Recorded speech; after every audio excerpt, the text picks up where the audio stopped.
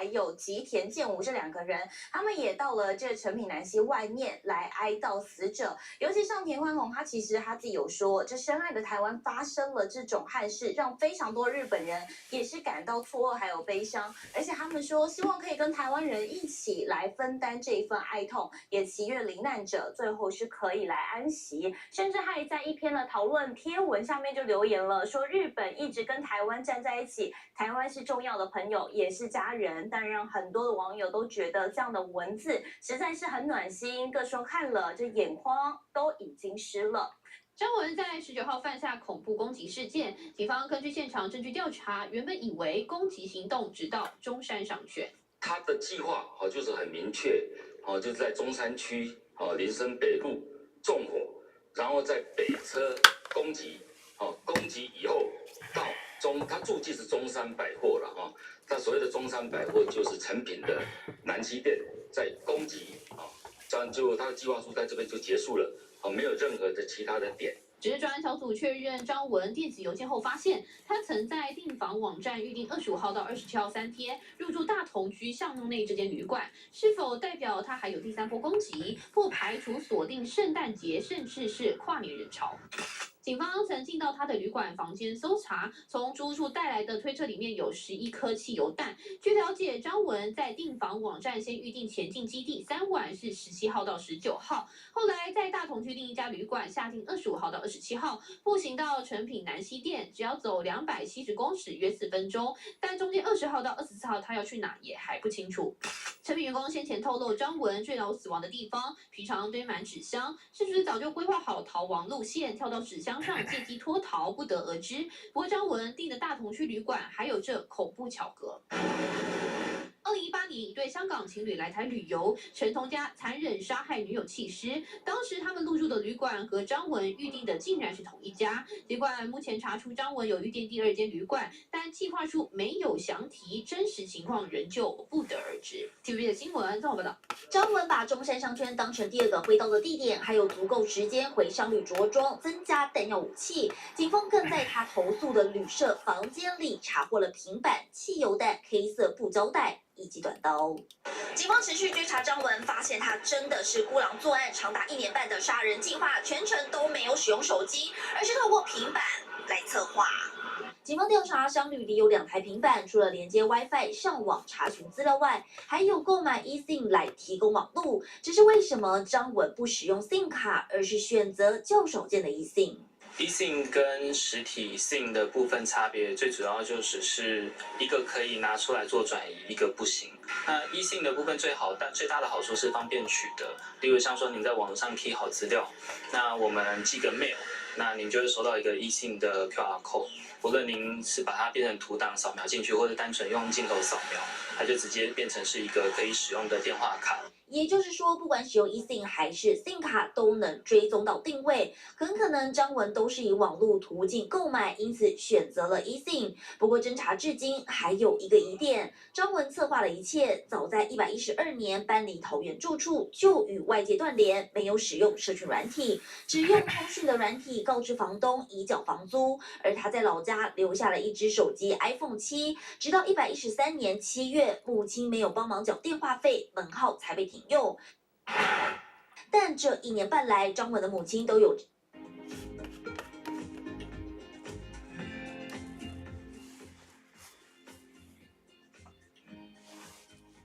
It's not just about detecting what is fake, but also believing when it's actually real. Yeah, this is called the liar's dividend, right? When you enter a world where anything can be fake, anything you read, hear, or see, well then you can deny reality. Let me give you an example. In 2016, rather, then candidate Trump gets caught on the Access Hollywood tape saying some pretty bad things about women. Okay, and what happened is he apologized. He said, "I'm sorry, it was not appropriate," and tried to excuse it away. Right?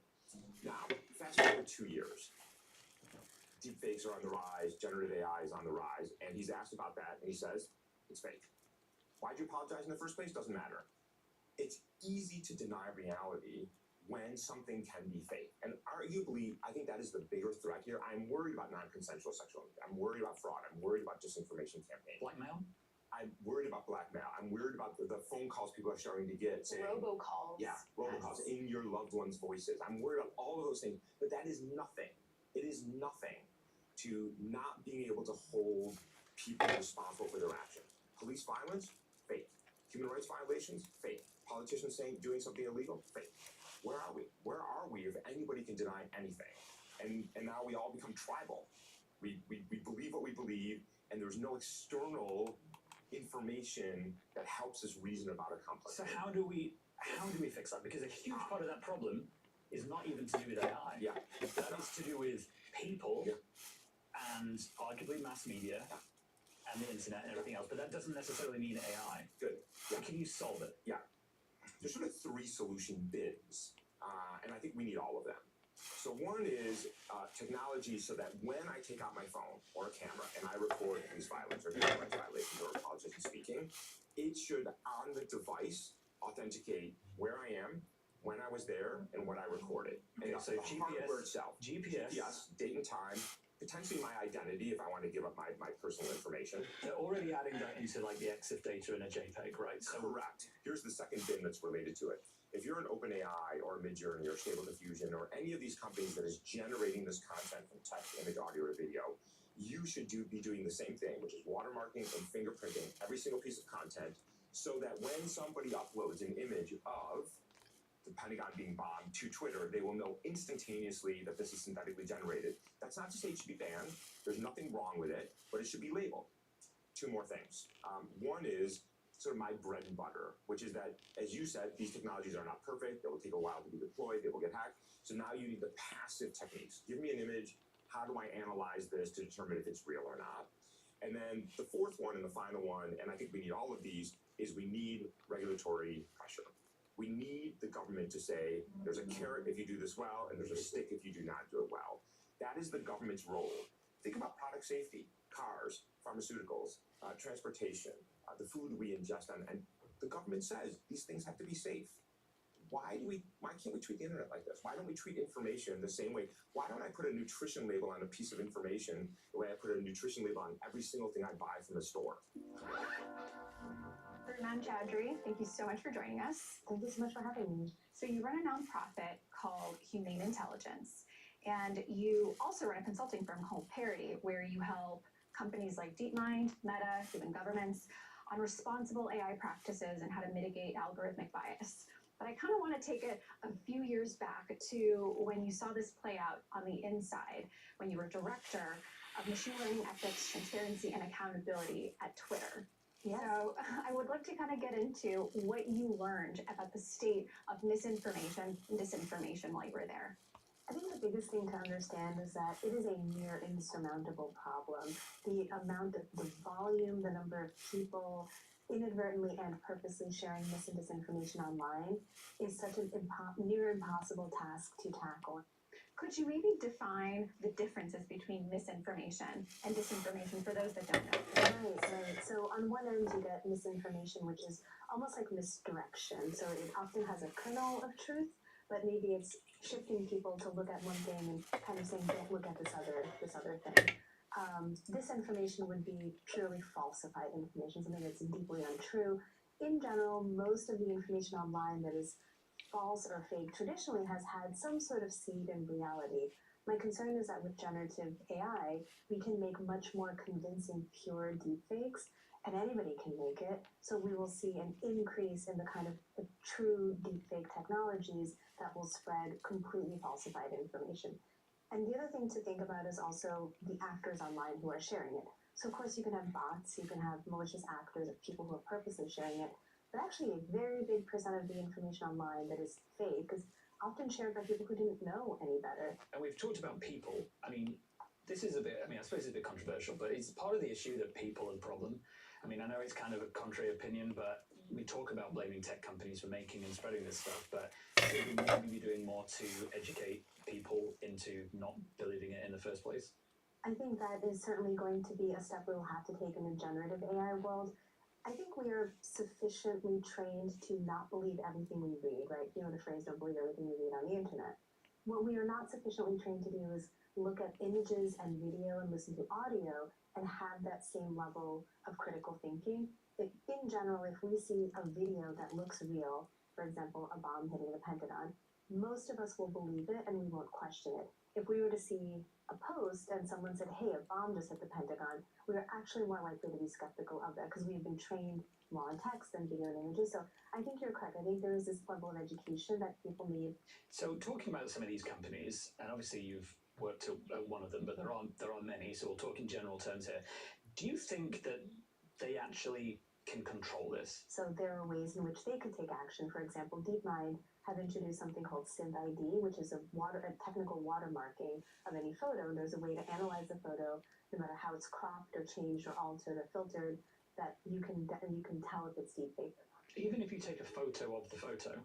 Oh, I'm not sure if you take a photo of the photo. Because this is one of the issues, right? Yeah. You know, like if you take a photo, it's a brand new photo. So you need to be able to analyze something that survives the route through compression and transmission and everything else and degradation that you get from compression. Right. That's a great point because often we think of these very high-tech ways people will break things, but to your point, most of the best hacks are incredibly low-tech. So I think you're spot on. I had no idea if SynthID works if you take a photo of a photo. So when it comes to flagging things, and even take content moderation, really at the core, that's at the core of controlling what comes online and what doesn't. Should there be an external government agency or just independent body that oversees this rather than it being controlled internally at the company? And this is the ultimate discussion. And the phrase I've been using for all of this is, the question to answer is who gets to be the arbiter of truth.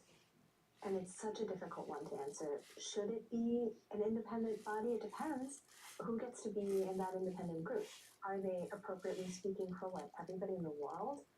We've not yet achieved that, like a fully representative body that represents everybody in the world and will be able to confidently speak on every issue. I mean, technically, that's what we have elected officials for, though, to some degree now. In the U.S., sure, but I think right now we are having a bit of a crisis of democracy where people do feel like they're not being represented in their own governments. The other part I'll add is, do we want this content moderation to inherently be political? Because that's what will happen, right? People will be elected, 2 to 4 years later, new people will be elected. Do we really want the decisions on what content is and isn't allowed online to be purely political in nature? I know there's accusations that these companies make political decisions. Frankly, companies make capitalistic decisions. They don't actually make purely political decisions. If we move it into the hands of the government, we are literally making them purely political decisions.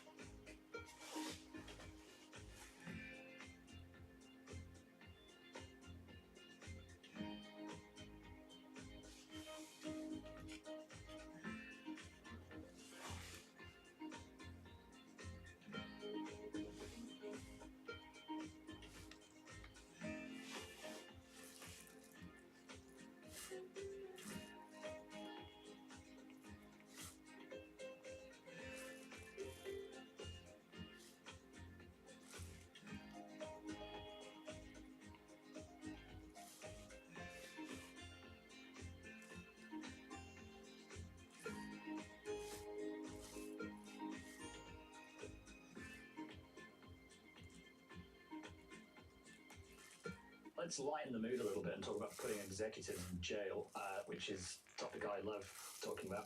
But it's really important where I'm from in Britain, because there is a bill in the works that, amongst many other things, does talk about essentially making executives at companies personally liable if their companies help in disseminating what they would call online harms online. It's still all up in the air at the time we speak. But I wonder, do you think threatening executives with potentially being locked up, even if it's an extreme case, is that helpful? Could it be helpful? I don't know. I think it is very. What we want as human beings is to have a single person to blame. We want there to be a good guy and we want there to be a bad guy, frankly, right? Like, just in general, as human beings, you love to have hero culture. When hero culture means you have villain culture. Frankly, a lot of these people are also larger than life and, comically villainous people. That being said, to what extent is throwing Mark Zuckerberg in jail going to fix the problems of social media writ large? Probably not very much, because Facebook or Meta or Google, they're a giant machine, right? They're massively global companies. There are decisions being made by many, many people as part of a company culture. Putting one person in prison may be almost theatrically a pleasing thing to do for some folks, but I don't think it would actually solve a very big problem. So it's the nuclear deterrent. It's the equivalent of a nuclear deterrent, right? It's there as a potential threat that forces a different general way of behaving, even if the actual, launch button or the prison sentence never actually happens. It's interesting. Yeah, I mean, it's interesting to think about it maybe game theoretically, right?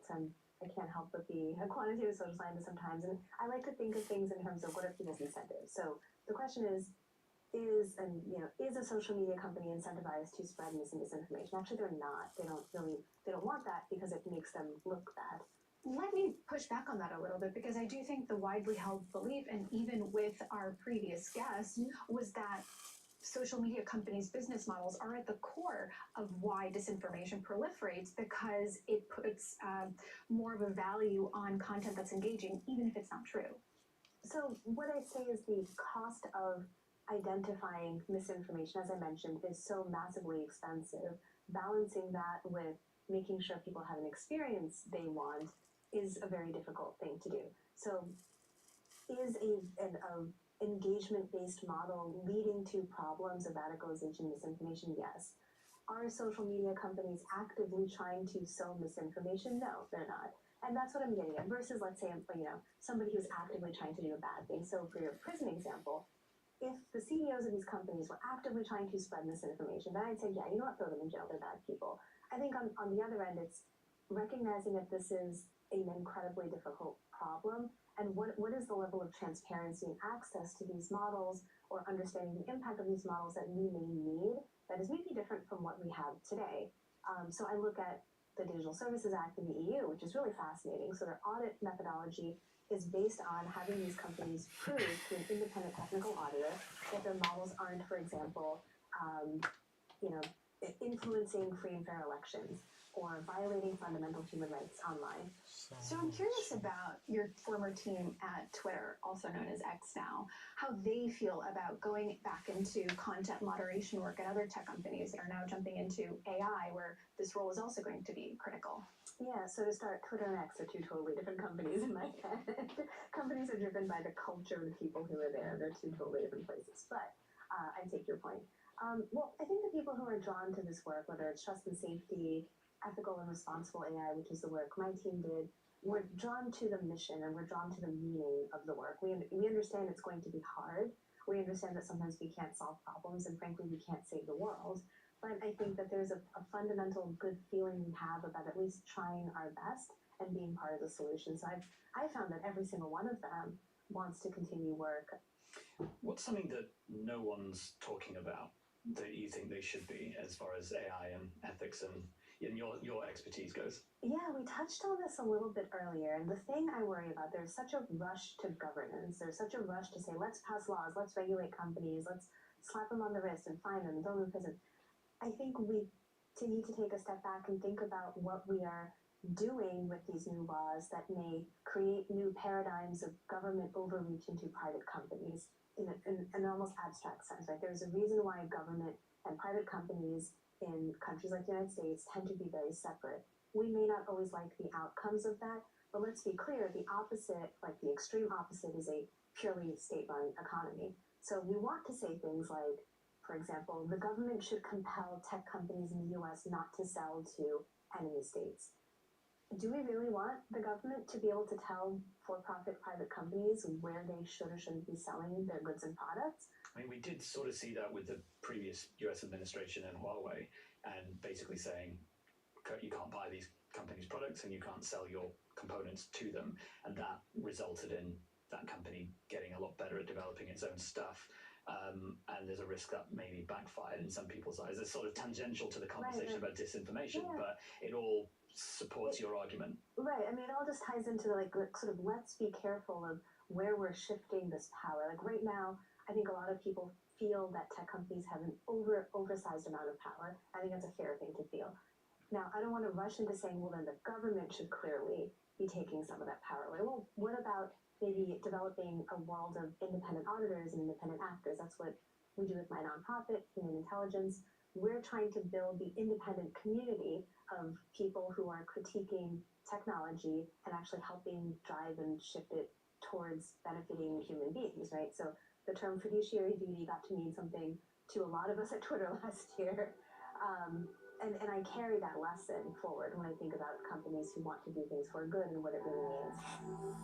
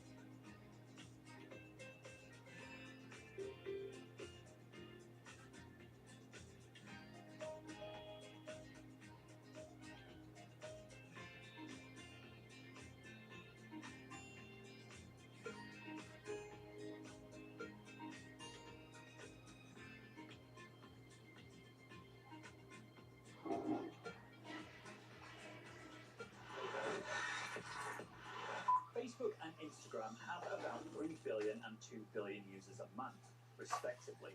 No single country in the world is home to that many people, and it's why Meta, which owns them both, attracts fierce scrutiny from governments and critics. And that was before terms like generative AI became commonplace.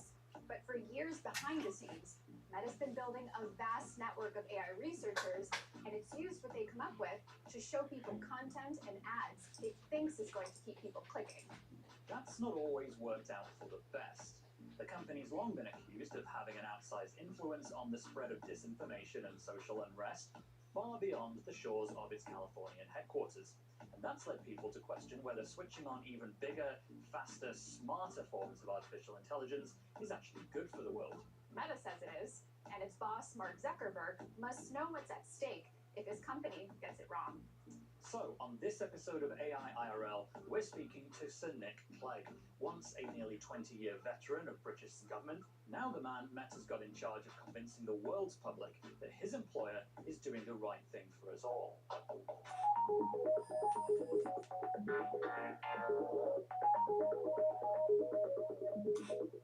So Nick Clegg, it's great to have you here. Thank you so much for joining us. Now, the Brits watching will remember you as the leader of the Liberal Democrat Party from the time in government. You were at one point the Deputy Prime Minister here in the UK, but for years you've been at what was Facebook, now Meta. So give us a sense, how is AI changing what you and the company does at the moment? So in one sense, it's a continuation because AI, of course, AI is not, I know the hypes almost suggest as if it's just been invented yesterday, but of course it's been talked about since the 1950s. And as far as Facebook, now Meta, is concerned, almost every aspect of what you see on social media is in one way or another affected by, ranked by, sorted by AI, and has been for many years. And we, as a company, have long had a pretty strong pedigree in cutting-edge AI research, which we then open source. We've open sourced and shared over 1,000 AI databases and models over the last decade or so. And quite a lot of the foundational technology that's used in the industry, PyTorch, for instance, some AI libraries, was devised by Facebook researchers. That all being said, I think clearly generative AI, the development of these large language models and now these image models, is a qualitative step in a new direction. And that, in terms of particularly the work that I do, is of course accompanied by a lot of time and thought is invested into how you can innovate with generative AI in a way that is responsible, that is safe, that is thoughtful, and we do that very openly, collaboratively with researchers, with academics across the industry, and of course governments are trying to grapple with this, and they're trying to work out whether and in what way they should regulate. Not to ask people about their bosses, but Mark Zuckerberg. But yeah, how is it changing his priorities? Because for a long time, he's been very focused on building a metaverse, and now, we tend to just hear about the AI side of things. I mean, we're just curious to get your sense of how those priorities are shifting. Are they shifting?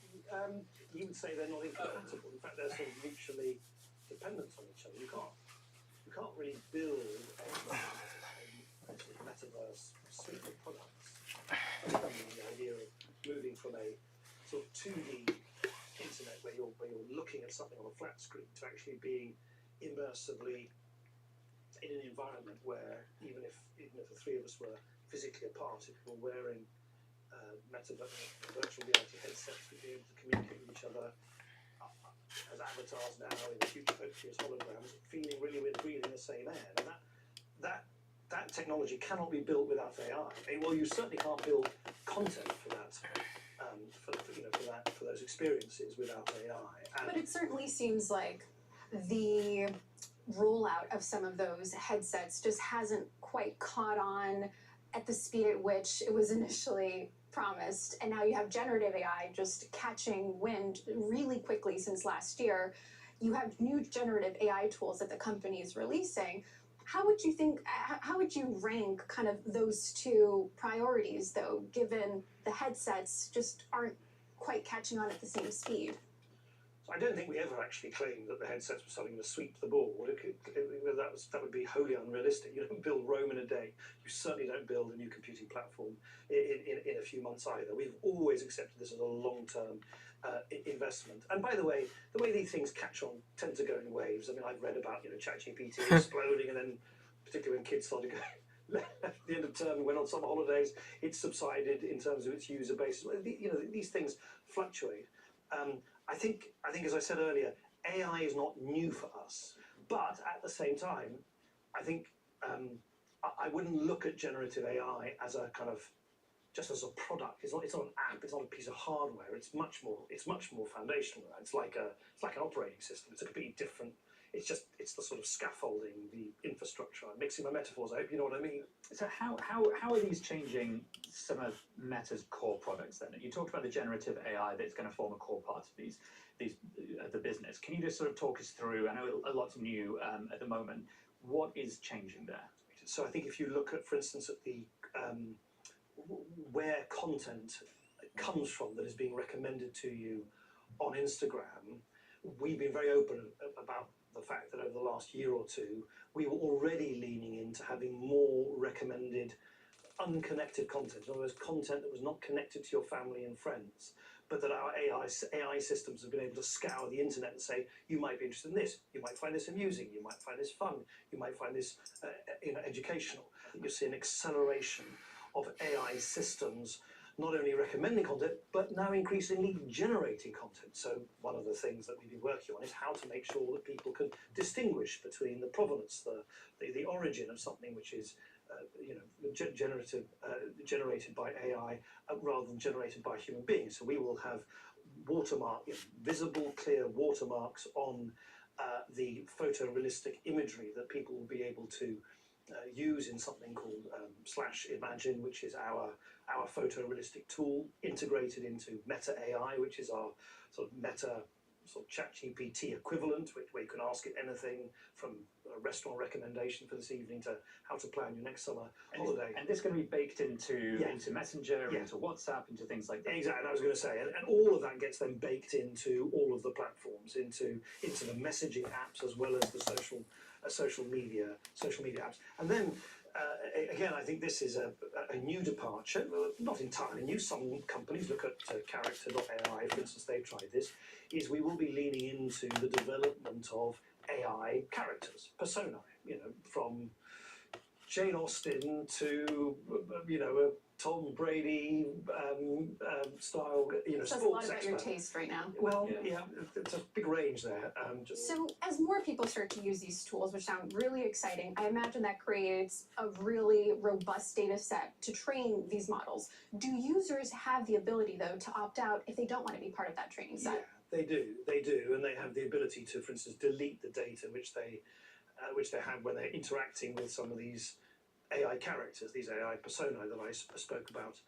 And those personas, sorry, just to interrupt, but are they an alternative to having a friend? Are they like, can you message someone that you wish existed and who doesn't, or is this An existing. Well, I think it'll be very interesting. Actually, I think the truth is, let's see how people use them. Often it's the most sort of unexpected use cases that really take off. But you will be able to bring in these AI persona into a group chat. So you have a mixture of. So if you're a group of friends who are organising a holiday, you'll be able to all together chat with one of these AI, the travel agent who is an AI persona who'll be able to give you recommendations in that chat group. And for these product development roadmaps, like how early in that process do you personally get brought into those in terms of making sure that what's being considered by engineers, by developers, actually tick the boxes that obviously regulators and governments and people worldwide need ticking before they are adopted by millions of people? Right at the outset. So I think the kind of way in which we become more and more joined up, the bigger and bigger that the company has become, as you quite rightly say, in order to anticipate some of the legal, regulatory, moral, ethical, cultural issues which these new products might bump up against, the more we can plan for them, and the more. And by the way, you will have seen when we open source our large language model, we produce a 75-page research paper, explaining exactly how that AI model was assembled. Yeah. We have provided unprecedented amounts of information about what data is and is not used, making it very clear, for instance, that the data of your communication with family and friends is not included in the training data, as well as what you can do to control your experience and the use of your data. And I think that is all to the good. The more open we can be about how these new technologies operate, the more open we can be about what the risks and the benefits are, what the controls are for users, and also how we need to work with others. We've had thousands of hours of red teaming, stress testing to make them as safe as we possibly can. We can't guarantee that they won't spew something inappropriate or something unwelcome at any point, but we can keep retraining it. And we try and do that as openly as possible with other folk in the industry. Because if I can just take one specific thing, which I feel really strongly about,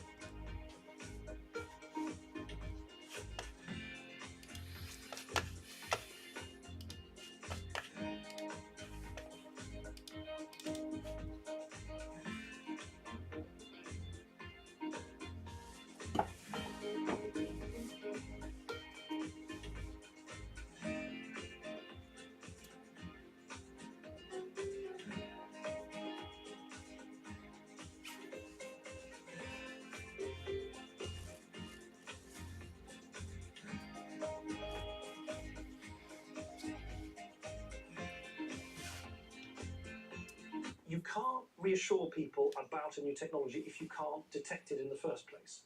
That requires high levels of industry cooperation, which is not yet fully mature, but is something we're trying to lean into through something like the Partnership for AI, for instance. The way you're innovating responsibly, it sounds like, has a lot to do with your open source philosophy, which not every AI company out there is adopting. Some are closed source models. And this came up in talks in Washington where leaders were, just a few weeks ago talking about why they adopt a certain stance versus another. Why did Meta decide to go in this direction, especially because critics would say perhaps open source models can actually make it harder to police and then hold that company accountable? Yeah, we see it very differently. So, first I should stress, one shouldn't get theological about this. There's space for closed models and open models. And by the way, we don't open source some models and tools where we think we'd be ill-judged to do so. Just over the summer, there was an AI tool that our researchers came up with, which can take literally a snippet of your voice and then extrapolate it absolutely perfectly. And of course, that would be irresponsible to open source instantly. I totally understand, and I really don't mean this critically, I totally understand why for other companies, it is a competitive advantage to keep it as a proprietary property, which you then charge basically people to access. We just literally flip that round. We think that the more people use our generative AI tools, the more they will innovate and we'll be able to incorporate those innovations into our own products. So, we're a company, we're not a charity, we're not doing this just for sort of charitable purposes, though I do think it has a tremendously positive effect on democratizing technology. Just imagine what it must feel like if you are a country in Latin America, Sub-Saharan Africa, or in other parts of the world where you just don't have any of the private or public entities that have either the money, because you need a considerable amount of money, or the very significant GPU computing capacity, or the data to build any of all of these things. So we think in the long, well, not even in the long run, actually, relatively quickly, shared technology tends to be safer technology. Just moving things on forwards a little bit here, there's a really interesting bill that's working its way through Parliament here in the UK as we speak. And one of the things, it's called the Online Harms Bill, and one of the things that it deals with, obviously, is, as you know extremely well, is online harms and keeping social media companies responsible online. And there's an interesting line in it that essentially threatens leaders of companies with prison, essentially, or punishment for failing at their companies to keep their companies from causing online harms. And I'm just curious to get your sense of whether that is an appropriate threat, do you think? Is it overkill? And do you think holding execs personally liable could be helpful? So I think this issue of liability, which of course is not new, you see it in the banking industry and pharmaceuticals. Sure. It's not. I really do think the devil is in the detail. It clearly would be both unworkable and absurd. Yeah.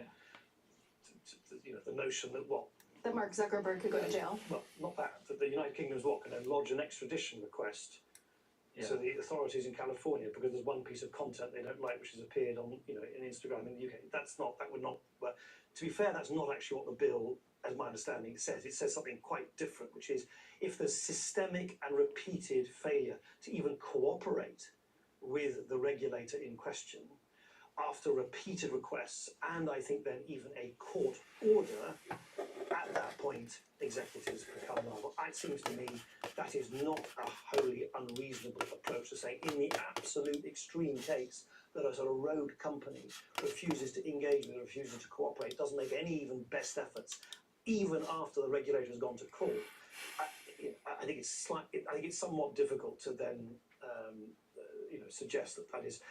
Having said that was the individual has failed to take all reasonable steps to prevent that offence being committed. The offence being online harms, all steps. No, I don't think it is that. I think if you, to be fair to the bill, I'm not a legislative lawyer, but I think to be fair to the bill, it is much more heavily caveated than that. Having said all of that, I do think all democracies, including the United Kingdom, always need to be very mindful that where they legislate is where other, sometimes less scrupulous jurisdictions might choose to follow. And so one of the things that I sometimes feel is lost in the debate in a place like the House of Commons is that if if you overdo it in legislation, then it's very easy for the Iranian authorities or the other less scrupulous authorities to say, well, if they're doing a version of this in legislation in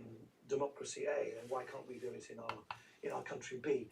And that's one of the things I somewhat worry about sometimes, which is that the debate around controlling content online, which of course I understand the political instinct, because it's all about exercising political sovereignty of the things that your citizens see, can often almost accidentally aid and abet those people who actually want to censor speech around the world and pressure private companies to do their bidding. And that's why one needs to, I think, tread extremely carefully in taking on powers like the one that you just cited.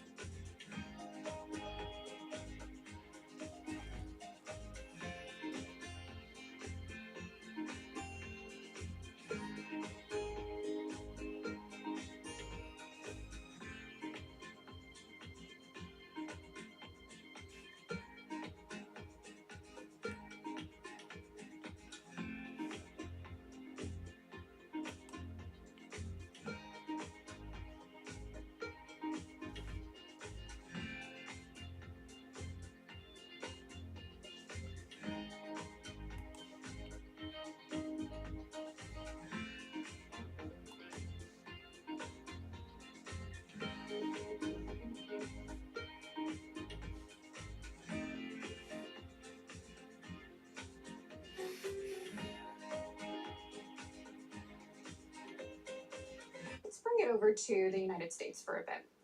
There's a fear among researchers and other experts that artificial intelligence could turbocharge misinformation and disinformation. And recently, you as well as some other tech executives had said that disinformation on platforms right now, even amid the rise of ChatGPT, isn't as bad as expected. What sorts of changes is Meta making to its algorithms and products to ensure that it's not caught off guard ahead of the 2024 election? Yeah, so this is an adversarial space, right? So people who want to, by the way, just to be sort of tediously semantic, we draw a distinction, just to be clear, between misinformation, which is where you're saying stuff that is partly false or slightly false, or it's deliberately designed to mislead, or it's accidentally designed to lead to disinformation, which is the much more deliberate use, usually, of fake accounts to interfere from outside into domestic elections. The key thing is when misinformation goes viral, and we have a number of increasingly sophisticated tripwires which say, this seems to be going viral. You might want to have a look at this, and then it's for independent fact checkers to decide. Is it too late by then? Are you better to catch them before it gets spread? Well, how do you do? You can't vet what someone posts before it's posted. So the speed at which you do it is crucial, and that's my point. AI has allowed us to become faster and faster and faster. At flagging or identifying potential viral content which might need to be scrutinised. And of course, that's our job. That's why we've invested $16 billion, I think, over the last 5 years. We have thousands of people working on this. I keep reading about, oh gosh, we're letting our guard down. No way. We are putting a huge amount of time and effort into preparing for these rash of elections we have next year. India, UK, possibly US, Mexico, and so on. I think 2 billion people thereabouts going to voting booths next year. But the point is, our systems, in a sense, our systems shouldn't care about whether something is produced by AI or it's produced by a human being. If it's misinformation, it's misinformation. But I think it's right to anticipate that all of that will happen more quickly. I think that is a reasonable expectation. It's one we're sort of trying to plan for. Layoffs in the tech sector really rattled trust and safety teams, which includes a lot of the content moderators that deal with disinformation online. How has this affected the teams at Meta that are charged with ensuring Meta's AI models are in fact developed responsibly? So we continue to have, I don't honestly know what the precise tally is. Of course it varies. We have around 40,000 people working on safety and integrity in our company. But crucially, the answer to your question is yes, absolutely. We want as much as possible to have new AI tools to facilitate the way in which we keep our users safe and the way in which we enforce our policies and ensure that content that violates our policies is acted against. Because it doesn't matter if we employed 400,000 or 4 million. It still would never, and you can't solve this problem by just employing more people. And I would strongly urge people not to regard this as just as a sort of headcount issue. And honestly, a few hundred or even a few thousand people here or there is not the issue. The issue is one of technology. We won't always be perfect. There will always be parts of the system that don't operate as they should. But is the answer in the long run AI-fueled technology rather than, a few extra people here or there? Yeah, absolutely, undoubtedly. Yes. So where does algorithmic bias factor into that? If these are, largely what the company is going to be relying on to detect misinformation and disinformation? So you mean bias in AI systems? That's right. So bias in AI systems is something which we spend a lot of our research, our FAIR, Facebook AI research team, has done a lot of groundbreaking work on this, and you can do a considerable amount in the training phase of these models to ensure that bias is anticipated and that stereotypical content is not relied upon. You then have to use a sort of feedback loop where when everyday users are using these AI models to make sure that bias is not creeping into the way that the systems operate. I think we've made huge advances in that. So let me ask you, Meta and Facebook were at one point the poster child for move fast and break things. And you had a lot of technology 10 years ago, you have a lot of technology now. So how can you be confident that people can trust that you aren't still moving fast and breaking things, but with AI now? I think transparency and accountability. I think we need to be as transparent as we realistically can be and need to be held to account for how our systems operate. How should we hold tech companies to account, though? Well, let me give you a very good example. We're literally the only tech company that in exactly the same cadence as our financial results, every 12 weeks, we publish exhaustively data about the 2021 categories of content which, under our community standards, we don't want to see on our platform, and we're completely open about how good we are against terrorist content, hate speech, bullying, harassment, IP fraud, you name it, all of these different categories, and we stipulate where our systems have detected that content before any human being has reported it to us. And more than that, we get it independently audited. So EY audits it, because you're not going to believe our homework. And to give you an example of the progress, exactly the issue we've just talked about, hate speech, the prevalence of hate speech now, according to the latest audited statistics that we've published, is down to 0.02%. That means for every 10,000 bits of content, if you were scrolling endlessly on Facebook, two bits of that those 10,000 bits of content would be hate speech. And that is down by about 50-60% on where it was 18-24 months ago, for one reason only, because of AI. Because our AI systems have got so much better. Well, I think that is a very optimistic point to leave this on. Nick, it's been a great pleasure. Thanks so much for taking the time to come in and talk to us today. Thank you. Thank you.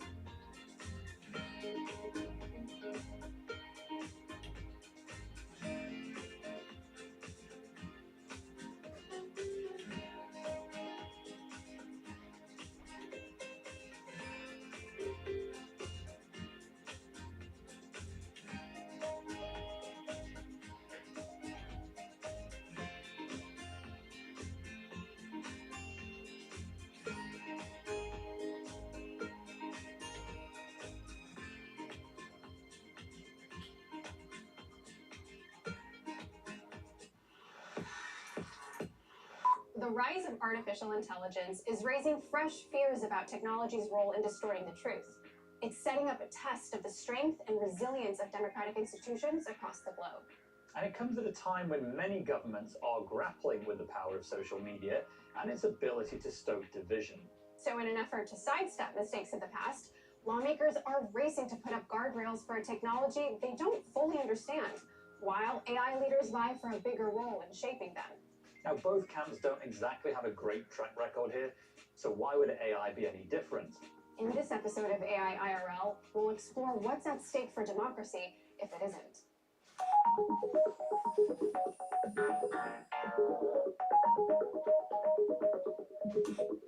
Congressman Ted Lieu, thank you so much for joining us. So you're a representative of California. It's home to some of the biggest companies leading the AI boom. And it's an exciting time in technology, but also a somewhat precarious chapter in society. You know, we saw how social media undeniably played a role in eroding the public's trust in institutions. What risk do you think AI poses to democracy? As a recovering computer science major, I am enthralled with AI. It is going to move society forward. It already has. There's already some big risks that we also see, and we have to mitigate those risks while reaping the benefits. So in terms of democracy, AI is very good at doing fake videos, fake voices. If you give an AI algorithm half an hour's worth of your voice, it will sound just like you, Jackie. You give 2 hours worth of your voice, your family members can't tell the difference. And then you can see how that could be quite disruptive to democracy and just to regular scammers in everyday life where people might get tricked by AI. How worried are you? I'm somewhat worried because when social media first came out, people were fascinated by it, they took it seriously, and then over time they realized, oh, we shouldn't trust everything we see on the internet. And that's what I want people to see with AI and the internet. They need to have some skepticism and not trust everything that they see and do some double checking. I mean, it's not new that legislation plays catch up with technology a lot of the time. We saw that with, even over the last 20 years, Napster, more recently, look at something like the Cambridge Analytica scandal with Facebook, Meta now. And I wonder, should we believe that AI can be any different in terms of how legislation can help? So my view is AI is like the steam engine, which was quite disruptive when society first saw it work. It's going to become a supersonic jet engine in a few years with a personality.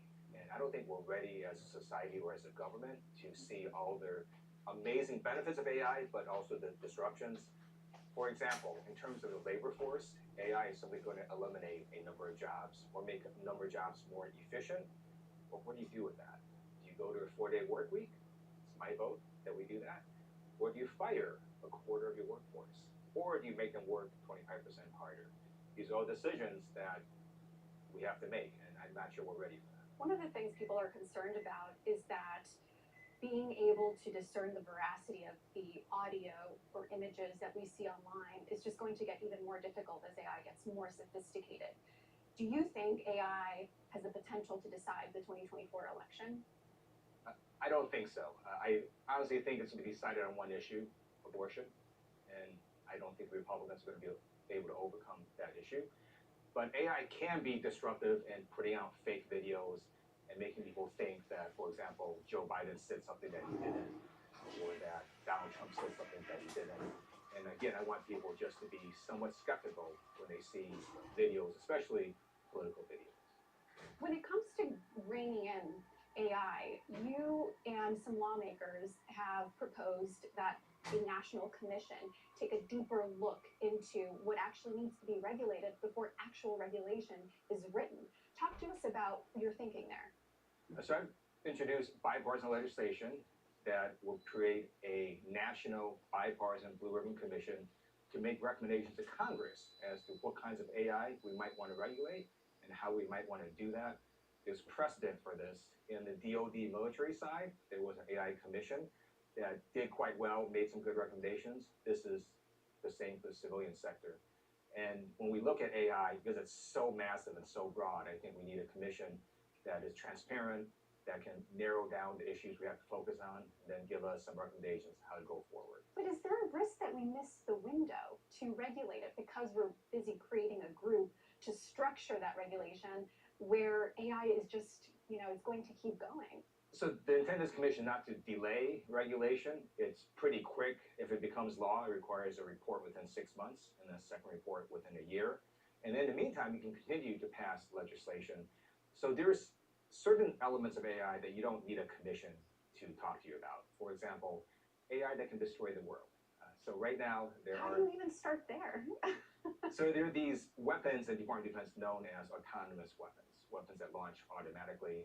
So I've introduced bipartisan legislation that basically says, no matter how amazing AI ever gets, it can never launch a nuclear weapon by itself. There's got to be a human in the loop. So that can proceed and become law, and other sorts of bills can become law while this commission looks at the broader pictures of AI. You've talked about tapping experts to help you kind of develop some of that understanding. And Congress people have invited people like Sam Altman and other tech leaders on the Hill to really talk about their view on how this technology should be regulated. But do you think that lawmakers have gotten too cozy with some of these tech leaders? That is always a risk. So I worked with the vice chair of the Republican caucus. I'm the vice chair of the Democratic caucus. And we brought in Sam Altman for a bipartisan dinner. It was a terrific dinner. He was very instructive, and I thought it was very helpful. I also made a point to bring in other civil society experts who had different views of AI risks and AI bias, to make sure that members were getting both sides of AI. This AI National Commission bill that you put forward, it's a bipartisan effort, but I'm curious what your thoughts are on how a Republican administration would regulate AI. I think the best way to think about AI is it's not a human being, it's not sentient, it's a tool. And tools can be used for good purposes or bad purposes. So there's nothing particularly partisan to me about AI or about technology in general. And that's why I think if you look at Congress, we've done a number of bipartisan bills, for example, on cybersecurity. And to me, AI is in a similar realm where it's not really a partisan issue. It's how do we want to make sure that we reap the benefits and mitigate the harms. Do you think it's a unifying issue in some ways? It could be. So, we don't want, AI to destroy the world. So hopefully we can unify on that.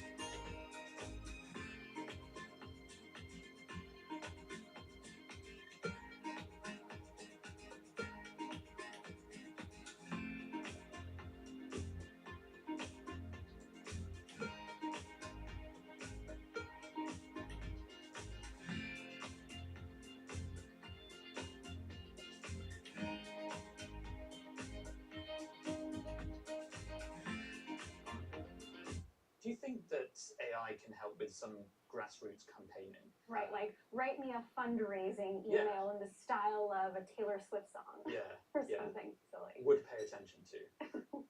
AI could totally do that. And so I am assuming both political parties are going to be using AI, not only in this election, but in every upcoming election. But when you mentioned Taylor Swift, that was interesting because part of their problem with AI is how do you monetize what is happening? You have these large language models that are scouring the entire internet to train themselves. Part of the internet are copyrighted Taylor Swift works. Do you compensate her for the training of AI? I don't know. Then the second question is, well, this AI algorithm generates things that sound like Taylor Swift lyrics. Do you compensate Taylor Swift?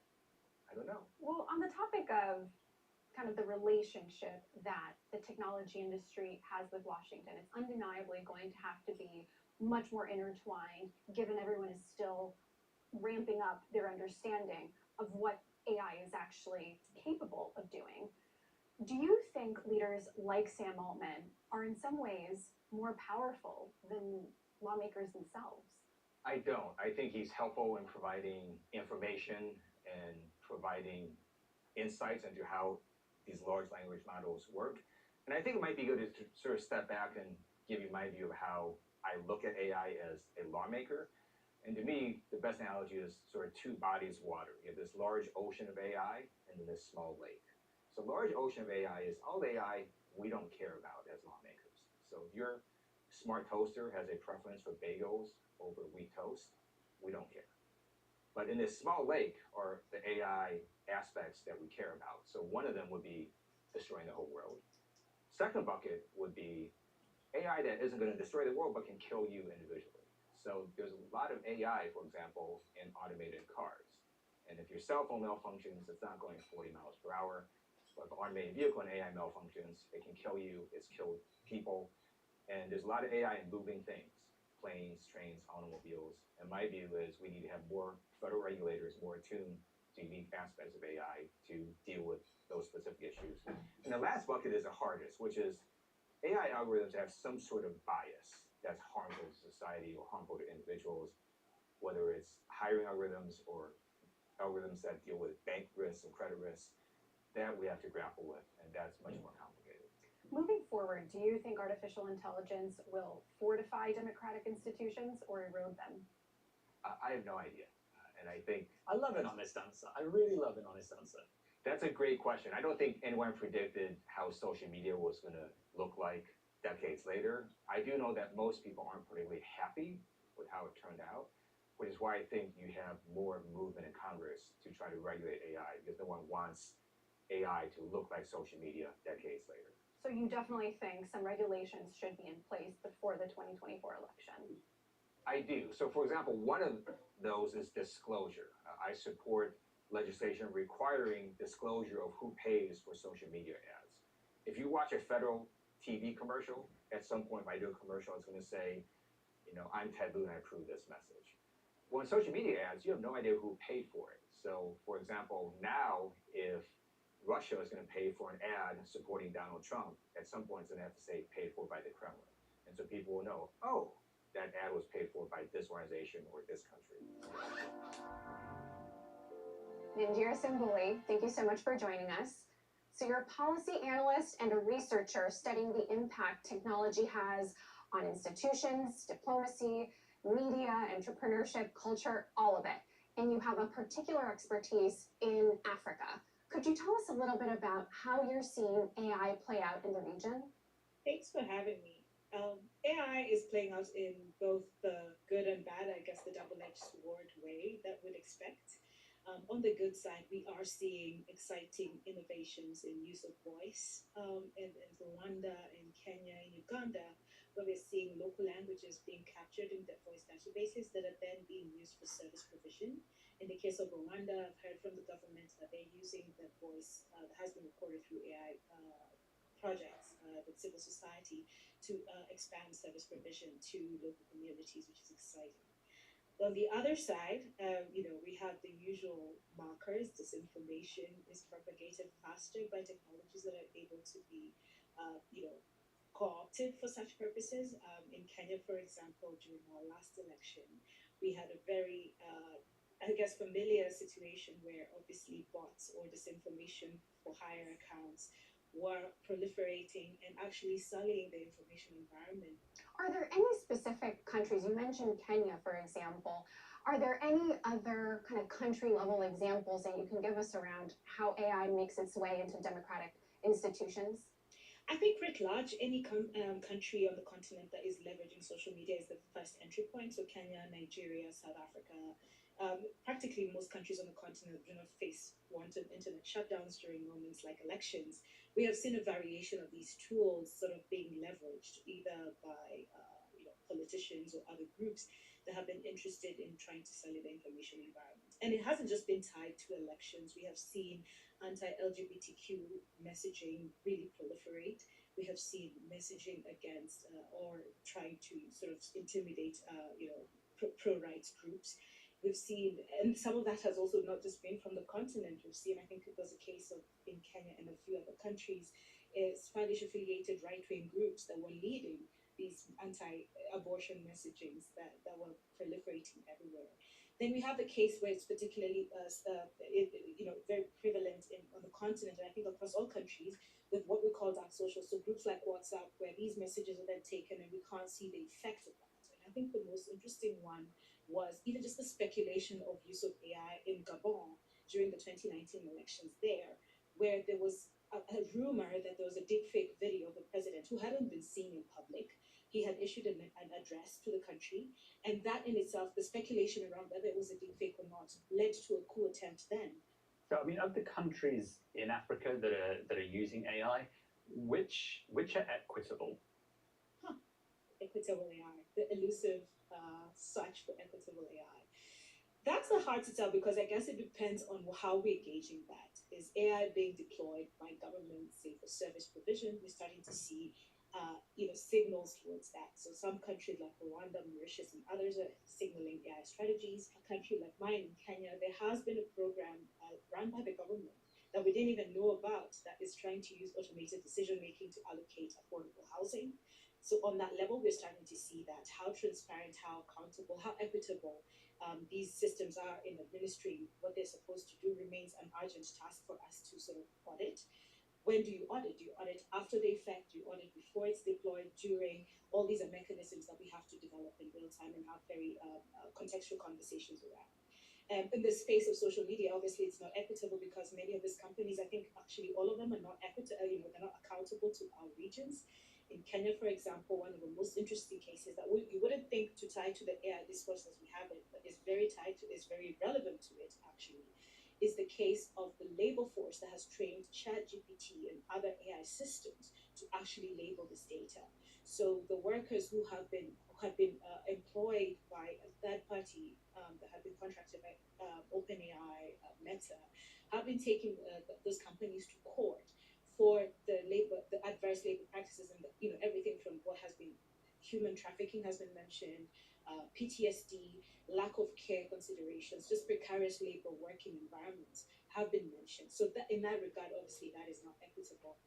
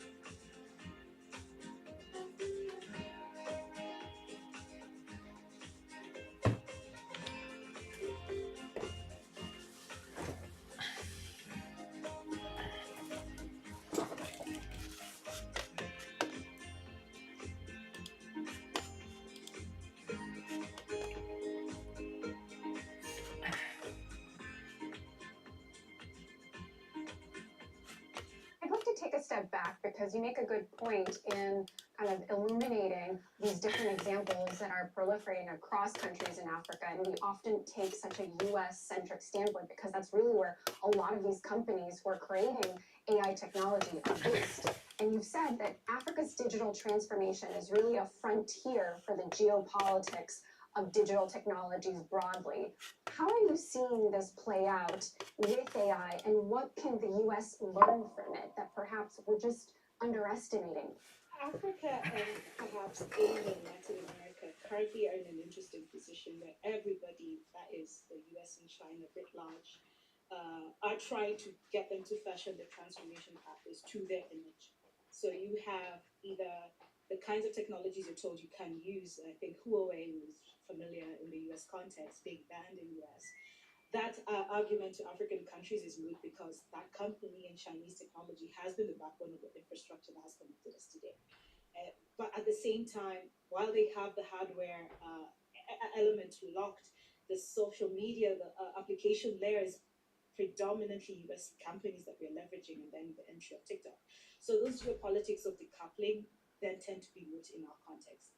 With AI, but what that translates into practice remains to be seen, because a lot of this tends to follow a cut and paste model. You know, erase Europe, add Africa in there, and then launch it, shake hands, and we call it a strategy. But is it representative of the not just the governments but other stakeholders who are supposed to buy into it and be guided by that in AI adoption? So there's a lot of that that rustling that we don't, and jostling, I should say, that informs a lot of what is called African digital policy making. But I think what has been emerging more and more from African policymakers is that for them, the most urgent task is how to leverage digital to deliver dividends, addressing jobs, addressing climate change. We have a climate summit going on in Kenya right now. The big question would be, if you say AI, what does that have to do with the climate urgency that we have to do? So those practical questions still color and bring an interesting pushback to the typical geopolitical conversation on technologies. There's one interesting thing that one thing I find particularly interesting about Africa as a continent is the number of languages and regional dialects that are spoken by people, often by groups that aren't very large.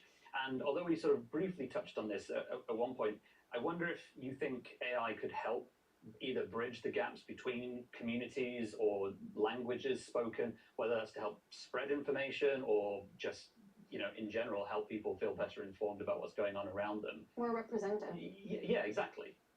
Oh, absolutely. That's where I can definitely, smile and give a positive outlook, because the diversity of languages also means diversity of knowledge, wisdom that hasn't been, captured, that can help us, reorder the world. AI technologies like the Common Voice project that Mozilla and others have been running can help us capture that knowledge, again, with the conditions that this is not just for extractive for some company somewhere to go and sell some intellectual property limited sort of like, bounded instrument, but will actually help us build a new commons that is more representative of the world and representative of a majority of people who have not informed how the world is ordered today. To shift it back to the United States for a bit, one of the fears swirling around AI right now is that it could further erode the public's trust in institutions here, especially as we have a an election coming up in 2024.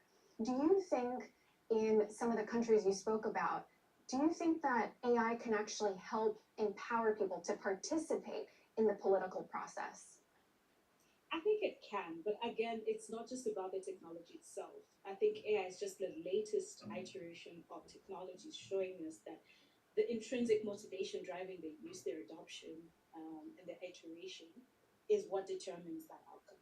So, for example, it turns out that the popular chatbots, ChatGPT, Bard, and others, are so easily hackable to actually drive a different agenda from what is bounded as a response mechanism. If we tell people rely on, a chatbot to let you know about the electoral process, if that is hacked and it feeds them misinformation, you sort of fed them to the wolves.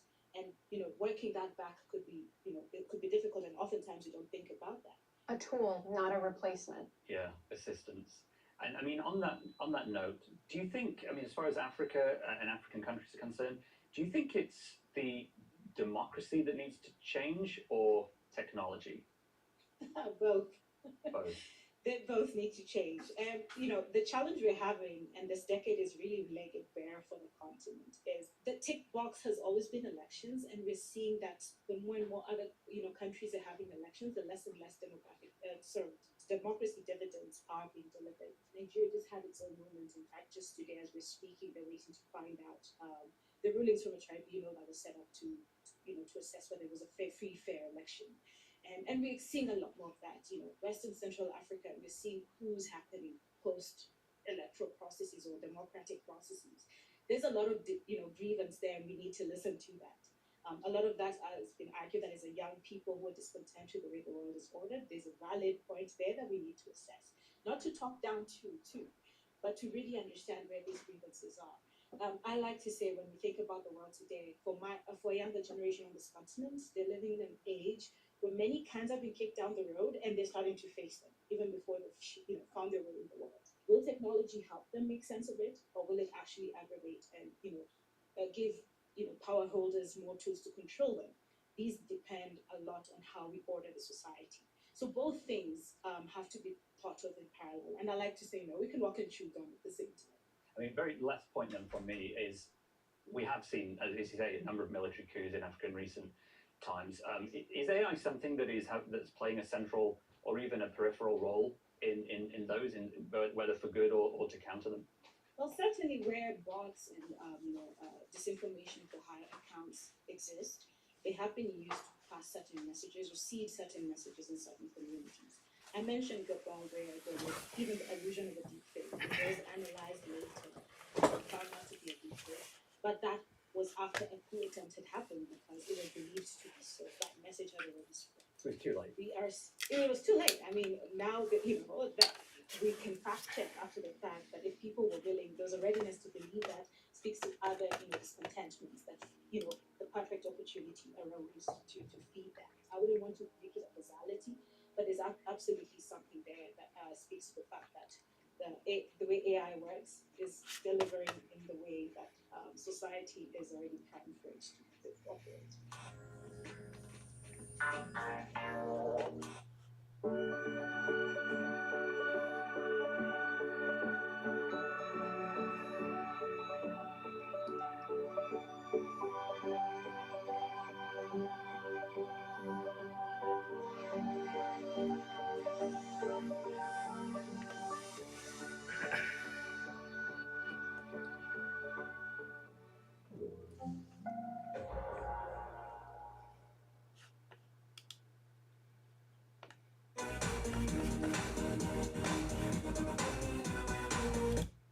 So in today's video, we're going to look at the X14, which is the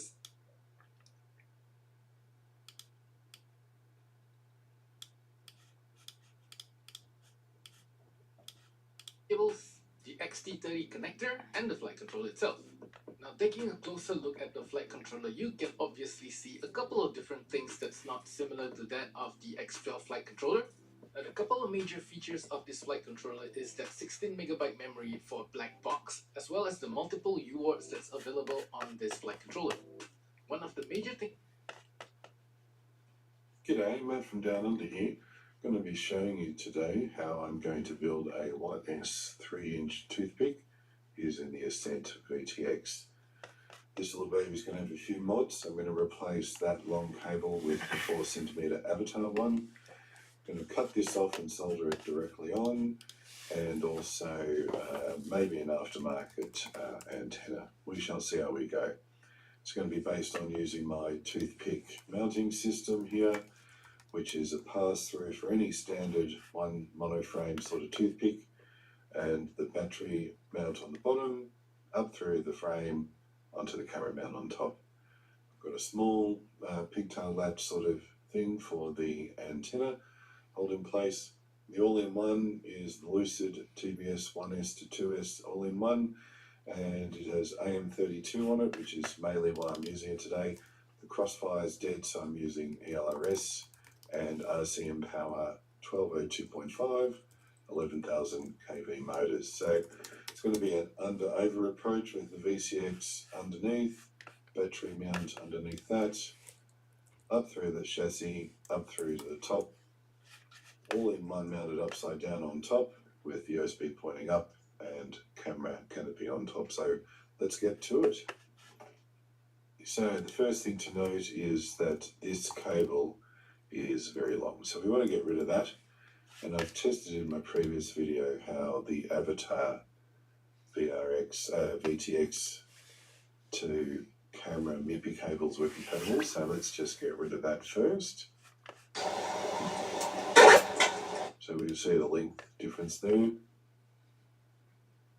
Bye.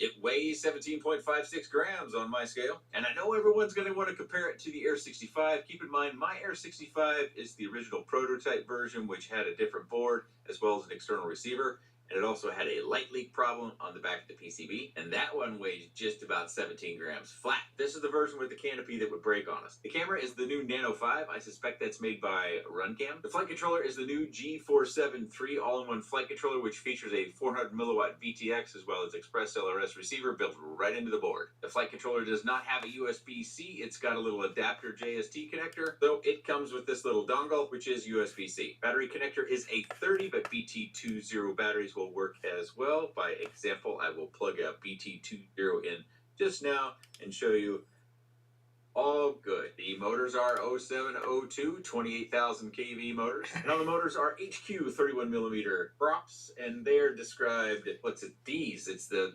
MMX3 GRPC 1 millimeter shaft size props. It also comes with an extra canopy and a little accessory kit with some more props, screwdriver, prop remover that doesn't work, and some motor screws and a couple of black screws for mounting your canopy. And it does come with 2 sheets of stickers. Who can tell me what quad that is? You may have noticed when I was showing the canopy that I did have the mount point or the screw that adjusts our camera angle at the third from the lowest spot, so to speak. So it's actually kind of in the middle as far as how much you can raise the camera angle. So this is a new camera, and that might be the most important part. You know, flight controllers, while they can be new and there are benefits to that, it's not necessarily something that I think we feel too much unless you're a pretty experienced pilot and you're doing lots of tuning and you're really wanting to hone in on the nth degree of tuning. Flight controllers being new usually means parts for the old flight controller that were, tried and true are no longer available, or they're becoming scarce. So we move on to new parts. New flight controller. Do note that this one is all soldered. No connectors on this board. That includes the camera. So if you damage the camera and you want to replace it, you got to get the soldering iron out. Of course, it's a micro, so you need to have a small, fine-tipped iron. I do turn on my little Star Wars lights. They're not really Star Wars lights. They came from Weebleed FPV. I don't know if they sell them anymore, but by chance on one of my particular fly days, because this is a new camera, I thought I should turn those lights on because I was too lazy to get all my LED gates out and charge up batteries and do that whole thing. So I could just turn those 2 on and you get a little sample of how this camera responds around a lighting like that. I thought that would be especially important for those people that go to whoop racing events. Might be something you're keen on, because I kind of like this camera. I think the field of view, I could be wrong, so take your own opinion into this. It felt like the field of view was a little bit smaller than what I was looking for. The previous Runcam, the Nano 3 I think it was, or was it the Nano 4, that it had 2 different lenses, kind of one before the pandemic, one after the pandemic, and the one after the pandemic the lens wasn't as good and you got a little bit of a purple tinge. Anyways, That was one of the cameras with the original lens that I really liked as for the field of view, but this one is much more crisp and clear as far as the picture inside. We're also going to look at how this flies as well as how the camera responds outside.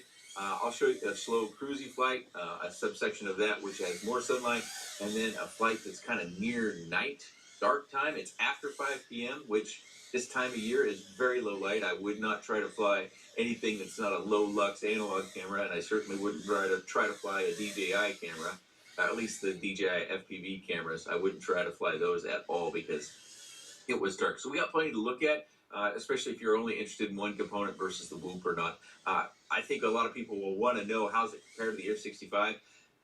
You know, it's hard for me to draw because, again, my Air 65s are different than what they started selling shortly after they were flight time, for those people that, you know, want to have the most out of each individual battery.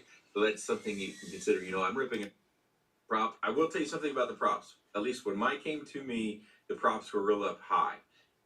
Now, if you are an experienced whooper and you have tuned for your props to be up high, Newbie Drone does this, I believe, then there is a difference when you shove them back down. My advice to all of you is if you don't have something in particular you're looking for, especially if you're not really experienced flying these, shove those props all the way down. And the reason is, like, if this is your prop stem, your prop is way up here, these still give, you're going to hit these blades, and the higher the prop is on the prop stem, the more leverage it has to bend that prop stem, and now it flies wonky or it doesn't fly hardly at all, versus if you shove that down,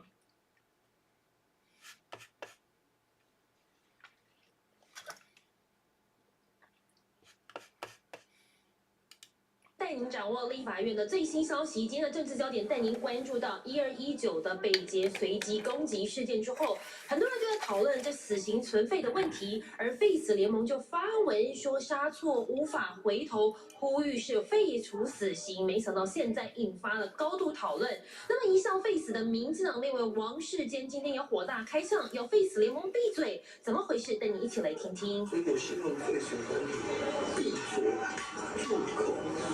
如果我们多数的人民没有得到公道，那请社会，请政府把武器权还给我们，那我们就回到像美国早年西部枪战时代啊，那人手一枪嘛。那就是说，那如果我们的家属、朋友、你所爱的人、好朋友们受到强害的时候，那大家各自去讨回来，各自去保护自己家人，自己清楚。最近呢，民进党立委王世坚火气是非常的大，要废死联盟不要再讲这样子的论点，甚至还讲到，如果法律没有办法还给人民公道的话，那是不是接下来把武器权可以还给大家，人手一枪，甚至呢是政府干脆发配武器，让大家去保护自己所心爱的人不受到权利的侵犯。那么王世坚是呼吁这个死刑还是不能够废，才能够让正义实现。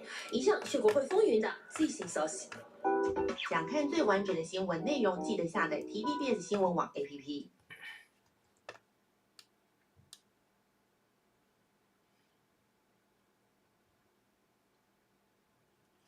房间跑进3只老鼠怎么办？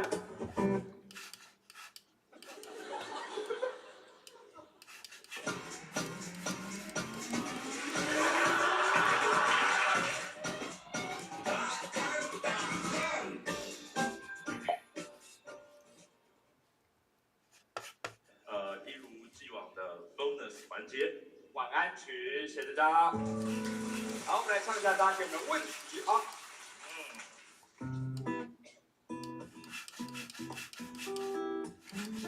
来吧。中原普渡算是缴保护费吗？哦，因为中原普渡的时候会少一点之前的罪。烧给来阳间的好兄弟们，拜托们他们不要打扰我们。是这个意思吗？哦，应该是吧。这个灯光慢慢变得有点暗，是因为我忘了烧纸钱吗？不好意思，再给我10分钟，等一下，我们就交保护费。你想要交多少钱给他？你觉得他才不会生你的气啊？以我的财力而言，可能可以有2-3公斤吧。公斤之间的算法，可能是称重出来的。我觉得诚意不够，你还是用肉体偿还吧。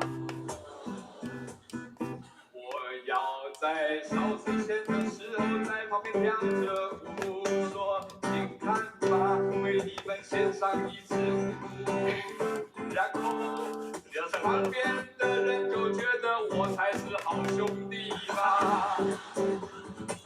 那个怪叔叔怎么会来到这里？他不是鬼，也不是人，是妖怪吧？为什么你唱的突然有点像陈升啊？至于吧。下一张，下一张。脏话为何可以驱鬼？啊？哦，这个脏话，脏话，我是凶话。我说，不是去九法就没有鬼了，好吗？我今天很多鬼的题目啊，第7月了吗？但脏话要怎么骂才能够驱鬼啊？有些鬼喜欢人家骂他脏话，怎么办呢？说多来一点吧。他说不定是一个恩鬼啊。说干你娘，你说多干一点呐。有这种我不要现在讲这种话。没有。因为他们很文雅，所以骂脏话他们会害怕。你今天晚上还要住在饭店里面呢？你也一样。你今天如果遇到的话，会骂哪一句话？我不会骂他，我会说去看看那间房。厉害啊！我知道你的反号哦。好色哦。我们行政表单上面都有写啊，是你不想看。That's quite a bit closer, but still a long way from what the concept artists can do when they can, juggle something into exactly what the director is on. Hollywood actors and writers have been in intense negotiations with studios, and artificial intelligence has emerged as a key point of contention, specifically because they're afraid that their work, their image and likeness might be used to eventually put them out of work. Does a similar threat or concern exist among visual effects artists? I think it will, as a lot of people in our industry worried that they're going to be out of a job, and I think the job market will change, but it won't put people out of a job. And I personally, I believe the same is true in writing and acting. I think it changes the way things are done a little bit, but you can't currently. The more I look into it, the less I worry that it is going to replace us. It so still needs the human input. One of the things I always think back at when I think of like examples of amazing technological moments in film is Toy Story, back in 1996. Is there a feeling that we're at a similar point now, or is the hype kind of getting away from us? Well, I think it'll be interesting. One of the amazing things about Toy Story is they took technology that was still quite nascent and they created a new form of films, computer animated movies. At the moment, there is no Toy Story equivalent for AI, and I think it might take a while and it may never happen, because one of the things about AI is it is used, as I've sort of described, in a number of different areas to help speed up little bits here and there. It's not like a whole new way. I mean, if we get generative video where you can do voice prompts and you can control the video and it will look sufficiently good quality, possibly there may be something new out of that, but I think that's a long way away. In the case of visual effects, will it always kind of require this additional layer of technical expertise? I think, and I'm talking about visual effects at the high end, where we work is right at the high end. I don't see that can happen at the high end. you want to be led by a master storyteller, by a Steven Spielberg, and it takes them years and teams of experts to help them craft their movie. The movie that will be crafted out of AI, and look at what ChatGPT creates. It assembles all the words from the internet and spews out something that is plausible and is often useful and often correct, but not always correct. But is often very useful. But for it to, that is different to being a perfectly crafted, original piece. Using your imagination a bit, what are you most excited about when it comes to artificial intelligence and its potential to transform VFX? I think there's a number of things to be excited about, but one of the big ones to me is how it can bring VFX to wider areas. It can, because you can render very quickly, it could allow us to create what I'm going to call a volumetric movie. So say you're watching a movie, but one where it's like a 3D movie, but it's more genuinely 3D. It can encompass you, and as you move your head, there's three-dimensionality to it. It's not just stereoscopic vision. So that would be a whole new way of showing movies. It would be all the more powerful. As an Oscar winner, someone who's received an Academy Award, do you think there's a future where an artificial intelligence and I'll say itself, could be worthy of winning the award rather than a human being? I mean, I think there's significantly far into the future, there's all sorts of possibilities. If we get to the point where an artificial intelligence could be winning the Oscar, we're also at the point where an artificial intelligence could be the Prime Minister or the President or doing all sorts of other things, at which point I think we'll have an awful lot to worry about, and it may be great, but there'll be a lot to worry about. Tim, thank you so much for joining us. A pleasure. Thank you.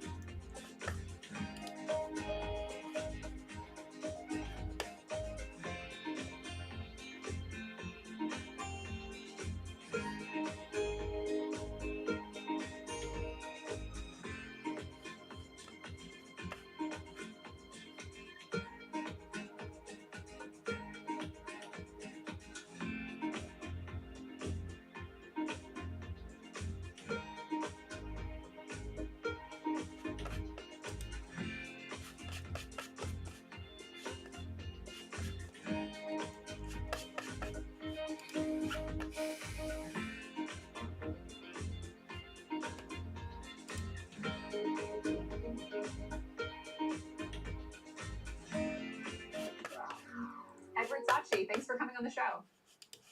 Yeah, thank you. So you're the CEO of Fable, a company that's used artificial intelligence to create original South Park episodes.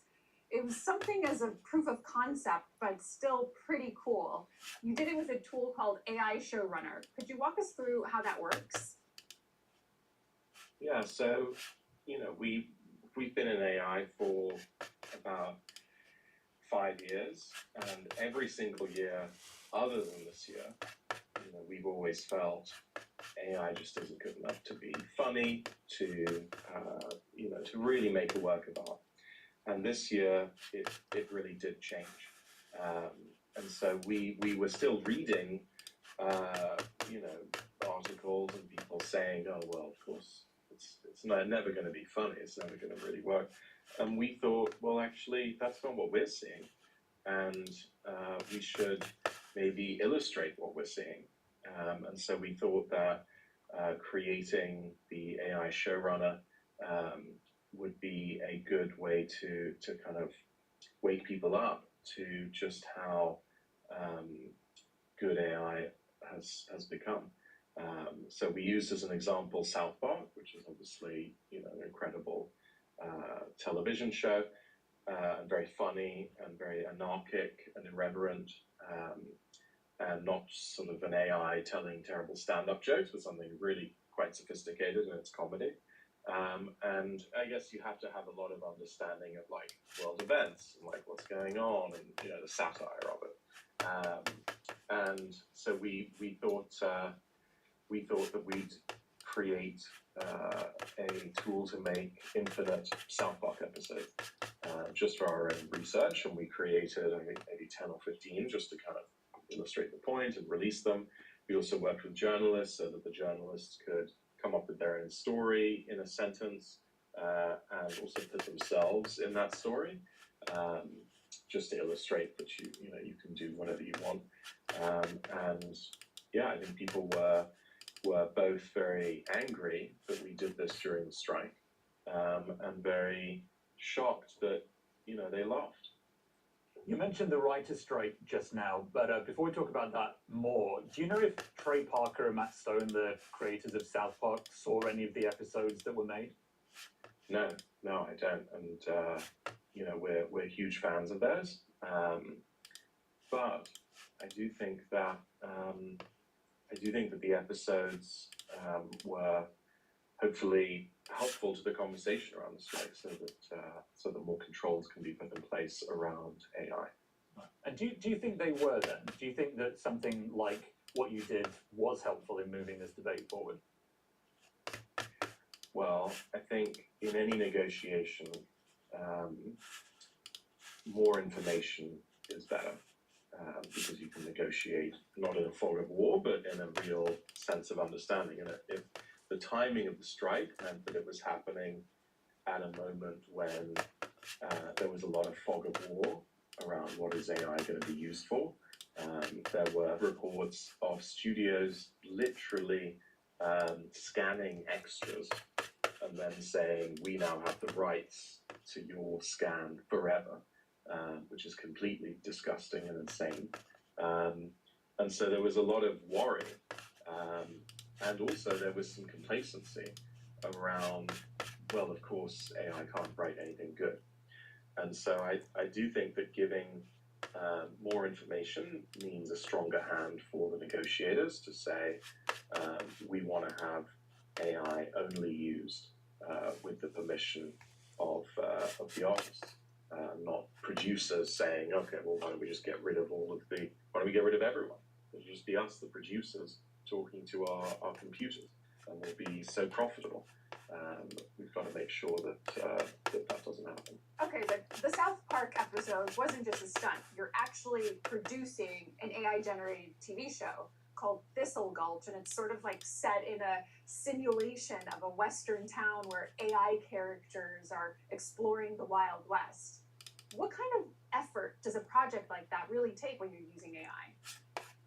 Yeah, our goal is to make AI people, and so that's why we build simulations. And in the process of building that, we realized that actually having a sort of reality TV of what's going on in this simulation, a little bit like the Truman Show, would be really cool, and that you'd get great results. So we didn't just create the ability to make episodes of South Park, we actually made a simulation of the town of South Park. Those episodes represented things that were happening in South Park. And then with Thistle Gulch and with some of the other simulations that we're building, you'll be able to see both inside the simulation and also get reality TV episodes of what's going on with your AIs. Just as in the Truman Show, you got those episodes coming out of that fake world that Truman lived in. Let's talk about the profits behind making an AI generated television show versus if you were doing it the traditional way. Yeah, you know, obviously the costs are much lower. I think the exciting thing for us with Showrunner and allowing people to make new episodes of simulated shows is that creators could actually start to earn money. That's our key metric: is how do we get the top creators, so the top 5% who create really good new episodes of shows? How do we make sure that this is financially good for them? It makes me think about those that go to school to study film and how to make TV shows, and whether AI will just render that obsolete. And brings me to the question of like, what is the creative element? Where's the human component in creating shows if AI is making it super easy? Where do you see that going in the future? Yeah, I think the area that I'm the most excited about is AI movies, so feature films entirely made by one person. And Orson Welles, maybe the greatest filmmaker of all time, said, you know, I've chosen a terrible life in that I spend 99% of my life hustling to make money or to get money from the money men and women. I have to be nice to all these people that I hate, and it's not a life. I get to do 1% of my time doing something that I love. And I'm very excited for films, the making of films, to become more like the making of novels, more like the making of paintings, where one visionary, a writer-director who's got a vision in his or her head, can, with AI, actually bring that to life. Sorry guys, all these people behind the cameras here, like we don't need you anymore. Apologies. Me and Jackie are going to do this on our own.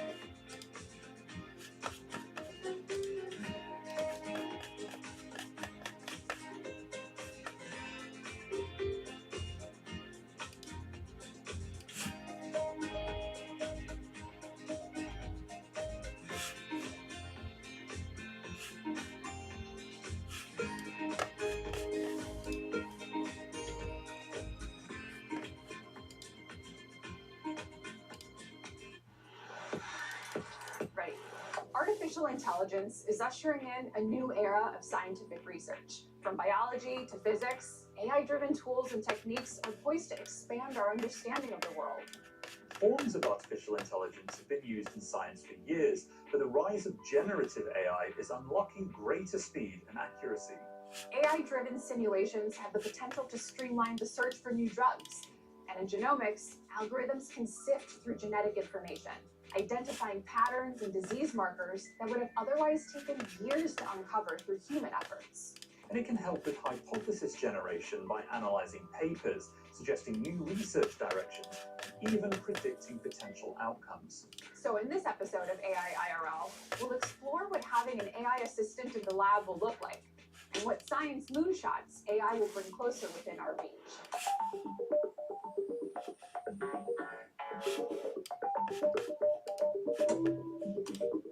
Sam Rodriguez, thanks so much for coming on the show. Of course, yeah. Great to be here. So you're a scientist and an entrepreneur that spent his career developing new technologies that help neuroscientists better understand the brain. You also just started a new organization called Future House that's backed by ex-Google CEO Eric Schmidt that's dedicated to science moonshots using AI. Why don't you talk to us about some of the breakthroughs you're hoping to achieve? What we're interested in doing is building an AI scientist. Okay, and essentially what that means to us is building an AI to which you can delegate some of like the tasks of science. As scientists, so I'm a scientist, right? Like you said, I've been a neuroscientist, a bioengineer. I actually started out originally as a physicist. Throughout all these different areas of science, basically, you encounter situations like, for example, maybe you have an idea, and you really want to know, like, has anyone done this before, right? Has anyone studied this before? Has anyone tried, building this device or like conducting this experiment or whatever? And you literally like cannot go and read the entire literature on your own, right? Or like, another example, you collect some data set and you have like 100 different ideas for how to analyze it, and you literally don't have enough capacity as one person to go and like analyze your data set in all the different ways that you can imagine doing it. Science is like really bottlenecked by like, our ability to go and do these tasks. And so our idea is that actually we're getting to the point where we're going to be able to build AIs that can like do science themselves. That can assist us with tasks like analyzing data, like going and searching literature, etc., and that this will lead to a major speed up in the pace of research throughout science. And so we're really focused on biology, but I think that the impacts here will be everywhere from like physics, chemistry, like climate, energy, like basically all areas of science are going to be touched by the AI scientists that we're trying to build. Future House is a nonprofit organization. Is there a reason you didn't want to do this as a private company? Well, our 10-year mission is to accelerate the pace of discovery and to make cutting-edge access to cutting-edge scientific expertise like available worldwide. That is not a mission that will necessarily yield a profit in the next 10 or even 20 years. It might. But it might not. If we were for-profit, we would get pushed into making a drug really, really fast, so that we could provide 2025.12 onto our quad here. In the past, we've downloaded the Betaflight app and put it onto our device, being a PC. Usually, in most cases, that's what I've always done. Now we actually go to a web page, which is actually app.betaflight.com. I'll put a link to that in the description. You can actually use that for previous versions of Betaflight. Like this one here, I believe has 4.5.1 on it, but we're going to check that here in a second. So we're on the web page now. The first thing we want to do is obviously plug in our quad. We don't need to power it up yet, but we will be powering it up here in just a few minutes to get our channels mapped out for our remote controller. So now we've plugged in the quad to it. If we go, the first time that you go into Betaflight on the web page, you have to tell it which USB port that you're using. Well, of course, you probably don't know what that is. In the upper right here, it says select your device, and I'm just going to say I can't find my USB. Over here on the left, it says that it's a Betaflight flight controller, so I'm going to say connect on that. Now, it's actually connected between the PC and the quad, but not between the flight controller and Betaflight. So I'm just going to click connect over here. As we can see, it's hooked up to our quad. If I move the quad a little bit, you can see on the screen there it moves. And over here, the firmware version is 4.5.1, which is what I thought it was, because pretty much I've updated all my quads that have GPS to that because of the GPS rescue features that were added in 4.5. The next thing that we want to do before we flash the firmware is I do it a little bit differently. I know a lot of people just back up the CLI, which we're certainly going to do that. But I like to do a few screen captures of different things. The ports I usually do, the PIDs and the filters. So it's easier to transfer the data. What I usually do is just dump in the old CLI. When there's warnings, Betaflight will just switch to a default. Then I reference the screen captures, reset my sliders, and then I'm off and running with the new version of Betaflight. It's worked for me. Drop me a comment below and let me know if that's the way you do it, or if there's a reason I shouldn't be doing it this way. But let's just go ahead and do it the way that I've done it on multiple quads and not had a problem. So the first thing that we want to do is we go over to our PID tuning, and I want to do a screen capture of this screen. As you notice, I don't see all of my sliders here. That's because I've never gone in on this computer with this quad, and I need to enable expert mode here. So now I'm going to do a screen capture of this, which I already have from another PC to save time on the video. Then the next thing I want to do is I want to go to my filters and gather that information so I make sure that's correct as well. You may also want to go into your failsafe tab and get any GPS rescue data that you have in there. And it is important when you're doing the position hold and altitude hold to set up GPS rescue, because it actually will use this throttle hover position when it's doing the altitude hold or the initial altitude hold before it takes over auto control. So you might want to save that data to a screen capture as well. The other thing that I would maybe do is maybe your modes tab. If you were doing that, as you can see, it's showing all of the modes, so I'm going to hide the modes here. But anything that you're not comfortable, and then I'm off and running. So it's easier to transfer the data. But I like to do a few screen captures of different things. The ports I usually do, the PIDs and the filters. So it's easier to transfer the data. What I usually do is just dump in the old CLI. When there's warnings, Betaflight will just switch to a default. Then I reference the screen captures, reset my sliders, and then I'm off and running with the new version of Betaflight. It's worked for me. Drop me a comment below and let me know if that's the way you do it, or if there's a reason I shouldn't be doing it this way. But let's just go ahead and do it the way that I've done it on multiple quads and not had a problem. So the first thing that we want to do is we go over to our PID tuning, and I want to do a screen capture of this screen. As you notice, I don't see all of my sliders here. That's because I've never gone in on this computer with this quad, and I need to enable expert mode here. So now I'm going to do a screen capture of this, which I already have from another PC to save time on the video. Then the next thing I want to do is I want to go to my filters and gather that information so I make sure that's correct as well. You may also want to go into your failsafe tab and get any GPS rescue data that you have in there. And it is important when you're doing the position hold and altitude hold to set up GPS rescue, because it actually will use this throttle hover position when it's doing the altitude hold or the initial altitude hold before it takes over auto control.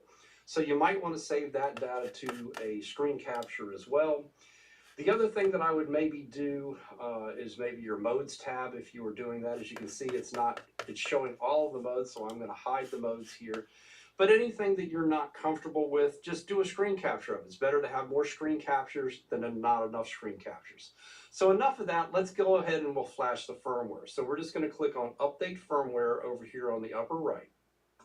The first thing that we want to do is we can do an auto detect, but I know from experience we're going to want to say show release candidates, and then here we're going to do release and release candidates.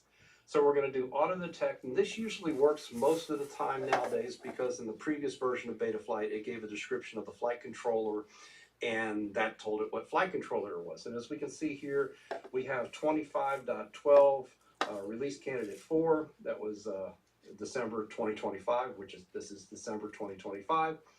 So the next thing we need to do is we need to configure the software. It actually will configure a specific version for this flight controller online that's a unique version for me and my quad, and it'll be for you and your quad as well. So I'm using the DJI O4 Air Unit Pro, so the radio protocol is going to be S-Bus. The on-screen display is digital, and I don't have any telemetry, and I know the motors are D-shut, so that's correct.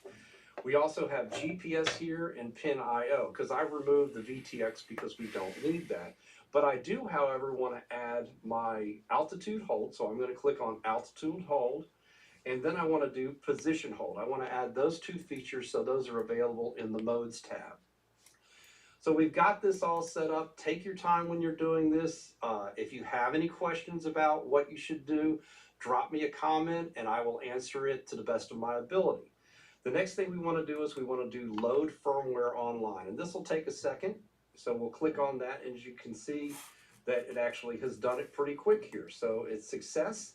And then what we want to do is flash the firmware. When we click flash the firmware, it's going to prompt us to save a copy of the CLI automatically, and we didn't do it earlier, so now's a great time to do it. So we're going to do flash firmware.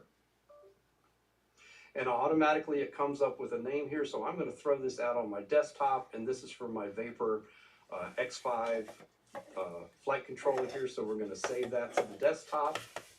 And as you can see down here at the bottom, it's initializing the reboot. It can't find the flight controller, so we're going to tell the bootloader where it's at, so we're going to connect to that. And once you've done this before on your actual PC, it will put it into your cookies and cache so you have all these settings so you won't have to do it multiple times. As you can see, it's flashing the firmware now. The process is actually pretty fast here. While the firmware is flashing, if you've made it this far in the video, I'd really appreciate it if you could hit that thumbs up button and maybe subscribe for more content like this. Let's go ahead and get back to the install on Betaflight GUI itself. So what we're going to do is go to presets here, and I'm going to do load backup. It should take me out to my desktop here to this configuration file, and we're going to open that, and that's going to put it in. And there it is, and it says warning, there's configuration problems here. So if we go down, we're going to see that there's several different problems. The GPS rescue throttle position, the number that I had in it before is not a valid number as far as this version of Betaflight.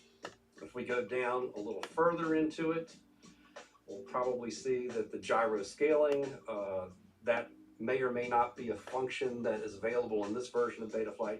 So at the end of the day, and you can see here the set D minimum pitch to 43, that wasn't available. So I'm going to say save anyway. Now we've gone in, it's rebooting the flight controller. I'm going to connect again.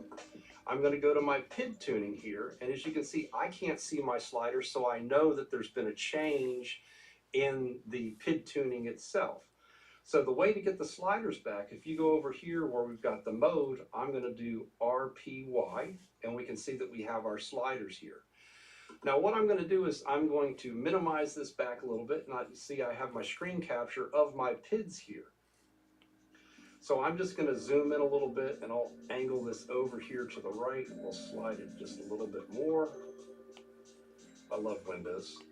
It never holds the position of this for some reason. And that's my filter settings. We're going to go back to our PIDs. I don't know why I opened that. So we'll get this over here. We'll pull this up here. Now, as we can see on our screen here, as we see the first number here in our PID, let's move this over just a little bit more so we can see on the screen. The dampening, we've got 0.85. The tracking, we've got 0.85, 0.75. Dynamic dampening D should be set to 0.05. And you see that's where one of the error messages was. So I'm just going to move this slider all the way over to 0.05.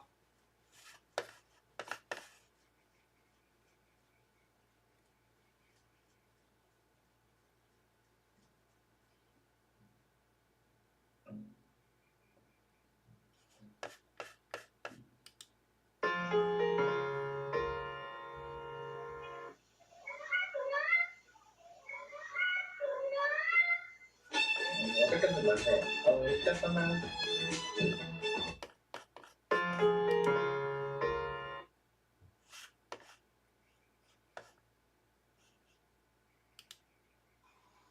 这是安伯尼克最新的高性能掌机，搭载天玑8300 CPU 和京东方定制4.7寸大屏，直接来玩《荒野大镖客：救赎1》。这是前段时间出来的网飞安卓版，用原生系统运行的大镖客。我也跟自己的奥丁3上面的 NS 大镖客对比过，画质完全没有缩水。进入设置，可以看到分辨率拉到最高，而且这个游戏支持手柄，自动适应了4:3的屏幕，可以说是安卓掌机或者手机必备的3A 大作了。我这个版本是1.5的，应该只有30帧，大家找到新版可以搞到60帧去。结合这台安伯尼克家最好一档的机器，也就是今天的 RG4机器 V， 就真的可以掌上畅玩3A 了。然后是今年 TGA 上面获得最佳动作冒险游戏的《十字歌》，也是网上大佬制作的安卓原生版，完美运行，不需要模拟器。这是现代化的类魂银河城游戏，有操作的年轻人。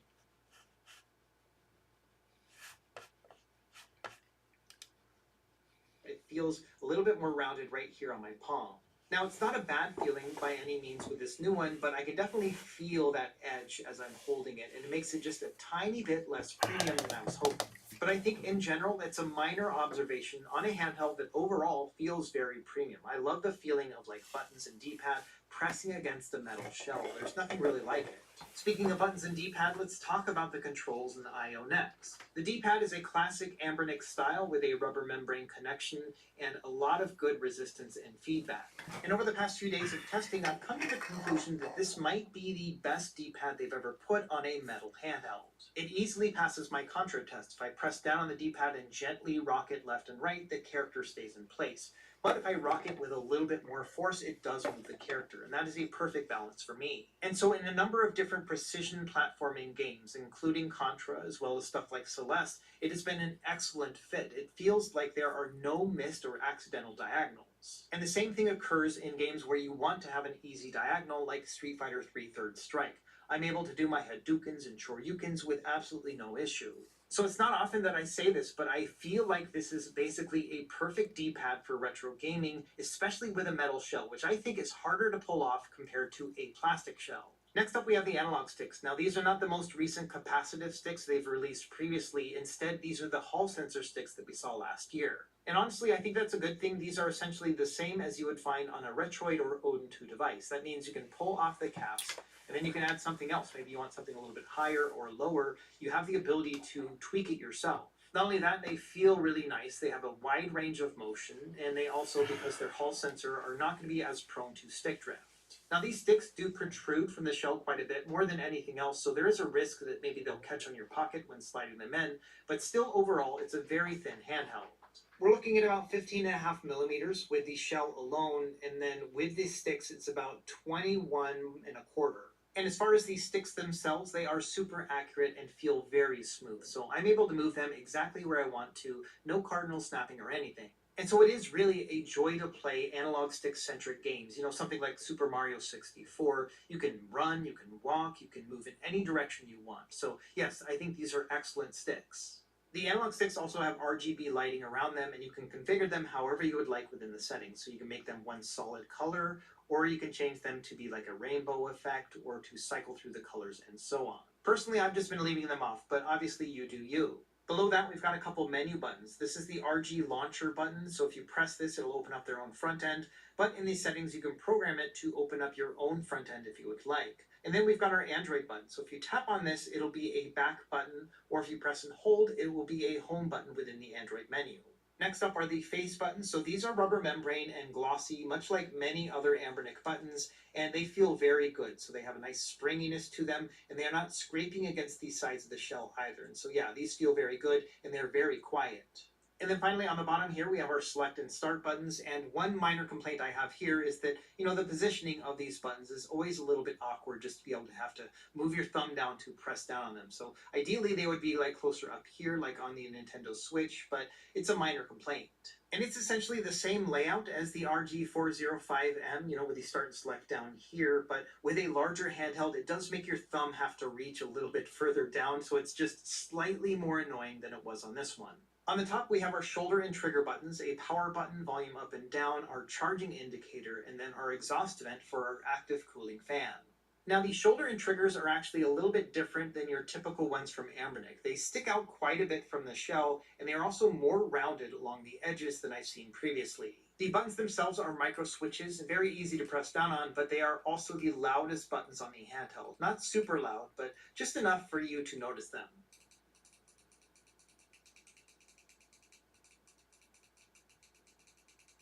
On the bottom, we've got two down-firing stereo speakers, our USB-C charging port, which can also give you video out, our headphone jack, and then a micro SD card slot. On the back, we have these signature Anbernic pads, which are usually found on their flatter devices, but these are a little bit different of a texture. They are a harder rubber, and they have a nice texture to them as well. Usually these are like a soft rubber and they're glued on, but these are actually within the shell. Like this shell itself goes over the rubber bumpers. They are super thin as well, so they don't stick out from the device that much, but they're just there to kind of catch your fingers as you're holding it so the device doesn't slip out. And then finally, we've got our fan intake, and that's about it in terms of I/O. Now, I think one of the more important aspects of this device is really understanding how it feels in the hand, because that's probably one of the big features of this handheld. So let's do some size and weight comparisons. My first example is going to be the RG Slide, just because these have the exact same screen. You can see that when opened up, it is quite a bit bigger than the 477M, but when you close up the slide, it's about the same size, but not quite as wide. Now, comparing it to devices that are of a similar form factor, we have the RG35XXH, the RG405M, and also the Retroid Pocket Mini version 2. Beyond that, we've got the RG Cube and Cube XX, and then the RG406H. And you can see that between the two, these ones are actually kind of the closest in size, even though this has a much bigger screen up top. Another similar size would be the new Nintendo 2DS XL, as well as the Retroid Pocket Flip 2. These are around the same width and height. And moving on to wider handhelds, we have the Retroid Pocket 4 Pro, as well as the Retroid Pocket 5, the Odin 2 Mini, and then the Nintendo Switch Lite. And even though these are different screen dimensions, I think it really goes to show how big that 4.7-inch 4:3 aspect ratio display is on the device we're reviewing today. You're still going to be able to find handhelds bigger than it, like the RG557 or the original Odin, or even the Steam Deck, but I think that for 4:3 devices, this might be one of the more impressive options out there.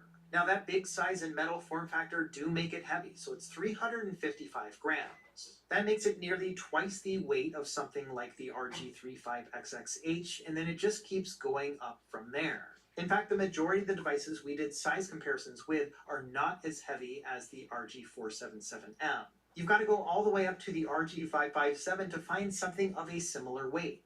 When it comes down to it, there are very few smallish devices that are heavier than the RG477M. We've got things like the RG Slide, but beyond that, you have to go to like Odin 2 and Steam Deck territory. So yes, as far as 4:3 devices go, this is one of the biggest ones I've ever seen, but because it's so thin, it's also surprisingly pocketable. I'm not sure how often I would want to walk around with it just because it is quite heavy, but the fact that it slides in and out of the pocket is pretty compelling. To give you an idea, here's my iPhone 15 Pro non-max, and you can see that the size is not that far off. Yes, it is wider and taller, but overall it's still of a pretty similar design. And it's not often that we find a handheld with this much power and this large of a screen that can also easily fit in most large pockets. And for me, it kind of feels like a dream handheld, you know, something that can play up through the PS2 catalog at an upscaled resolution, no problem, and still fit in your pocket. That's kind of crazy. And even though I like the premium feel of this metal handheld, I kind of wish they made a plastic one as well, because I feel like it would be a lot lighter and I'd actually carry it around in my pocket instead of this big old brick. Speaking of big old brick, let's talk about the ergonomics. So like I mentioned already, it is basically flat along the back. Now, even though it doesn't have any ergonomic grips on the back, it's still pretty comfortable to hold just because it is a relatively large handheld. So there is plenty of space for all my fingers on the back. And when it comes to D-pad-centric gaming, it's a very comfortable experience. Your hands just kind of naturally wrap around, and then your thumbs just automatically naturally rest right here. So a very comfortable experience when it comes to retro gaming. The only thing I found uncomfortable by comparison is reaching up to these trigger buttons, just because they are in line and they are not stacked. So when you're playing, you kind of have to reach around the back to reach those triggers, and that can be a bit of a stretch. Now, when playing most games, it's more of a nuisance than anything, except when playing something more modern or a first-person shooter. The combination of the high triggers and the lower analog sticks does make it feel a bit like a claw grip, and so in this particular instance, I don't really like playing this type of games with this handheld. Something like a 3D printed grip might fix that in the future, but for now, just out of the box, this is not the ideal way to play this particular handheld, just because of the distance from the analog sticks to those triggers. So overall, I would say the ergonomics here are pretty good, and they're about what I expected, in the sense that yes, playing games like this is not as comfortable as I would like, but playing them D-pad centric is great, and you can still access your shoulders and triggers pretty easily. Okay, let's talk about this screen. We'll start by talking about just the overall brightness and the colors. As far as color balance, this is about what I expected from this display because it's the same as the RG slides. So it's an LCD panel, it's not OLED, but you can still see that the colors are pretty nice. They don't pop as much as OLED, and I wish they were a bit more saturated, but overall I think that the balance here is good. As far as brightness, we've got a wide range here. In fact, for the most part, I usually play it around 30 to 50% brightness. But if we crank it up all the way to 100%, you can see that yes, it is quite bright. In fact, I would say that you can comfortably play this outdoors in most lighting scenarios. In direct sunlight, probably at around noon, it might be a little bit much, but in the late afternoon, like I'm filming right here around 4 o'clock p.m., yeah, this is great. So in general, I would say this is plenty bright for most use cases. Now, when it comes to dimness, it also gets very dark. This is at its lowest brightness setting right here, and even turning off the studio lights right here, you can only barely see the screen. That's a good sign. This to me means that you will probably be able to play this device in a dark environment, for example, playing it in bed. You combine that with the quiet buttons here, that's actually a pretty good example. Another big benefit of this display is that it has a 120 Hz refresh rate.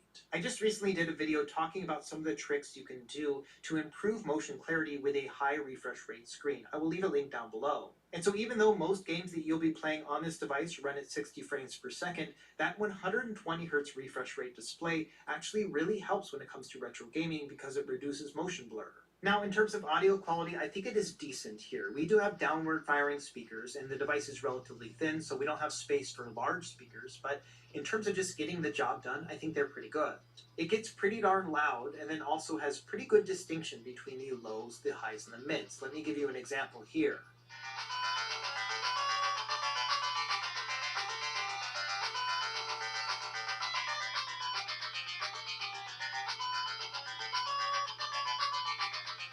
Okay, let's very briefly talk about the software experience. Now, in general, you can get to most of these settings within the Anbernic system here in the top-down menu. So here, for example, you can adjust the CPU mode. They have two different ones, auto mode, which is like their low-powered mode, then they have one called high mode.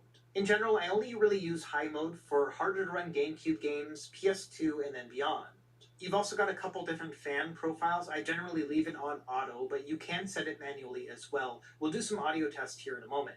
This is also where you will go to change your ABXY layout. I prefer to use it in the Xbox mode, and then this is also where you can change your RGB lighting on the sticks. One other thing worth noting is the rumble motor on this handheld is quite buzzy, to the point where I found it relatively unpleasant. And unfortunately, in the software, Anbernic does not have any options to make it low or high or anything else like that. It's just like one single strength, and I think it's too much. So what I did is I went into the Android settings, and then under audio and vibration and haptics, I just turned the vibration off overall. It's kind of a dramatic setting because that means that no games are going to run with vibration, but honestly, I've preferred to play this without vibration than with it on. Beyond that, in the Android settings, there is now a handheld game console setting. So within here, we can do things like calibrate or test our joysticks. You also have the option to change what the RG button does. You can see I now have it set for Emulation Station. That means if I press and hold this RG button, it'll bring up Emulation Station. And this is like working as its home launcher. If I go down here, there's no quit option or anything. That means that in order to get out of it, I can press and hold the RG button to get back to the Android desktop. This is something that you normally cannot do with other handhelds. So I really like that. Beyond that, we've just got the same settings for our fan and our RGB lights. Now, this is an Android-based handheld, which means it's going to come basically like a phone or a tablet, but it does come pre-installed with a bunch of emulators. Now, what I did is I deleted a lot of these ones and then I added my own, but if you are looking to basically have something preloaded with emulators, yes, they're going to have it.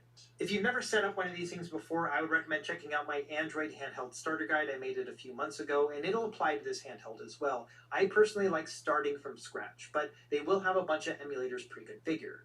And in my most recent RG557 review video, I actually talked about the fact that you can buy a preloaded card if you would like, and it'll work in conjunction with these emulators. It's a pretty seamless process, but personally I don't think it's optimized the way that I would do it if I did it myself. Either way, I will leave a link to the RG557 video down below, and I'll timestamp it to that section if you want to see what it's like if you want to use Anbernic's own software. But for the purposes of this video, I used my own emulators and my own ROMs and everything else, and so that's the performance we're going to talk about.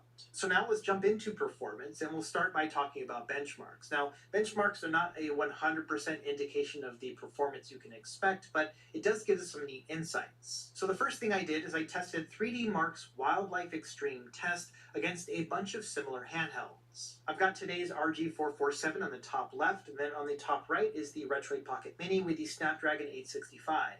Below the Retroid Pocket Mini, we've got the RG Slide with the T820 chipset inside. This is from the 406 line of Anbernic handhelds. And then on the left, we've got the T618 inside of the RG405M. And in terms of score, you can see that the RG477M handily beats all these others, especially something like the RG405M. We're looking at a device that's about 20 times more powerful than the one below it. Now this 3D Mark score of 2767 is actually lower than it was on the RG557. I got around 3200 on that device. It's a little bit strange considering that they are the exact same chipset, but my guess here is that they tweaked the CPU governor to make it not quite as hot running, considering the fact that this is a metal handheld and it is very thin. Regardless, you can see that this device does have quite a bit of power compared to things like the Retroid Pocket Mini and the RG Slide, even though those two devices on the right cost about $200. The next level of handhelds that will actually beat the RG477M are going to be those with the Snapdragon 8 Gen 2 or equivalent processors, things like the Odin 2 handhelds. Now when it comes to performance on these higher-end Android handhelds, I usually have two major concerns. The first is fan noise, like how loud is this thing going to get? And then also, how hot is it going to get? Because, there's going to be heat transfer from the CPU, and with a metal shell, that is a pretty big concern. Let's start with the fan noise, and I would say that it is relatively loud. The noise level is about 45 decibels in the studio right now, but when I turn on the high fan, it goes up quite a bit, to around 62 decibels. And that is definitely loud enough for you to notice while playing, and probably the person sitting next to you as well. On top of that, I can hear a bit of a coil whine in the fan, so it's a little bit on the annoying side for me. So let me give you an audio sample right here as I toggle between the auto and strong mode, so you can hear how the fan sounds when it kicks in, and that coil whine as well.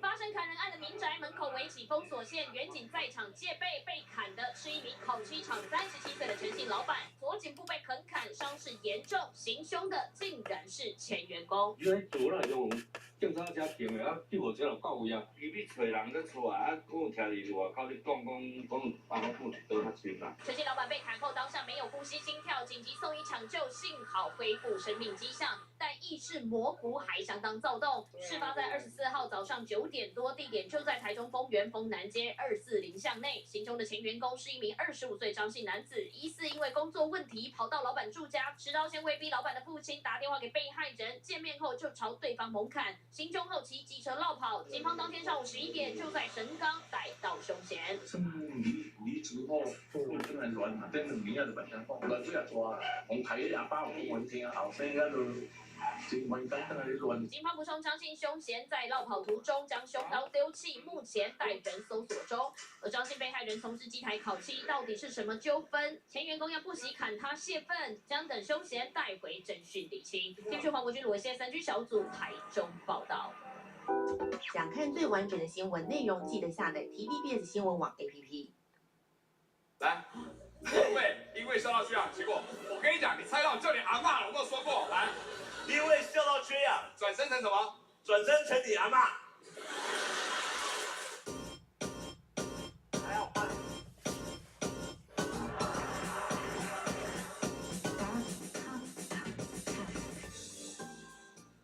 这个环节叫做什么呢？有因必有果。好了，这环节呢，就是呢，大家写了一个有因果关系的字条，我们就要把因或果，因或果，好，喝个水啊。And people talk about there being a race for AI, and it's very unclear what that looks like to come second or third in that race. I think it's sort of the wrong metaphor. Are we talking about superpowers, Clash of the Titans sort of stuff? It reminds me of back when the previous US administration banned companies from doing a lot of business with Huawei, and Huawei ended up basically having to get a lot better very quickly at making its own chip designs and all that kind of stuff, and it feels like it backfired a little bit. Yeah, you've also advocated for the US restricting sales of some NVIDIA chips, which are crucial in training AI systems, to buyers who don't agree or who refuse to use them ethically and safely. So what do you think is the best way the US can actually flex its power? Is it through the technological innovation or by stifling effectively some of its adversaries through regulation? The first thing I should say about that is I don't think now is the time to do that. I mean, I think in theory, when the time comes, if the time comes for us to adopt a kind of global anti-proliferation strategy, we're worried about technologies being so powerful that we have to stop their spread. If that moment arises, and I think we're quite a long way from experiencing that, then technically that would be an appropriate containment strategy.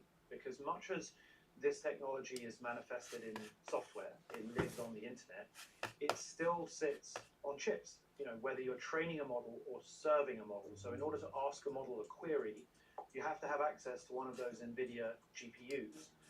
And, you know, for what it's worth, there are really only like one major company in the world that produces those high-end GPUs, NVIDIA, and they manufacture the vast majority of their chips at TSMC in Taiwan, that use one single company, ASML, a Dutch company that manufactures the core chip that produces the chips, and they sit in the Netherlands. So it's actually a very narrow supply chain. And so I think the point I was sort of trying to make is that if you wanted to adopt a containment strategy, there is a supply chain where you can impose chokeholds on it. In 10 years from now, which country do you think will be leading the world in AI? Is it going to be the US? Will it be China? Will it be Europe? It's going to be the US, I'm pretty sure of that. I mean, the fundamentals in the US innovation ecosystem are unquestionably the best in the world. I mean,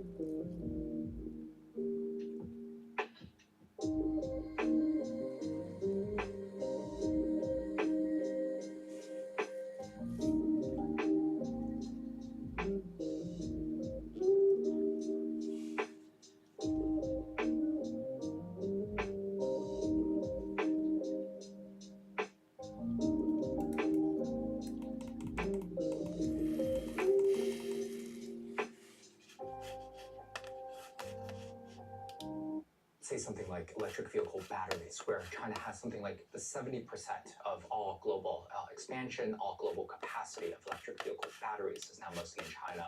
When it comes to the clean technology supply chain, again, these very industrial projects, these pieces of heavy machinery, that is a little bit more the focus. I think the US is really strong in things that include semiconductors, artificial intelligence, biotechnology. These are things, the smaller things where China's not so good, but there are big areas in which China is way outbuilding the US. I mean, the semiconductors is getting significantly better in China. I mean, partly maybe as a result of the Huawei issue.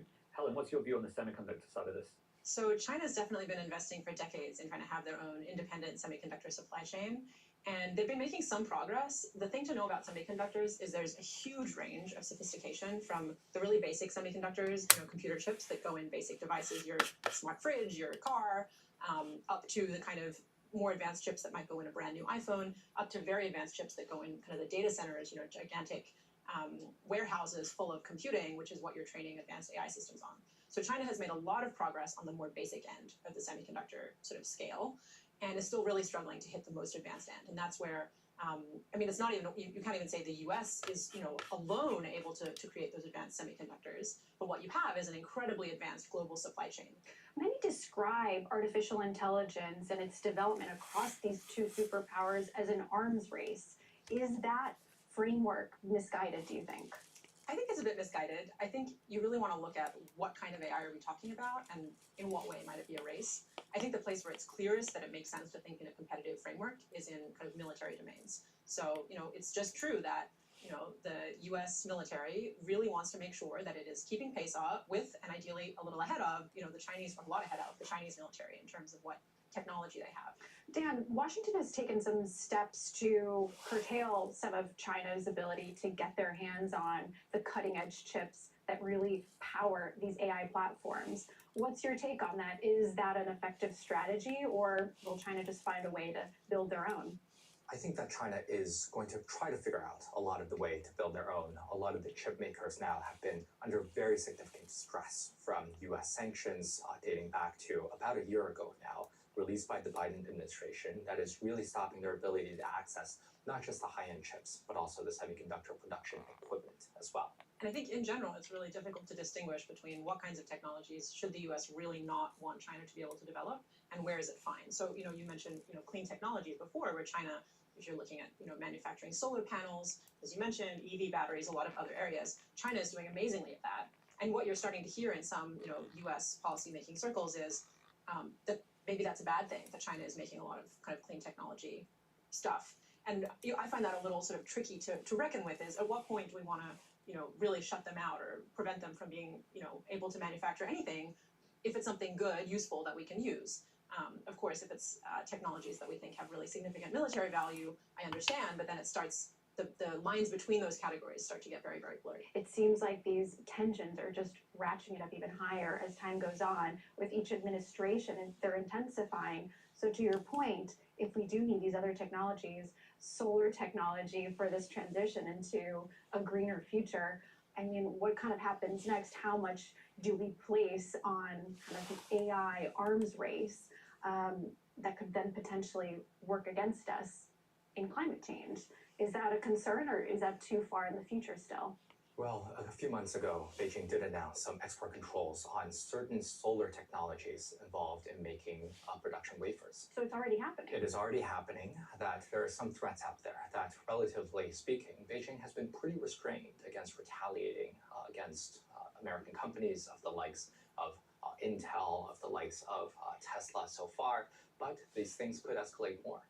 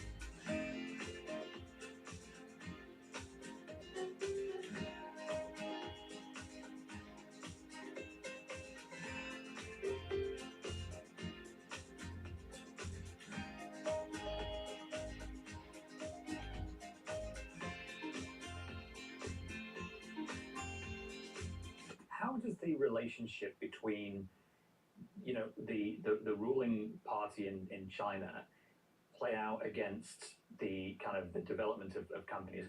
I think the Chinese system is definitely more top down when it comes to AI development. You see less kind of individual tech companies like OpenAI or Google taking the lead, and more these kind of multi-institution partnerships, or maybe you have a university and a tech company and a government, you know, department all collaborating on big AI projects. That's much more common in China. At the same time, you know, China is a huge country, so there's a limit to how much the government can achieve from the top. So a lot of what you see is sort of Beijing providing direction, providing ideas, providing sort of signaling of this is what we in the central government would be excited about. Dan, how would you compare how the Chinese government is handling AI with its people versus how they handled social media? Well, I think President Xi Jinping doesn't necessarily view AI right now, a lot of these ChatGPT-like applications, as some of the most economically productive things that are coming into our society. So I think that President Xi looks much more at AI like, you know, he would at Facebook or Twitter, now known as X or whatever it is. These are, you know, platforms like TikTok that, you know, if you're asking me, is something like TikTok or Facebook really increasing my personal productivity? Well, I would say actually it is really horribly detracting from my productivity. And so I think that a lot of these AI platforms right now create speech issues. When an ordinary Chinese person sitting in Beijing or Shanghai asks AI, well, what happened in 1989? Well, what do you think of socialism? What do you think of President Xi's performance? These AI tools are having a lot of challenges actually answering socialist correct values that are in line with the government's ideas. And so these are major speech platforms, first and foremost, and perhaps not really the economically miraculous thing that raises our productivity growth at the very moment. Now, it might happen later on. Right now, I think the party views it as somewhere between economically not that useful and potentially very socially destabilizing. So from a consumer standpoint, AI is almost, it can potentially create more problems for the Chinese Communist Party. But then if you look at it from like a surveillance standpoint or military type of AI applications, that's kind of in a different camp. Is that right? Yeah, that's right. And I think they're definitely, I mean, one area where China is, I would say, leading in AI is on surveillance. They really have leaned hard into facial recognition, voice recognition, even gait recognition, so how you walk in a crowd, can they pick you out by that? I think in the West, there's been some development of these technologies, but with a lot of criticism from civil society, a lot of hesitation, sort of, I would say, like very yellow light. And in China, it's been blaring green light. On the topic of WeChat, I mean, when we spoke ahead of this, I think we touched on the fact that there are some generalized misunderstandings about China's approach to social media and data and AI. AI relying on huge amounts of data, and the perception is that because of things like WeChat and similar things in China, that there's this huge pool of data that the population in China is very happy giving over and is used to giving over, and therefore is just sitting around waiting to be exploited by AI. And I remember that you made a pretty significant point, but it's like, that's probably not really the case. And people think that's the case, but it isn't. So I wonder if you could touch on that. Yeah, I think people have this perception that because the Chinese government is very controlling and has a lot of access to what's going on in Chinese citizens' private lives, that means that there's these beautifully curated, extremely complete, large databases of information that can be used to train AI systems or to do other things. But for anyone who's ever worked with data, you know that cleaning data, structuring data, making sure that the right information is flowing in the right places is incredibly challenging. So it's both true that the Chinese government can get very detailed information on the private lives of its citizens if it chooses to, and also true that it's incredibly messy the way that works, and incredibly difficult for any given actor to get access to something. So, for instance, a company trying to train some AI model using data is actually subject to a pretty significant data governance setup in China, data governance regulations that make it really challenging to use customers' data for things it wasn't already designed for, that you didn't already get consent for. Which we learned from Cambridge Analytica scandal just as one case, and there are many others. That is not the case in the US. It's not the case in Europe. There's a lot going on. I mean, the EU's AI Act is pretty widely praised by some people, not everybody, but it's quite broad and far-reaching. But that's not the case in China, in terms of what you're saying. So China's setup is now more similar to the GDPR that exists in Europe. So around kind of protecting consumer data and giving people the right to opt in to different uses. Of course, in China, there's always the exception, unless the security services think that you might be a dissident, and then they're going to get whatever they want on you. But in terms of kind of companies, they're certainly relatively restricted in what they can do. Switching gears a little bit, Dan, I'm curious about how China's sluggish economic growth recently weighs into the government's calculus and how they're thinking about AI's potential to spark social unrest.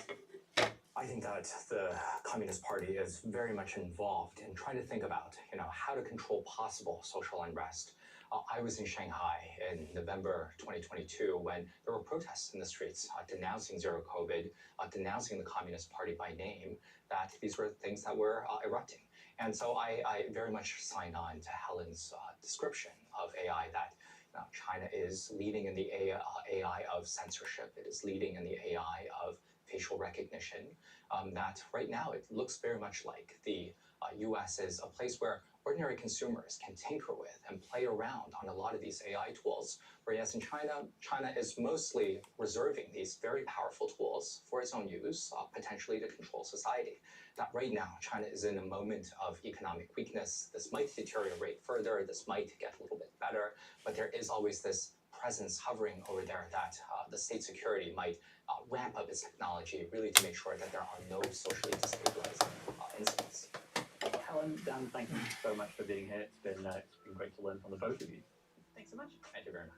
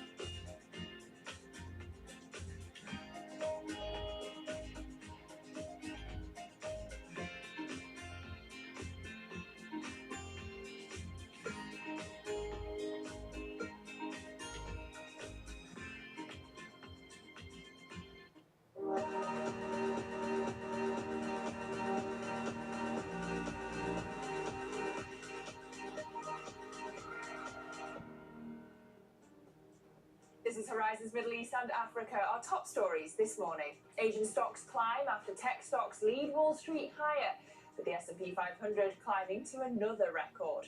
Gold soars above $4,500 an ounce for the first time on escalating tensions in Venezuela and bets on more Fed cuts next year. And Libya's military chief of staff dies in a jet crash in Turkey. We'll bring you the details later this hour. It's just gone 9 a.m. across the Emirates, 5 a.m. here in London. I'm Lizzie Burden in for Jamala Bersachi. Happy Christmas Eve if you're celebrating. One more sweep to go. And of course, as we look at these markets, the Santa rally appears to be taking hold. We had the S&P, as I say, rising for a fourth straight day yesterday, although these are slim volumes and it was concentrated in tech. We've got futures pointing ever so small amount lower on S&P E-minis this morning. Same for Nasdaq futures, and we're flat to the downside in Europe as well. But some gains in the Asia session already, although it has to be said you've got a holiday in the Philippines and partial trading elsewhere across the continent. But if we flip to the cross-asset picture, you can see here the 10-year Treasury yield at 4.1589. We have to account for that US GDP print that came out yesterday. Not doing much to encourage bets on a near-term Fed cut. They now see traders 20% less than chance of a January move. Short-dated treasuries underperforming off the back of that, and then we had bonds bouncing later off the drop in consumer confidence. So the 10-year there at 4.15. The dollar's weakened to levels that we haven't seen since around September, weaker at 0.2% in today's session. Gold at 4,500 a troy ounce, up 0.3% here. It's hit a fresh record. And copper is above the 12k a tonne mark here, smashed through that level for the first time yesterday. Now, just briefly, let's dive into those US GDP numbers that were released yesterday. You can see the economy grew 4.3% in the third quarter, the fastest in 2 years. But as I say, not doing too much to encourage bets on near-term Fed cuts. Let's check in on how Asia markets are faring. Min Min Lo's in Hong Kong with an update for us. Min Min. Hey Lizzie, we are seeing marginal gains on the Asia Pacific benchmark, up about 0.2%, but here you can see pretty mixed. The Nikkei and the Kospi in the decline here, possibly being dragged down by the firmer yen and the Korean won as well. But it's been a pretty slow news day. Volumes are thin because of the holiday, and of course we have, for example, Hong Kong, Singapore, Australia, New Zealand having truncated trading sessions ahead of Christmas. But flip the board, we take a look at the currency space because the Korean won has seen very huge moves, up by 1.7% against the dollar. That's after the Korean government said that an excessively weak won is not desirable, and also saying that FX markets are going to feel, quote, the great determination of the Korean government. So you see the big plunge in Korean won here. We've been seeing the won sliding over the past half a year or so against the dollar, about 8% weaker, but it looks like they are successful now in putting a floor to that slide, and that could set us up for a less volatile open into 2026. One of the things that the Korean government is doing is to try to tamp down the appetite from South Korean retail investors for overseas US stocks, and they are creating more tax incentives to encourage more inflows back to onshore markets in Korea. Lizzie. Min Min, thank you so much. Min Min Lo there out of Hong Kong, and we'll speak to Min Min again later in the hour. Well, joining us now for analysis on these markets is Ryan Lamond, CEO and co-founder of Neovision Wealth Management. Good to see you, Ryan. Thank you for making time for us.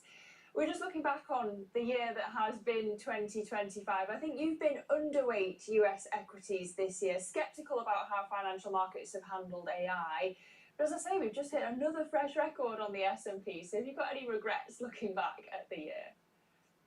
Good morning, Lizzie, and good to be back. Thank you for having me. Well, back in January, almost 1 year ago, when I said on the show that we were underweight equities in the US, well, most people didn't understand why.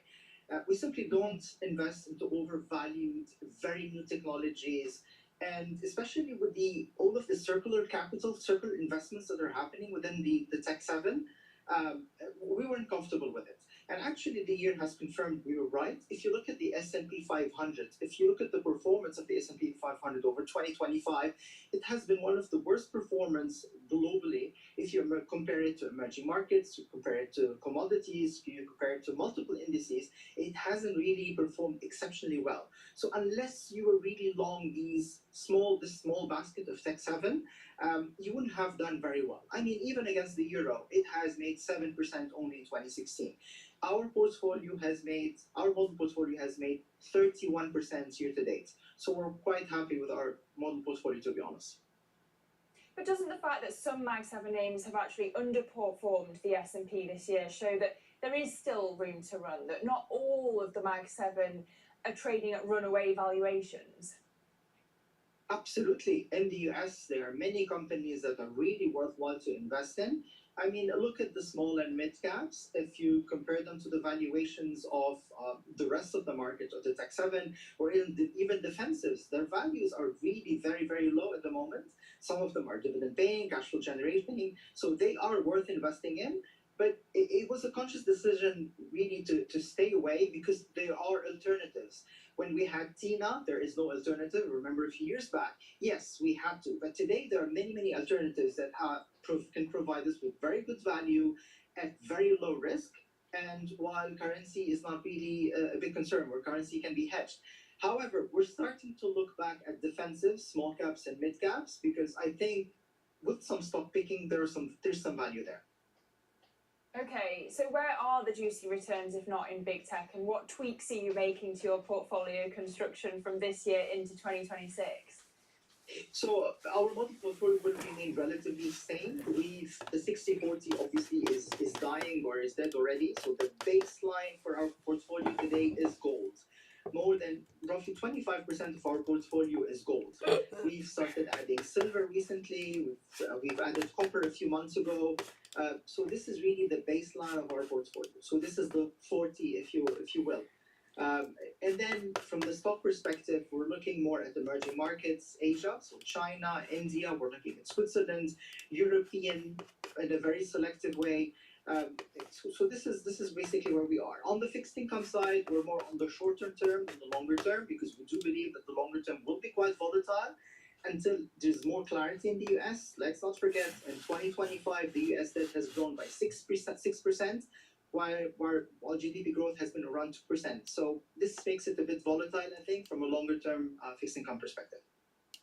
Okay, interesting. And I know that you like gold, but you're underweight US equities, and that will continue into 2026. What if the Fed doesn't cut as much as markets are expecting? What if Jay Powell tries to hold back the FOMC from cuts in the first half of next year, in the expectation that there'll be a dovish Fed chair in the second half of the year? What does that do to US equities? What does it do to gold? So we do think that the Fed will halt in the next meeting. This is clear, especially in light of the latest GDP numbers. There's another factor that we have to bring in, which is Japan, because Japan, as we know, the carry trade has been one of the biggest drivers of financing margin trading in the US. So as Japan increases rates and the Fed holds rates, I think this will not be very positive for US equities in the first half of 2026. We do expect quite a bit of volatility, and we wouldn't exclude another April 2025 event in the first half of 2026. Wow, okay, well, I shall brace myself, Ryan. You mentioned Japan there, and of course we had our interview with the finance minister yesterday talking about how they have a free hand for currency intervention, but it's still just a verbal intervention at this stage. How far off do you expect that intervention to be to support the yen? Well, I think the statement is very, very clear. There's no doubt about it. They will intervene. The yen has gone a bit too far for their comfort, I think, while they are increasing rates. I mean, Japan today, we haven't seen anything move on rates for the past 30 years. So that move is quite substantial from a capital movement across the world. So we do think that they will, as we said a few months back, we do expect the Bank of Japan to increase rates, and they have. We do expect them to intervene on the yen, and we do expect some big moves on the yen. So we are buyers of Japanese equities as we speak, and obviously we stay away from Japanese fixed income. And just finally, focusing on the Middle East region, Ryan, and of course with the oil price in mind, what's your view on Saudi equities for the next year? We've been buyers of UAE equities. Saudi, obviously, we stayed away because the performance wasn't there. Saudi Arabia is going what the UAE has gone through 15 or 20 years ago. So it's reflective in the Saudi equities. We are very cautiously looking at Saudi equities, and we do think there are starting to be some very good pockets to invest in. Saudi Arabia is going through some massive reforms, and this is what's happening on the Saudi equities is just a reflection of these reforms. But we do think there will be a bounce back eventually, and some very nice buying opportunities. Okay, Ryan, always a pleasure. Ryan Lamond there, CEO and co-founder of Neovision Wealth Management. Thank you so much and happy holidays.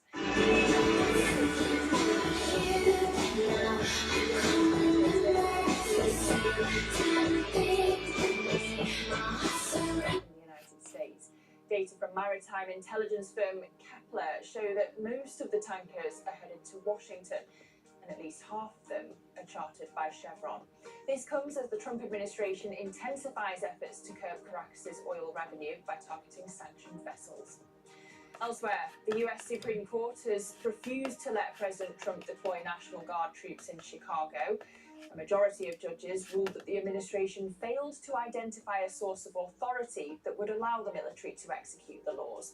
The move is a setback to Trump's drive to use the military in cities across the country, including New Orleans, where authorities have just deployed 350 troops.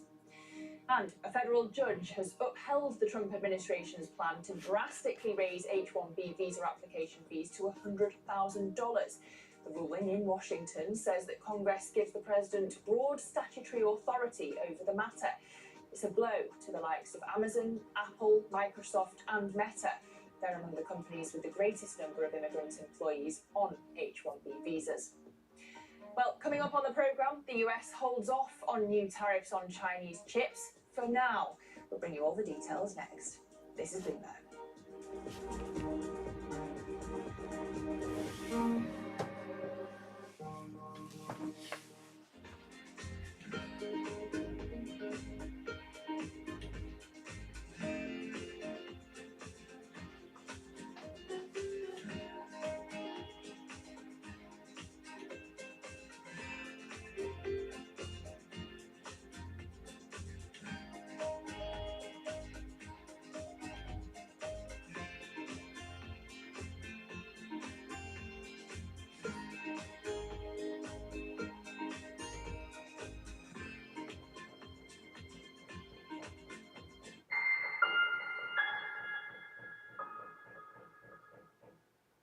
Get your fixed income fix. Watch Bloomberg Real Yield around the world right here on Bloomberg. Context changes everything.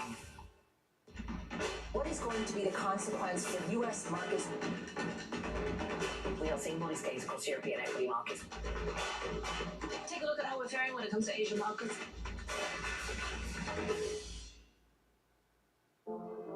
Used to be one would say, what's that got to do with the price of tea in China, when they wanted to poke holes in the relevance of something?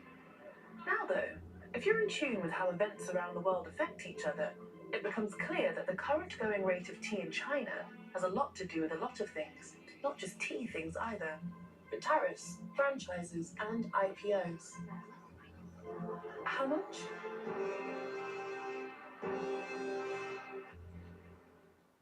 Bringing you up-to-the-minute geopolitical news whenever and wherever it happens. I'm Stephen Engel at Japan's Akasaka Palace in Tokyo, and this is Bloomberg. Morning, good morning. This is Bloomberg Surveillance. Welcome back to the opening trade. Watch Bloomberg Tech. This is the Asia Trade. This is Wall Street Week. Welcome to Balance of Power. This is Bloomberg Television.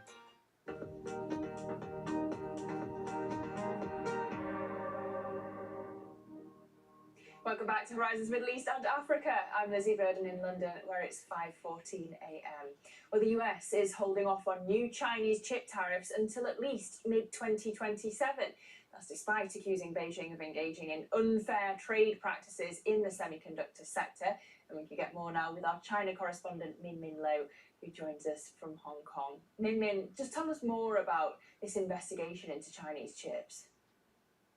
Yes, it has been close to a year in the making because if you recall, this was one of those probes that was launched in the final few weeks of Joe Biden's administration. The expectation was that President Trump would resolve it, and the U.S. Trade Representative Office was investigating the foundational chips that China produces. So these are chips not necessarily used for AI, but they're used for many different industries, from autos to medical devices to telecommunications.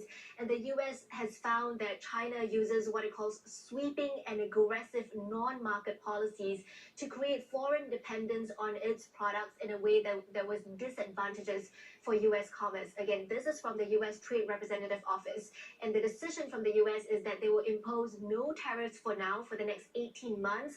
Starting from June of 2027, they will start imposing tariffs, and the rates will be announced at least a month before. So this is a clear signal that President Trump perhaps wants to stabilize the ties and maintain that trade truce, the hard-won trade truce that the two sides agreed on when President Xi and Trump met in South Korea in October, but still leaving himself that opening 1.5 years down the road, a bargaining chip perhaps to revisit when it comes time for US and China to renegotiate the extension of the trade truce.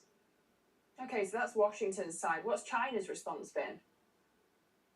Well, obviously, no surprise that China is upset at this. We have the Chinese embassy in Washington hitting back at this and saying that this is an abuse of tariffs and saying that China reserves the right to take all necessary actions to protect its legitimate rights and interests.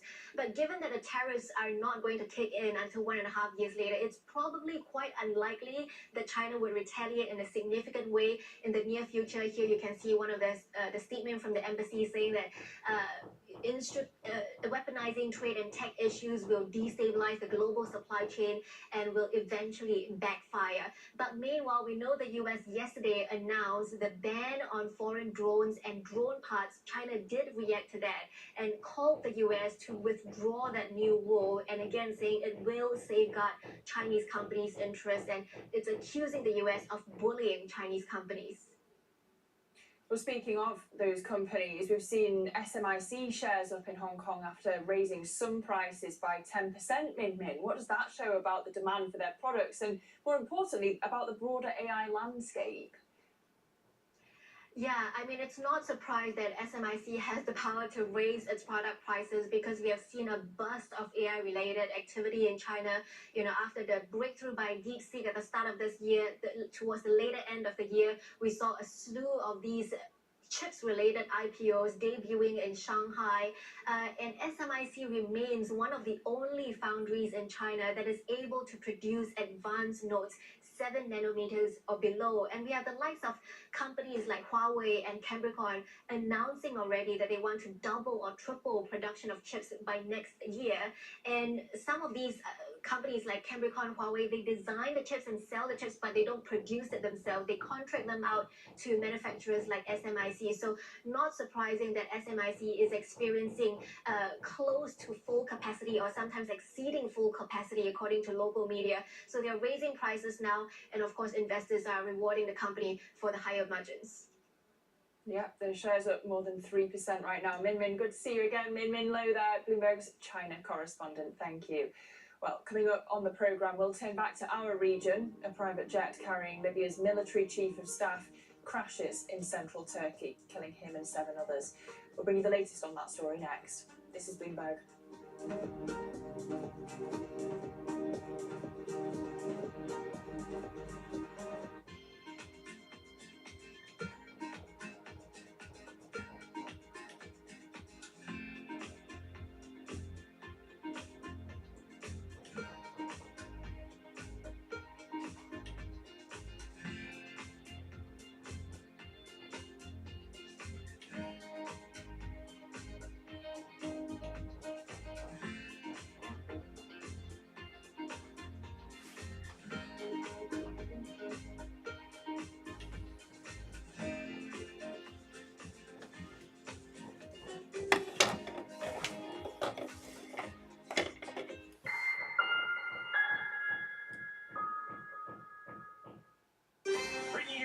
world's business and financial news whenever and wherever it happens. I'm Michael McKee at Mount Everest, and this is Bloomberg. Astonishing day for US technology. It's shaping the region's technology ecosystem. Asia's biggest tech news and innovation.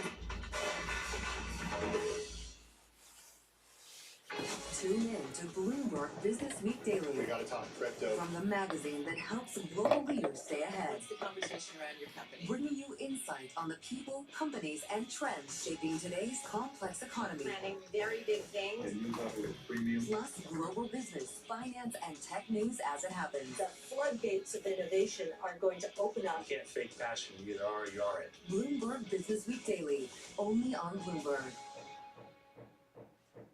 Making money isn't about drowning in emotions. It's about understanding what's actually happening. Markets are the best way to glean signal from noise, and that is what we try to do every morning. This is Bloomberg Surveillance.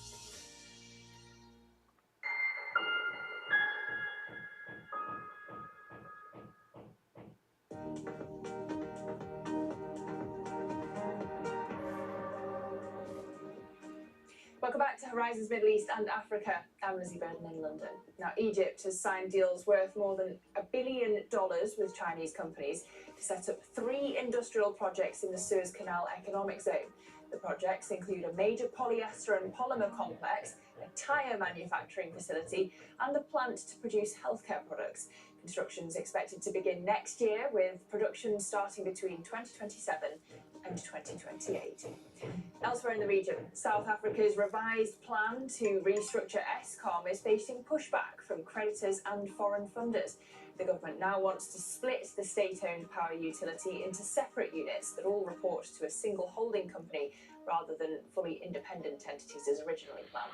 Analysts warn that the change could hamper Eskom's ability to finance new transmission lines. Elsewhere, Senegal has pushed back the closing date of a local currency bond sale worth more than $700 million by several days. No reason was given for the extension, which pushes the sale to close later this week. The country has been facing mounting financial pressure following the discovery of billions of dollars in previously undisclosed debt and recent credit rating downgrades. Now to one of our top stories in the region. A private jet carrying Libya's military chief of staff Mohammed Ali Ahmed al-Haddad has crashed in central Turkey, killing him and 7 others. Turkey's interior minister says that the wreckage of the Falcon 50 jet was found near the town of Haymana after it disappeared while flying from Ankara to Tripoli on Tuesday evening. We can get more now with Onur Ant, Bloomberg's managing editor for Middle East and North Africa. Onur, thank you for joining us. What do we actually know about this crash? The jet carrying the Libyan delegation crashed shortly after its takeoff at about 8 p.m. local time from the Turkish capital, Ankara, killing all on board, including 5 members of the Libyan military delegation and 3 crew members. The plane notified air traffic control shortly after its takeoff that it had an electrical fault and it requested an emergency landing. Preparations were underway at the Esenboğa airport, where it had taken off from, while it was descending, and that's when the radio contact with the airplane was lost. It appears that the plane later crashed in the Haymana district in the Turkish capital, where the wreckage was found by Turkish authorities, and all on board were declared dead.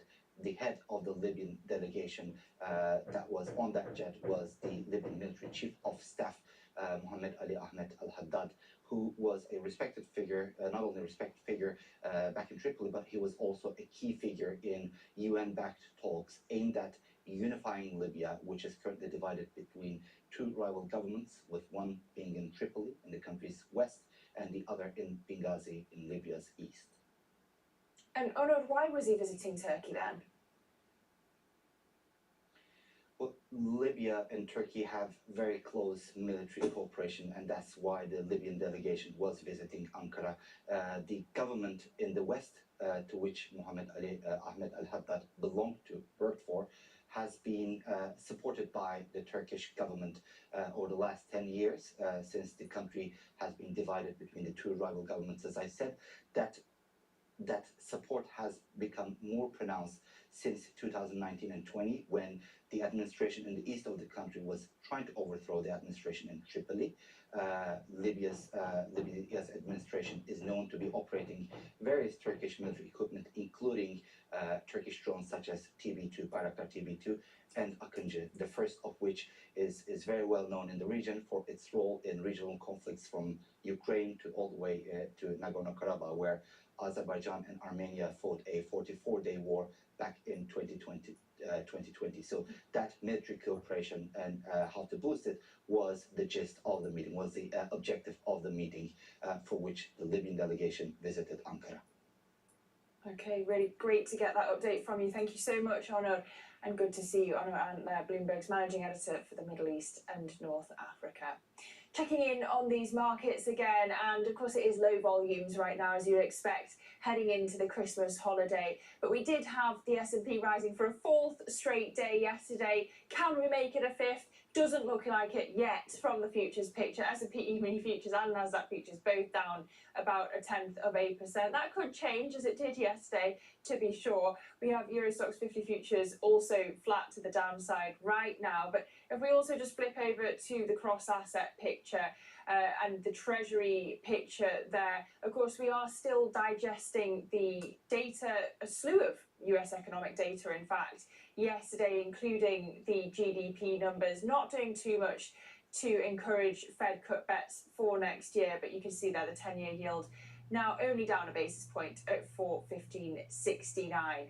Also, just checking in on oil, it does appear to be holding on to this 5-day gain as traders weigh the escalating geopolitical tensions that we've been discussing against that backdrop of swelling inventories. And so you're looking here at Brent up 0.1% at $62 a barrel. Well, coming up, the US weighs a new push to rebuild Gaza as it tries to revive momentum in the ceasefire. That next. This is Bloomberg.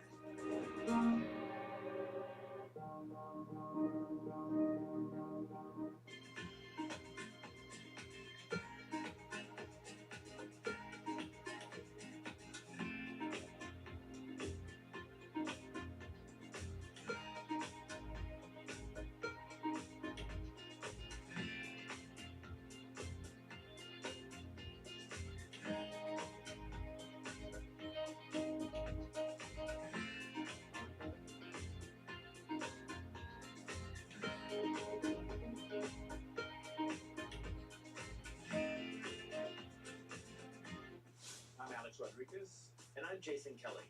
And we're back with another season of The Deal, with athletes and entrepreneurs who are changing the game on and off the field. Jerry Jones. 1-1 is 3 in sports, not 2. And it's because that 3 is imagination. That 3 is putting yourself in a way, letting yourself hit the home run. Erica Ayers-Badon. I'm a high energy board member. I'm very passionate. I have a lot of opinions. Up in our zone. I want to light fires in people's lives, and that is still one of my core mandates for all of my businesses. Justin Tuck. I tell all of my friends that play in leagues now, make these relationships now while you're hot. Don't wait till you're like your 12th year in and you're just hanging on. Stay tuned. You won't want to miss it.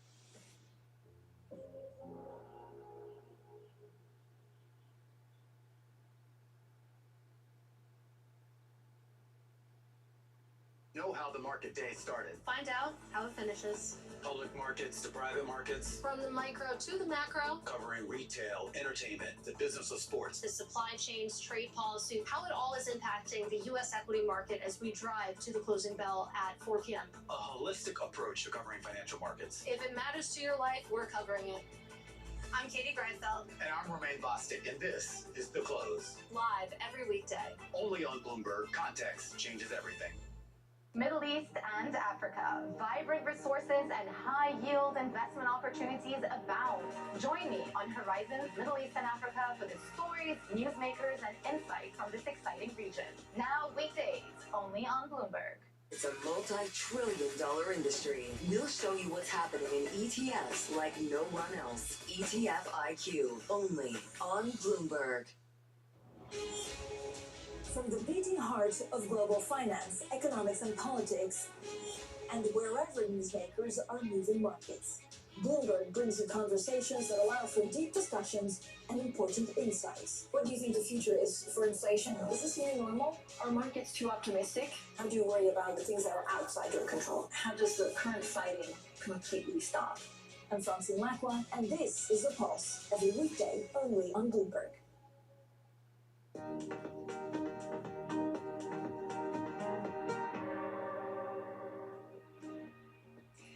This is Horizons Middle East and Africa, our top stories this morning. Asian stocks climb after tech stocks led Wall Street to another record, with the S&P 500 climbing to a fresh high.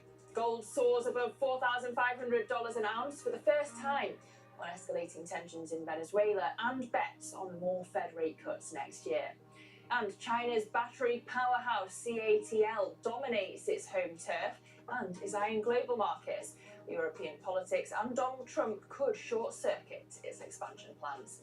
Those are your headlines. It's just gone 9:30 a.m. across the Emirates, 5:30 a.m. here in London. I'm Lizzie Burden in for Jomana Basechi. Happy Christmas Eve if you are celebrating. If you look at volumes right now, they do reflect the fact that we're just one sleep away from the Christmas holiday, and futures are pointing lower on both sides of the Atlantic this morning. But as I say, we did hit another fresh record on the S&P yesterday. Yes, it was slim volumes. Yes, it was led by tech, but perhaps we could hit another record today, even if not, that's not what the futures picture is suggesting right now. Flip the board over to the cross-asset picture, and of course we factor in the latest US GDP print out yesterday. The 10-year US Treasury yield pretty steady right now at 415.89. The Bloomberg Dollar Spot Index, as you can see there, is weaker by 0.2%. It's been weakening to levels that we haven't seen since around September. Gold there at $4,495 a troy ounce, up 0.25%, and having hit another fresh record. And copper the same, over $12,000 a ton at this point. It smashed through that level for the first time yesterday.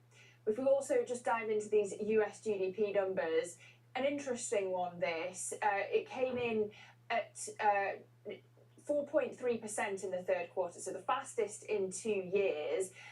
And really, those numbers not doing that much to encourage bets on near-term Fed cuts. Traders now see a less than 20% chance of a January move. Off the back of this number, you had short-dated treasuries underperforming, but then bonds bouncing later on off the drop in consumer confidence. So all of that, the backdrop to today's session. Let's check in on how markets are faring in Asia, though. Min Min Lo's back in our Hong Kong studio with more. Min Min.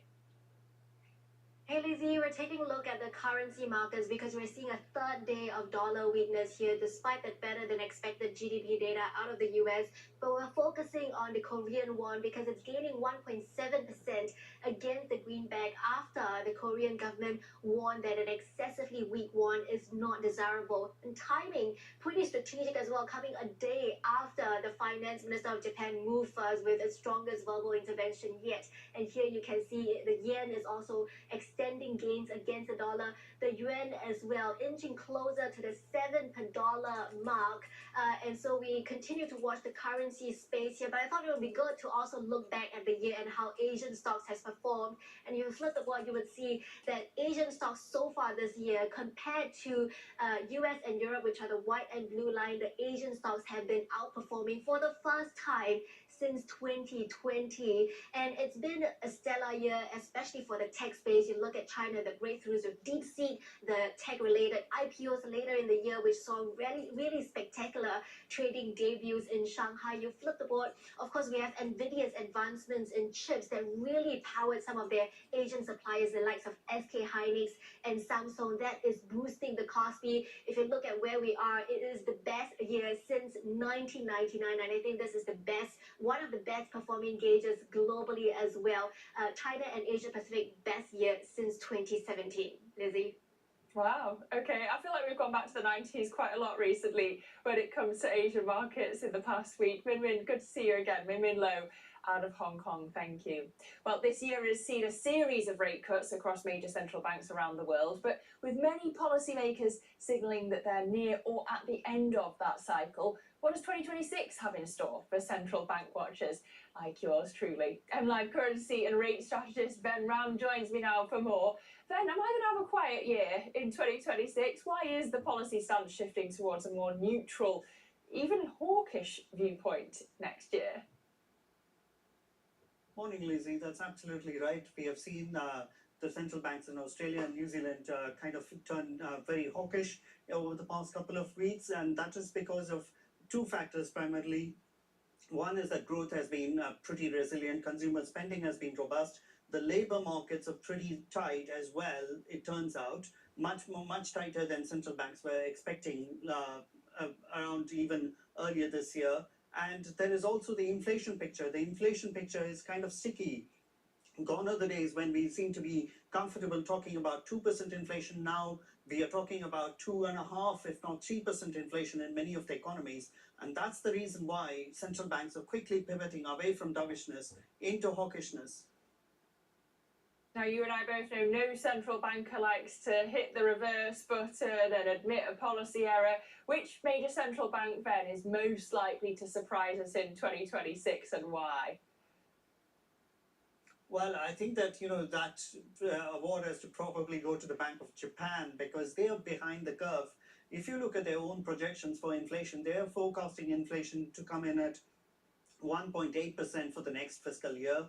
And that is, never mind that realized inflation is running at close to 3% in Japan. And they are also expecting growth to be above trend next year as well. So if you put all those together in the Taylor rule equation, what you get is a recommended rate of 1.5%. So that means that they've got 75 basis points of rate hikes that they need to put through. Whether they will put that through or not is the big question. But there is no question that they are behind the curve in kind of fighting the inflation. And there are also other central banks that are likely to turn more hawkish as well.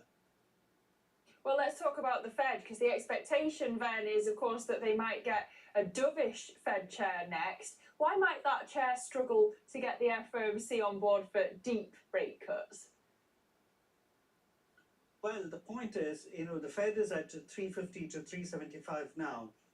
And if you look at how sticky core inflation has been and how resilient the US economy has been, we got the print yesterday, 4.3%, blowing out all estimates. So and the Fed expects the US economy to go 2.3% next year. That's fully half a percentage point above what they were expecting in September. And 2.3%, even that is conservative, 2.3% would be well above trend. So you've got an economy growing well above trend. You've got core PCE that is hovering close to 3%. That means that there is just no wiggle room for the Fed to be cutting rates. And for the new incumbent, whoever they are required to be dovish by job description, as we know. But the question is whether they will be able to drive that consensus, and not all on the Fed policy committee may agree to cutting rates endlessly because of the factors that I mentioned of core PCE being sticky and resilient economic growth, which means that the Taylor rule rate is at 350.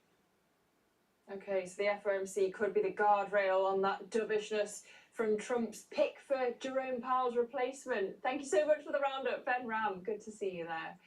Well, turning back to geopolitics now, and the US and its allies are renewing their push to hold a conference on Gaza reconstruction. The conference would be part of a broader effort to advance President Donald Trump's peace plan, and that includes the creation of a board of peace and an international stabilization force.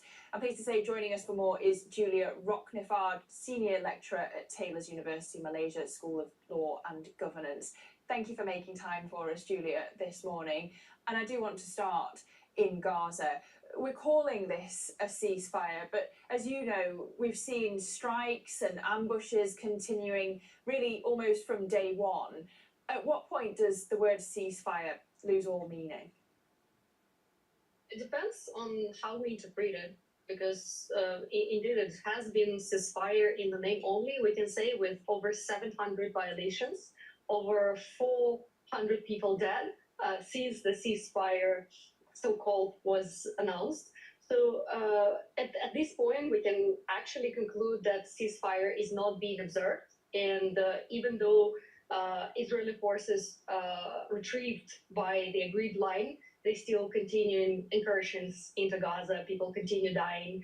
As it was agreed according to the phase 1 of the ceasefire, the necessary aid is not delivered to the degree that it should be there. Maybe there's no famine, but we still get the news children dying of hypothermia because the tents and other necessary supplies are not delivered in there. So it looks like the parties to this agreement, especially those that take Israeli side of this, would like to keep appearances, maybe not to attend to this once again and not to renegotiate the terms of it, but it has not really been there. Yeah, well, but phase 2 was always going to be the hardest part, wasn't it? Was it ever realistic to expect Israel to withdraw fully once Hamas had basically already handed over most of its leverage? Yes, indeed. That was the question, if and when Hamas is going to hand over all the hostages and also the bodies of the hostages, what it is going to be left with as a leverage. There is one body that still remains in there, and I think there is some of understanding that it's very hard to retrieve the bodies up to the very last one. And now there is a moment to get to the phase 2. But if there was no really intention on the Israeli side to proceed with the phase 2, which many experts doubted, and at the current state of affairs, it also doesn't seem that Israel would like to give up any of its superiority on the ground and in Gaza, and it has its own plan in mind. And you would understand the hesitance of the international actors. Why should we start the rebuilding effort, which is going to be hectic, but it is possible, if it is going to be destroyed once again by Israel? And you wonder how meaningful this reconstruction conference can be when there's still no clarity on governance, the Board of Peace. But my question to you is, where you say about keeping up appearances, who do you actually expect to be committing to joining this stabilization force? At first, we've heard the voices of the Muslim countries, like the Muslim majority countries like Turkey, Pakistan, Indonesia. And Indonesia, in fact, was supposed to heard the claims that it was supposed to make up the majority of this stabilization force. But if you think about it, who would actually want to send their troops on the ground there, where they have to stand in between the two parties that are still in the state of war, as we just discussed? There's no actually a permanent or a stable ceasefire. They are supposed to stand against a very powerful adversary, which is Israel, but also would they be prepared to shoot at the Palestinian groups if push comes to shove?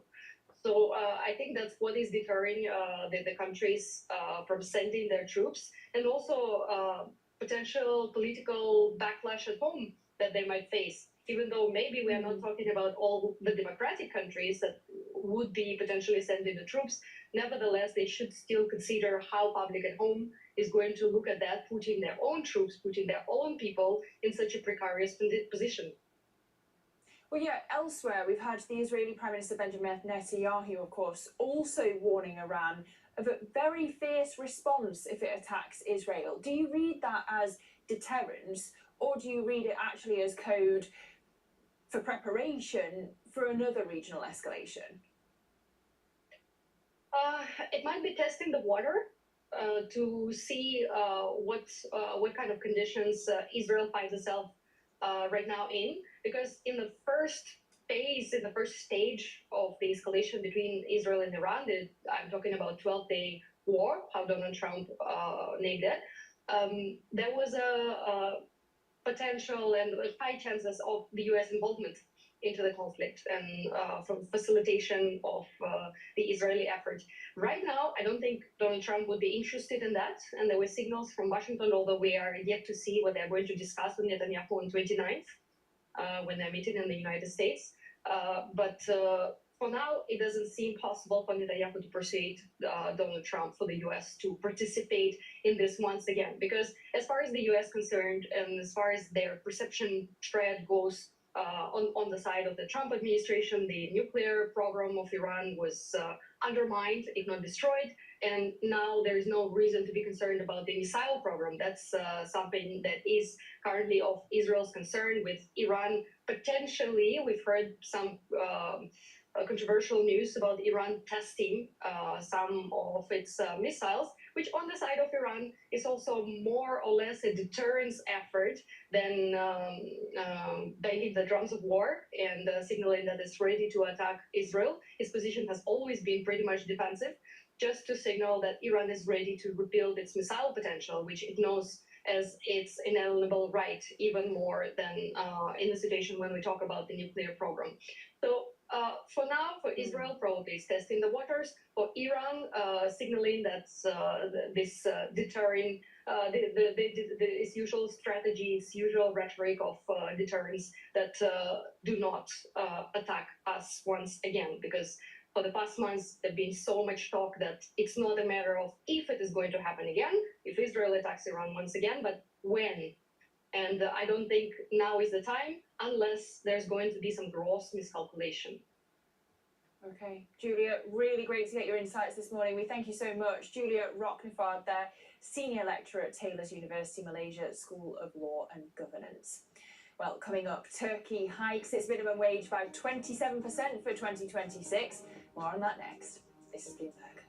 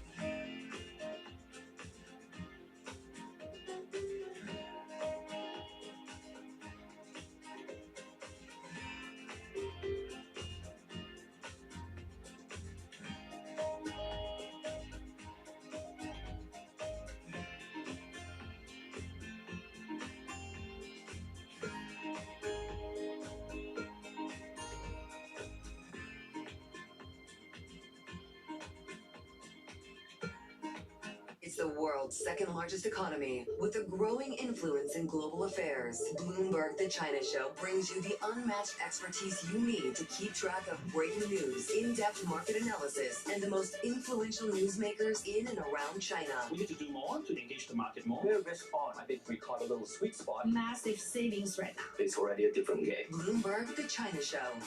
Weekdays around the world, right here on Bloomberg. Context changes everything. Why do the biggest names in business choose Bloomberg Television? That's a great question. It's a very good question. Interesting question. Good question. Great question. I so appreciate that question. You certainly ask interesting questions. Bloomberg Television. Top experts, great questions. Join me each week on Wall Street Week for stories of capitalism from business, markets, economics, tech, and climate. More than what you need to know, it's what you need to think about.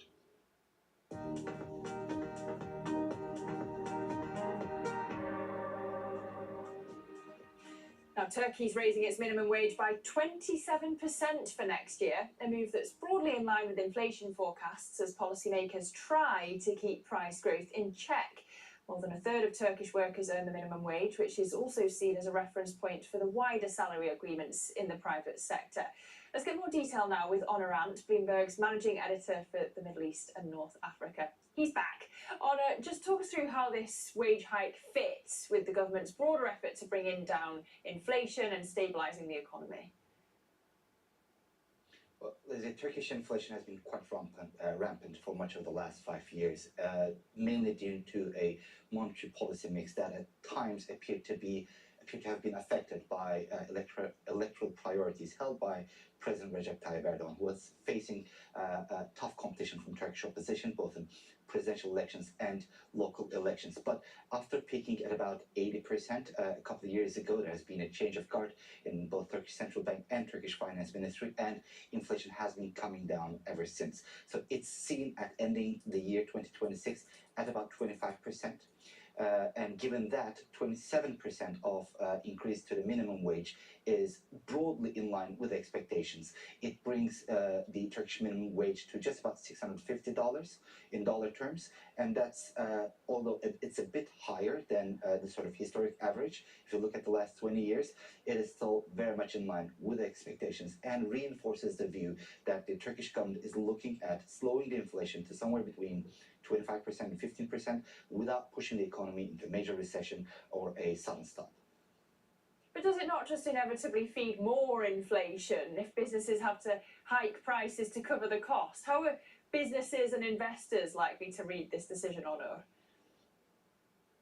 Well, I think both businesses and investors are aware that the Turkish Central Bank's own estimate of where the inflation might be end of next year, somewhere around between 13 and 19%, is a bit ambitious.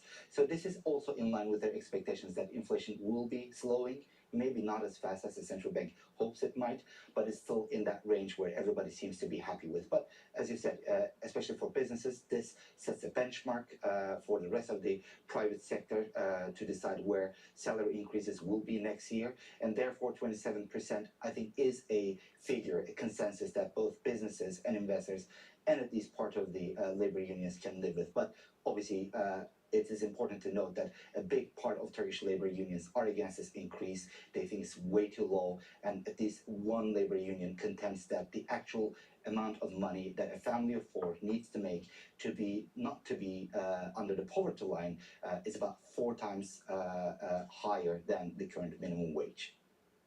Okay, so you've got to see it in the Turkish context. Onur, thank you so much for the context there. Onur Ant, Bloomberg's managing editor for the Middle East and Africa.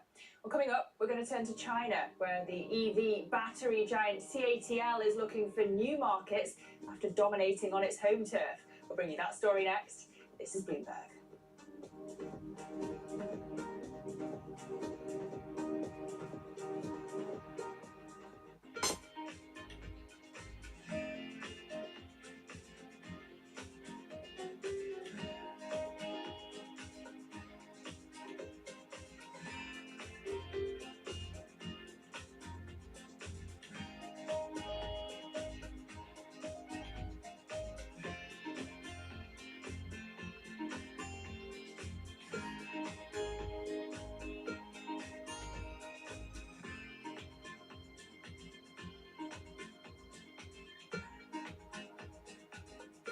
Technology is embedded in every aspect of our lives and laying the foundation for the future.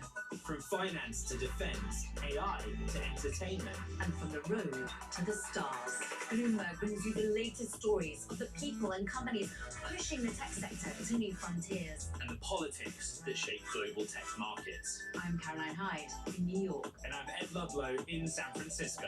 Watch Bloomberg Tech every weekday. Only on Bloomberg Television.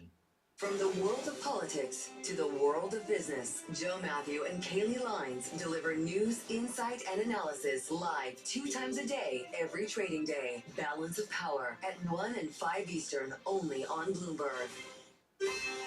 Bringing you up to them in the news whenever and wherever it happens. I'm Sharian in Seoul, and this is Bloomberg. Welcome to the world of decentralized finance. Why is it that NFTs have not recovered in the same way that, say, Bitcoin has? Bloomberg is covering all things crypto. It's a pretty spectacular story. The people. This is the future. This is the 21st century economy. The transactions. It snapped up nearly $1 billion of Bitcoin. And the technology. We need to build a digital Fort Knox. That gives people financial freedom, and that's a wonderful thing. That's extraordinary. We ride the wave that is Bitcoin. Bloomberg Crypto, Tuesdays only on Bloomberg.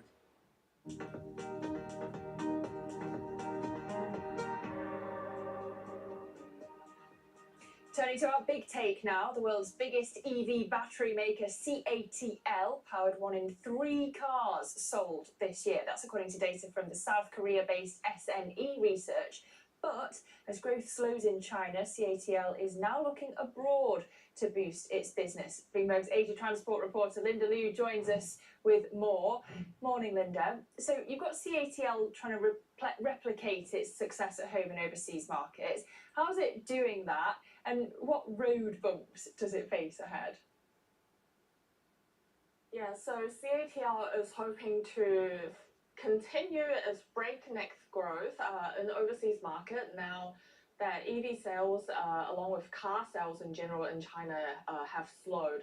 So you're seeing them really pushing to set up production in Europe. They've built 2 factories, one in Germany, one in Hungary. They're building another one in Spain with Stellantis, and they're also looking to do licensing deals with US automakers such as Ford. So really, it's about finding new opportunities overseas, but it's facing a lot of geopolitical challenges. So in the US, it can't directly kind of build its own factory because of these barriers to entry. And in Europe, it's facing, efficiency and cost challenges in its production facilities. And how is it likely to handle the uneven EV demand, if we put it that way, across the world? Yeah, CATL is betting on, even though in the short term, EV demand is a bit uneven. You're seeing that in Europe, where the subsidy support for purchases are being scaled back. A timeline for phasing out internal combustion engine vehicles was scrapped recently. So CATL really has a big challenge in sustaining this growth, but it sees itself in the long term as, the premier battery provider to all of its automaking partners. And it thinks that by, improving efficiencies, bring the cost of batteries down, and helping the manufacturers launch more and more affordable EVs is the way to really keep this market growing, even if support and subsidies are not as strong as before. Okay, Linda Liu with our big take, and you can read it on the terminal. It is a fabulous read, so I recommend you do. Bloomberg's Asia Transport reporter there, we thank you. Just checking in on these markets at the end of this hour, and we have them futures pointing ever so slightly lower on both sides of the Atlantic this morning. We have seen some gains in the Asia session. We are watching lots of markets only partially open today. The Philippines already off on holiday because it is, of course, one sleep till Christmas. That's it for Horizons Middle East and Africa. I'm Lizzie Burden. Stay with us for Daybreak Europe. Oliver Crooks coming up next. This is Bloomberg.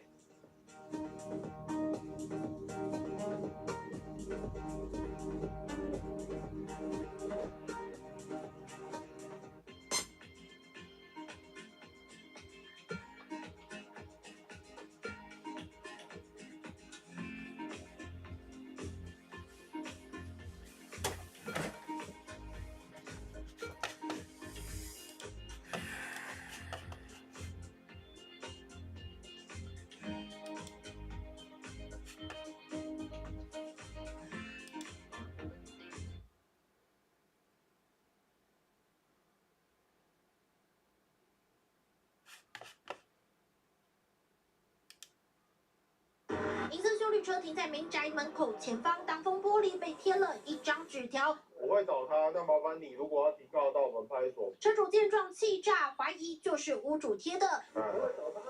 我现在没有办法马上敲门叫他，要求警方到场敲门找对方出来对质。事情就发生在台中西区华美街，23号早上9点多，43岁的吴姓车主并不是这边的住户，却把车停在其中一栋民宅前，直接挡在别人家的门口，就有民众贴上纸条，上面写上不要乱停门口，影响他人出入的内容，要提醒车主注意。没想到这位车主看到不是马上移车，而是报警指控他的挡风玻璃被毁损了。他会故意停在我们2家中间啊，然后一停就是都停很久啦，都停个1天、2天、3天，然后来跟他讲一下，请他移车什么，他还是跟你大小声，态度超差的。其实他说明他那边其实很多停车格可以停。附近住户一看到就知道这位车主的身份，无奈说这位陌生人租屋在附近，明明就有空的停车格却不停，老是停在别人家门口上。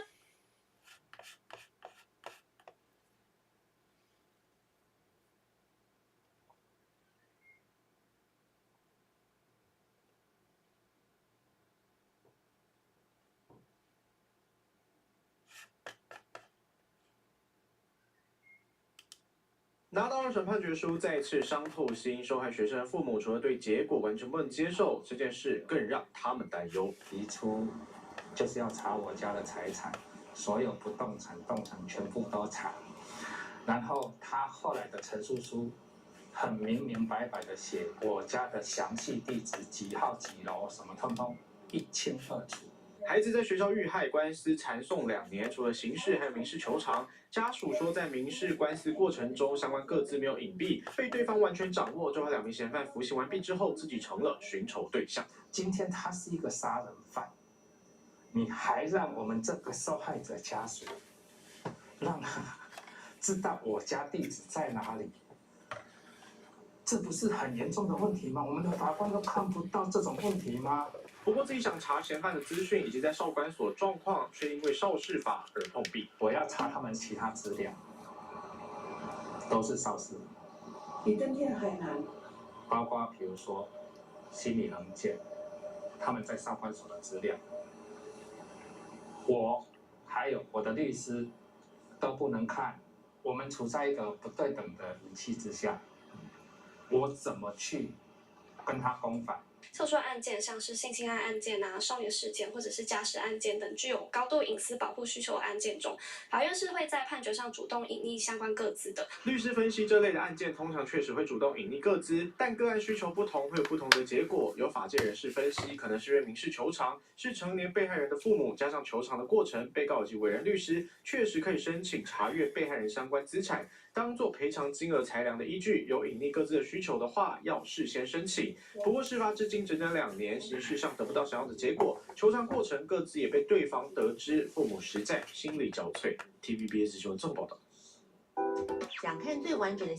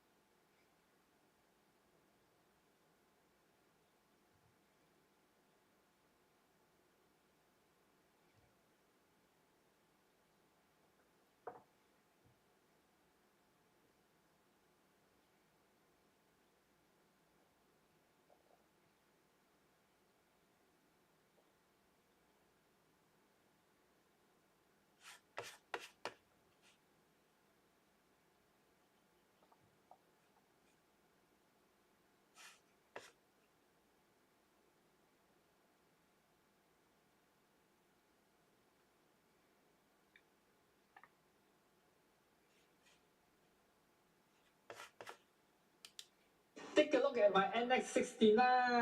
It is all banana-like right now. That means I have been trying my very best to kill the Hummingbird V4, but I failed to do so. And also, welcome Newbie Drone to Malaysia. Finally, I can get my hands on your product because I am an impulsive buyer, and for me to wait for shipment, yeah, I might just cancel my plan. So welcome Newbie Drone and welcome my buddies to the studio. I've already set up the whole studio with my buddy Glenn, and usually this place is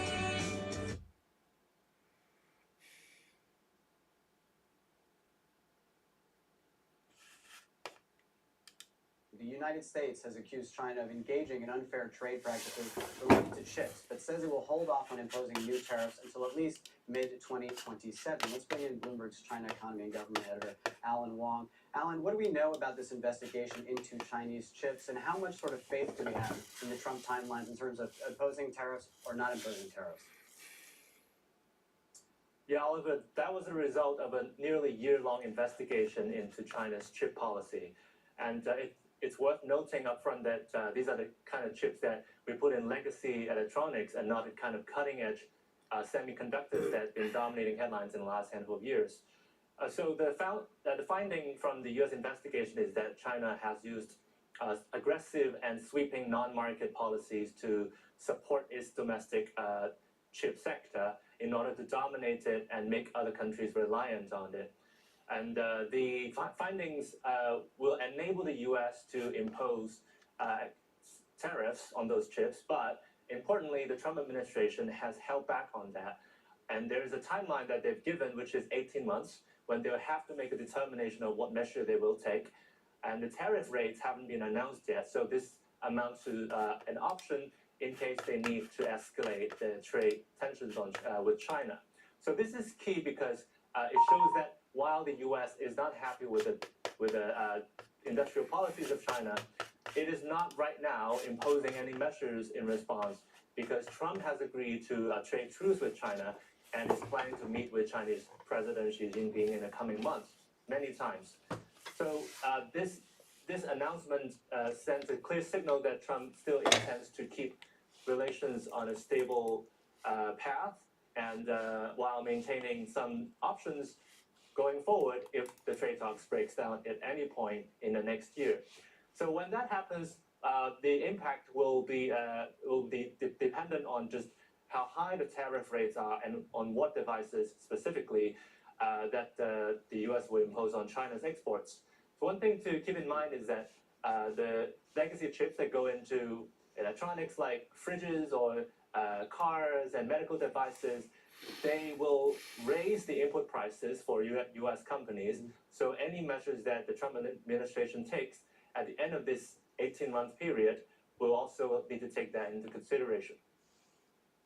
Well, Bloomberg's Alan Wong, thank you so much for joining us from Hong Kong for some important context on that story. Now let's get to that U.S. Economic growth story. The economic data, once again, leaving investors split on what it all means for monetary policy. On the one hand, the U.S. economy expanded in the third quarter at the fastest pace in 2 years, bolstered by a resilient consumer and business spending. On the other hand, there's some skepticism about the reliability of the top-line GDP data. Here to make sense of all of it is MLive currency and rate strategist Ben Ram.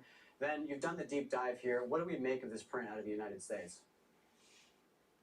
Morning, Oliver. I think that, the misconceptions aside, some of the concerns are warranted, but I think on the whole, you've got to take the data for what it is, which is one of stellar growth. I mean, consumer spending is booming and exports are on the rise as well. So this economy is well underpinned by demand. So I think that resilience in the US economy will continue. Let's keep in mind that, the Federal Reserve is forecasting growth to come in at 2.3% in 2026.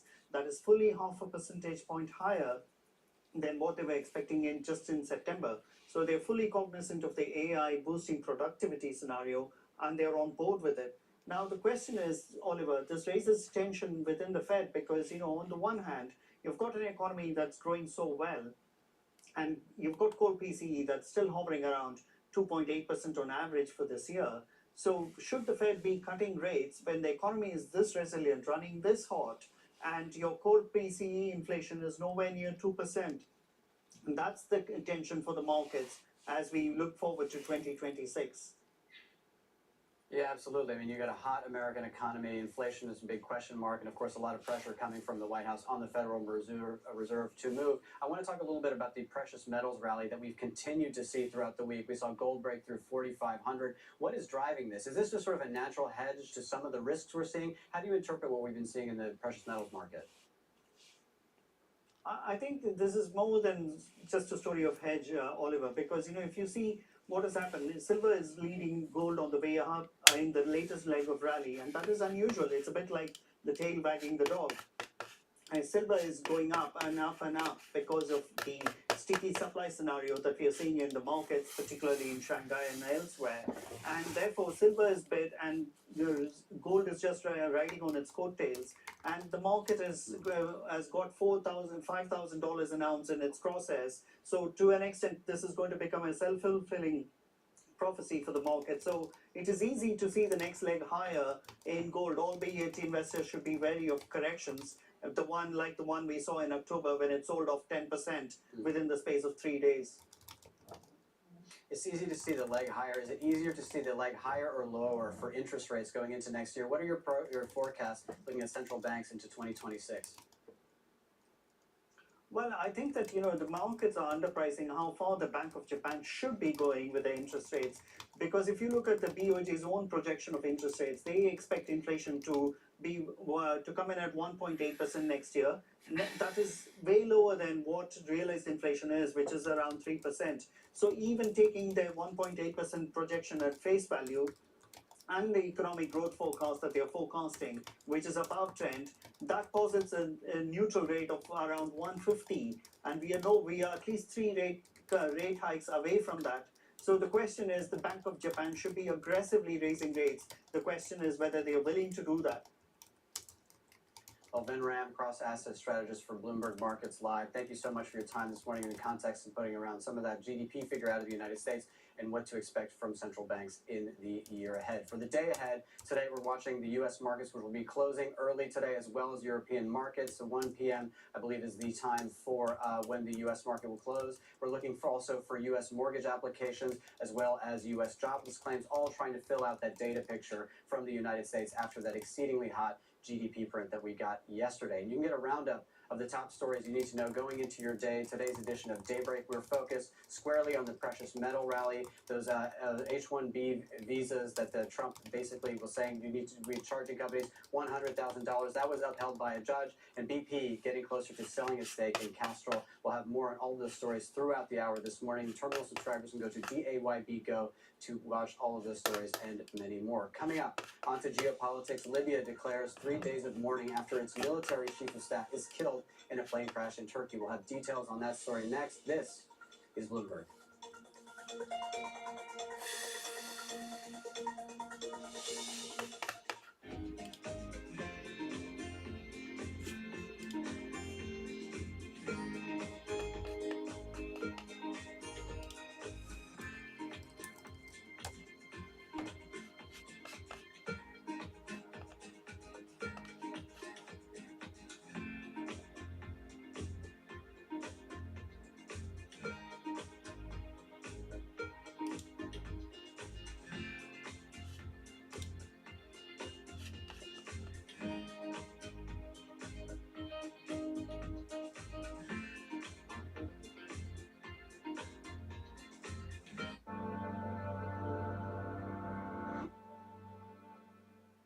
U.S. jobs numbers are released. Bloomberg has the report under surveillance with crucial data and expert analysis at terminal speed. Nobody covers jobs day like Bloomberg. What is going to be the consequence for U.S. markets? We'll see money stays across European equity markets. Take a look at how we're faring when it comes to Asian markets. Asia is at the forefront of some of the world's biggest stories. I'm Xiaoyan in Tokyo. And I'm Heidi Stradwatts here in Sydney, where the trading day begins. We're here in the centre of all the action to get you set up with the numbers, news and knowledge you need for the day ahead. The demand is indeed recovering. We've been waiting for this moment. The opportunity of a century. Join us on Bloomberg The Asia Trade. Weekdays only on Bloomberg TV. Context changes everything. Good morning. This is Bloomberg Surveillance. Welcome back to the opening trade. Watch Bloomberg Tech. This is The Asia Trade. This is Wall Street Week. Welcome to Balance of Power. This is Bloomberg Television.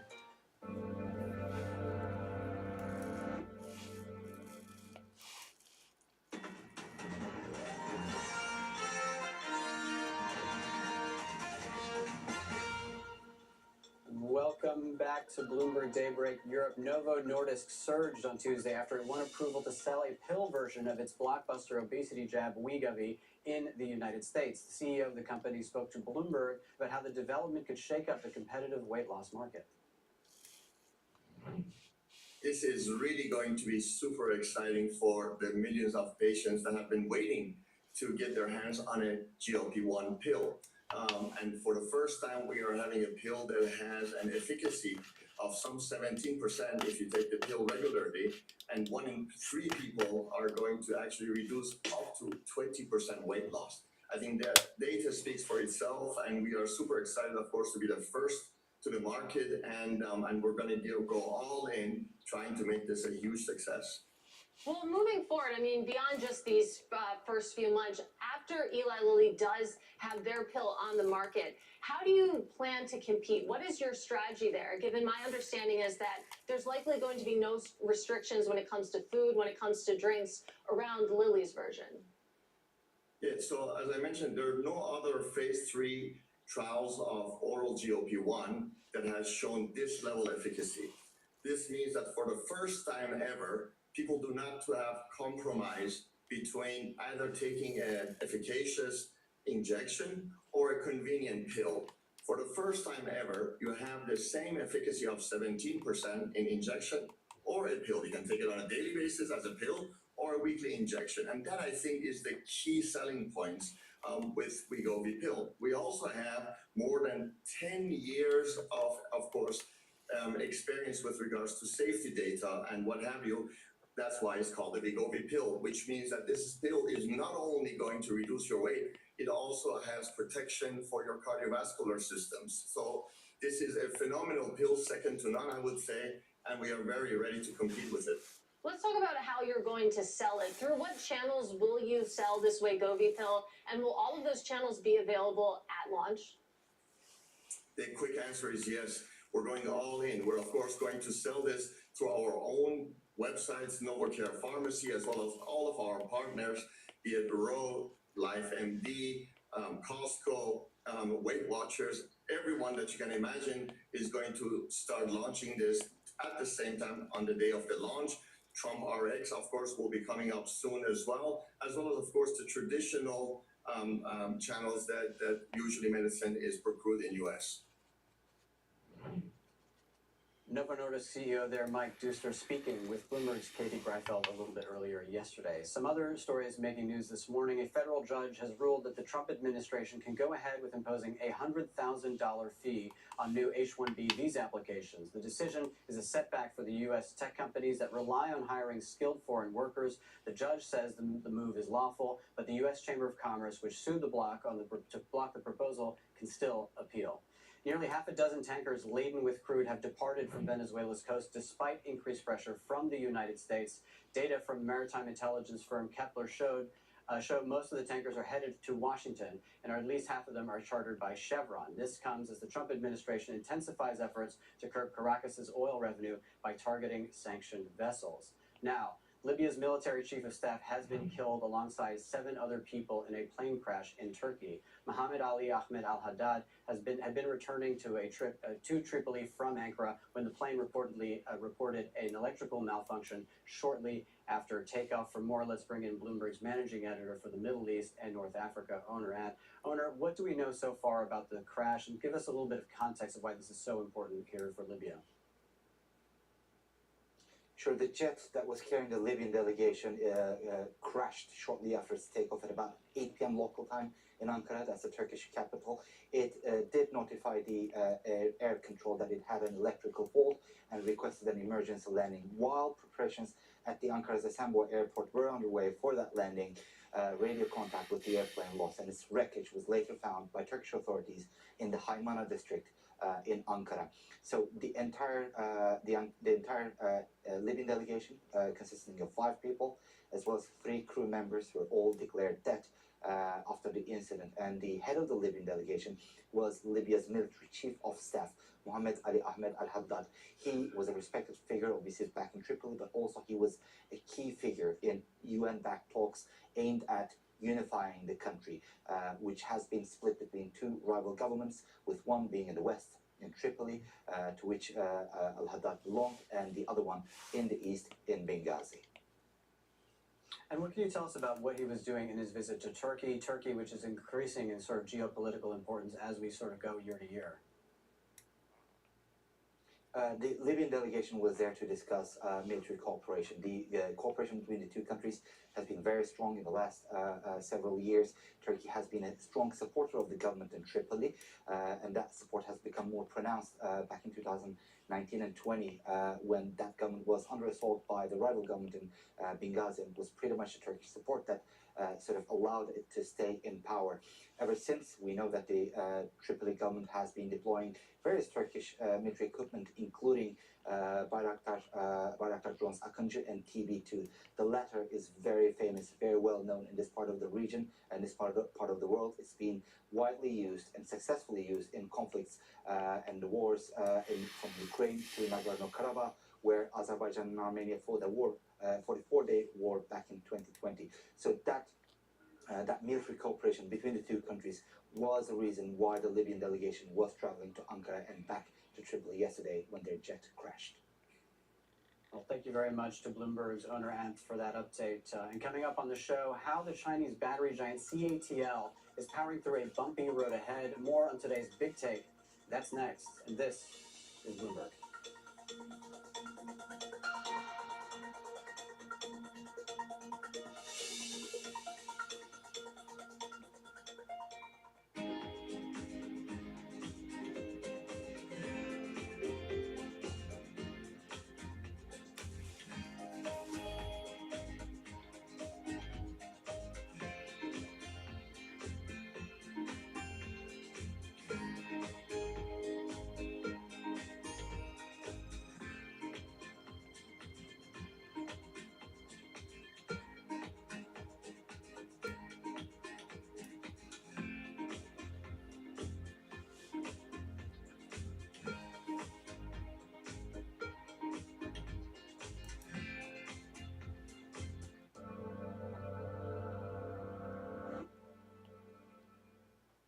Get your fixed income fix. Watch Bloomberg Real Yield around the world right here on Bloomberg. Context changes everything.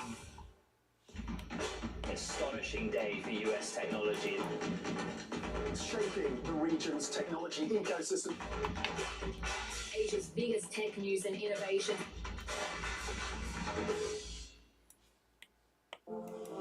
Used to be, one would say, what's that got to do with the price of tea in China, when they wanted to poke holes in the relevance of something? Now though, if you're in tune with how events around the world affect each other, it becomes clear that the current going rate of tea in China has a lot to do with a lot of things, not just tea things either, but tariffs, franchises, and IPOs. How much?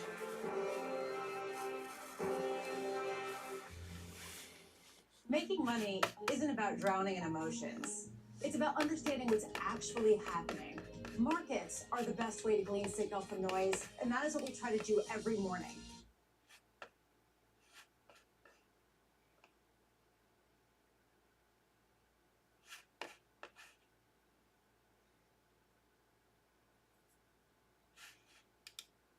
持续锁定上午10点新闻，我是詹淑涵，带您来看到针对张文的随机攻击案，专案小组今天是重会了现场，最新状况如何？连线记者苏佩宇。好，继续带来关心1月19的北捷恐怖攻击事件。现在呢，我们所在的位置就在台北市的中山捷运站这边。那为您来关心到，在稍早，其实这一整个十字路口是进行封街的，原因就是因为现在呢，台北市要来进行这个现场还原重建，也因此说呢，这次是利用了3D 雷射扫描仪。当时呢，它这个雷射扫描仪就是放在路口的正中间。它是要扫描整个环境，因此在稍早呢，整个路线是进行封街。没有想到呢，也是酿成民众来不开心。不过，其实这个3D 雷射扫描仪之前是几乎没有曝光过。在稍早呢，警方有出面来介绍这个3D 雷射扫描仪，带您一起来听。这就是那个用红外线雷射去记录，我们去记录整个现场，然后把现场数位化以后，后续可以用软体把现场整个重建起来，然后可以供我们之后在法庭上进行展示使用。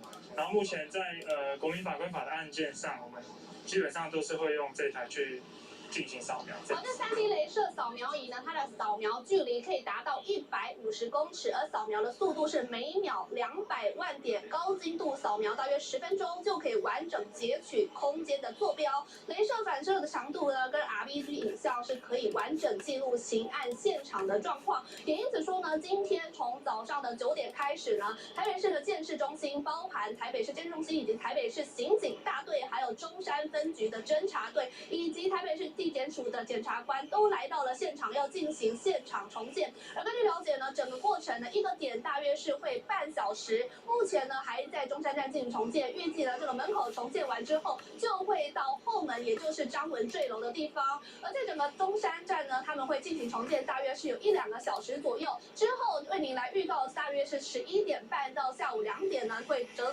是会在台北车站来进行重建。而它重建呢，会有点像是这个建筑的3D 图，也因此他们为的就是之后如果在审判的过程中，这样子的东西是可以还原在法庭上，让民。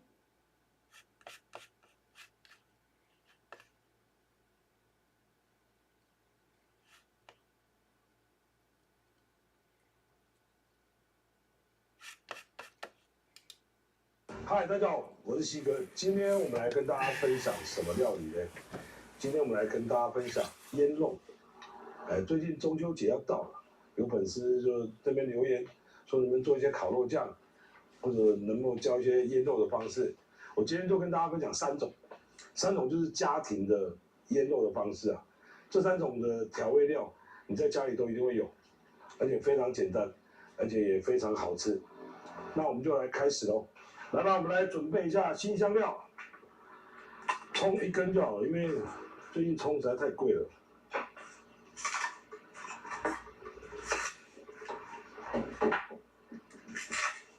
放在旁边备用。姜也来切一点，因为我们今天要准备3种，所以我们准备3片就好，姜不要太多。因为姜太多，如果姜的味道太重，反而会不好吃哦。再过来，我们要准备蒜头。蒜头的话，我会比较建议大家把它切碎，最好是能够把它变成蒜泥。3份的腌料大概就这样子蒜头就好了啦。因为我们要把它变成蒜泥。有果菜汁机的就用果菜汁机啊，如果没有的话，就像西哥这样子就好了啦。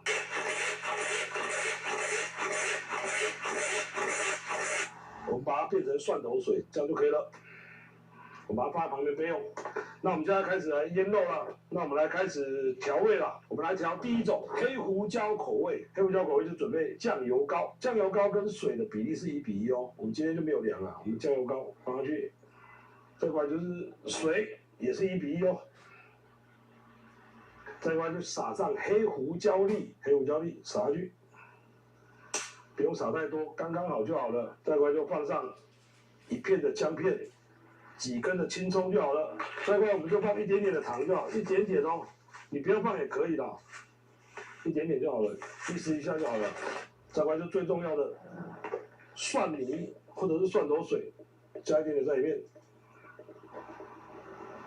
好，再过来就把它搅一搅。这个时候我们来试一下味道，如果太咸的话，还可以加点水。我们来试一下，刚刚好。最后就撒上一点点的香油或者是麻油，这个我之前有分享过了。因为我们今天没有香油，所以我们撒上一点麻油就好了。这个就是第1种腌料，像这样子的腌料，你可以一次做多一点点，一半拿去腌肉，一半拿去刷烤肉。但是这个要放在冰箱里面，让它先稍微的腌制个大概半个小时到1个小时，它的味道才会出来。这是我们第1种的黑胡椒口味的。再过来就是第2种，第2种就是大家比较常见的，就是沙茶口味啊。我们这次又是酱油膏，哪一家的品牌都可以哦，也是一样是1:1哦。酱油膏跟水是1:1的。再过来就把沙茶酱丢下去。再过来一样就是姜片1片，几根葱下去，再外就加一点点糖，还记得蒜头水下去哦。蒜头水很重要哦，一定要加哦，如果没有加的话，那个味道就不对哦。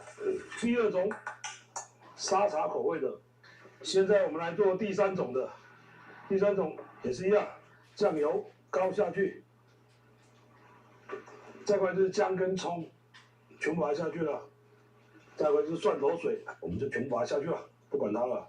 蒜头很重要哦，这个腌肉的话，蒜头真的是非常重要，你们要记得哦。再过来就是五香粉，五香粉口味的，这个非常多人在用，像我们的腌制炸排骨啊，或者是一些炸鸡排啊，他们都会用到五香粉。你也可以用13香，13香的味道也不错。我们五香粉就放一点点下去就好了，少许就好咯，不用太多。再过来就是刚刚忘了加水，我们就加点水下去。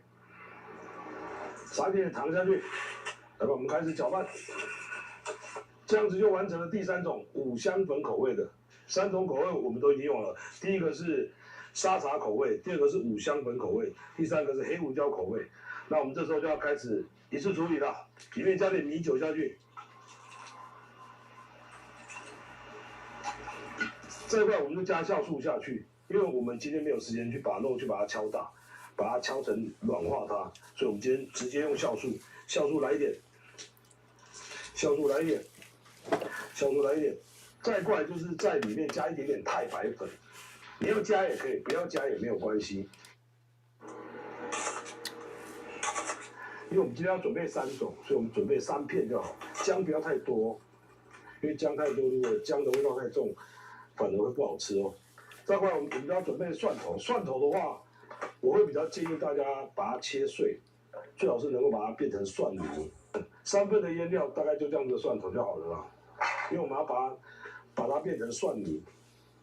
有果菜汁机的就用果菜汁机啊，如果没有的话，就像西哥这样子就好了啦。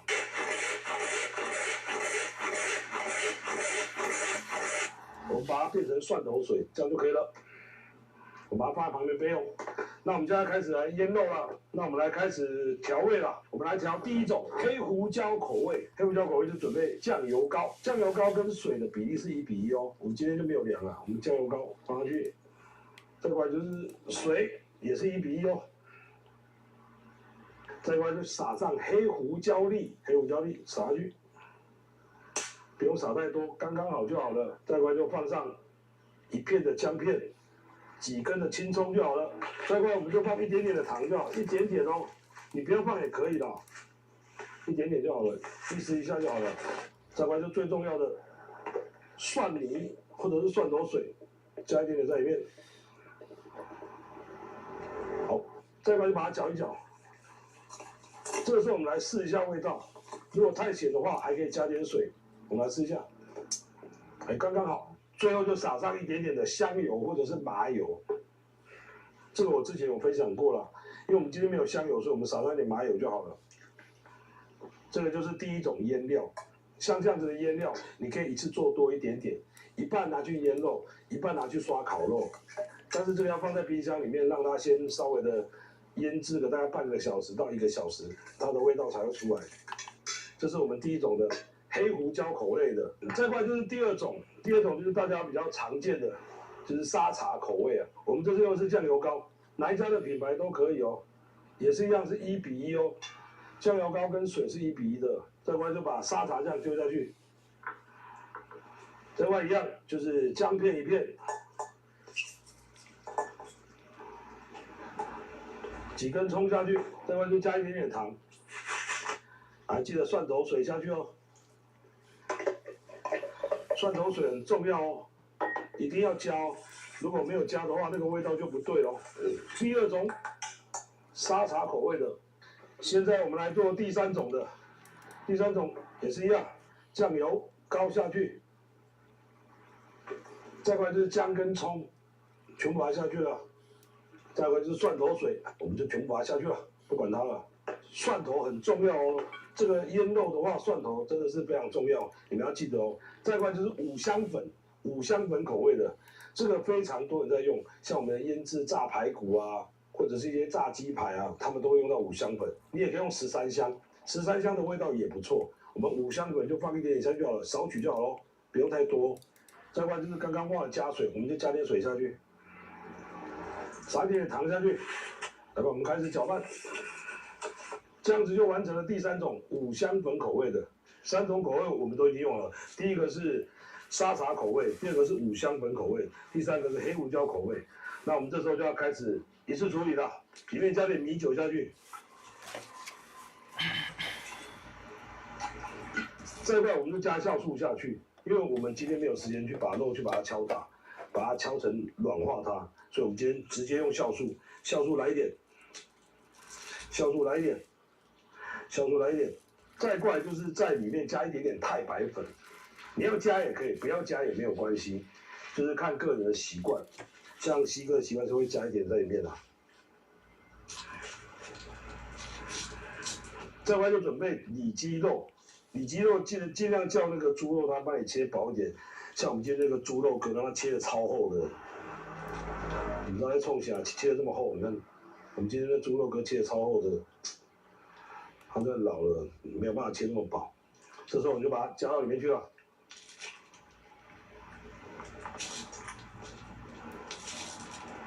3种口味。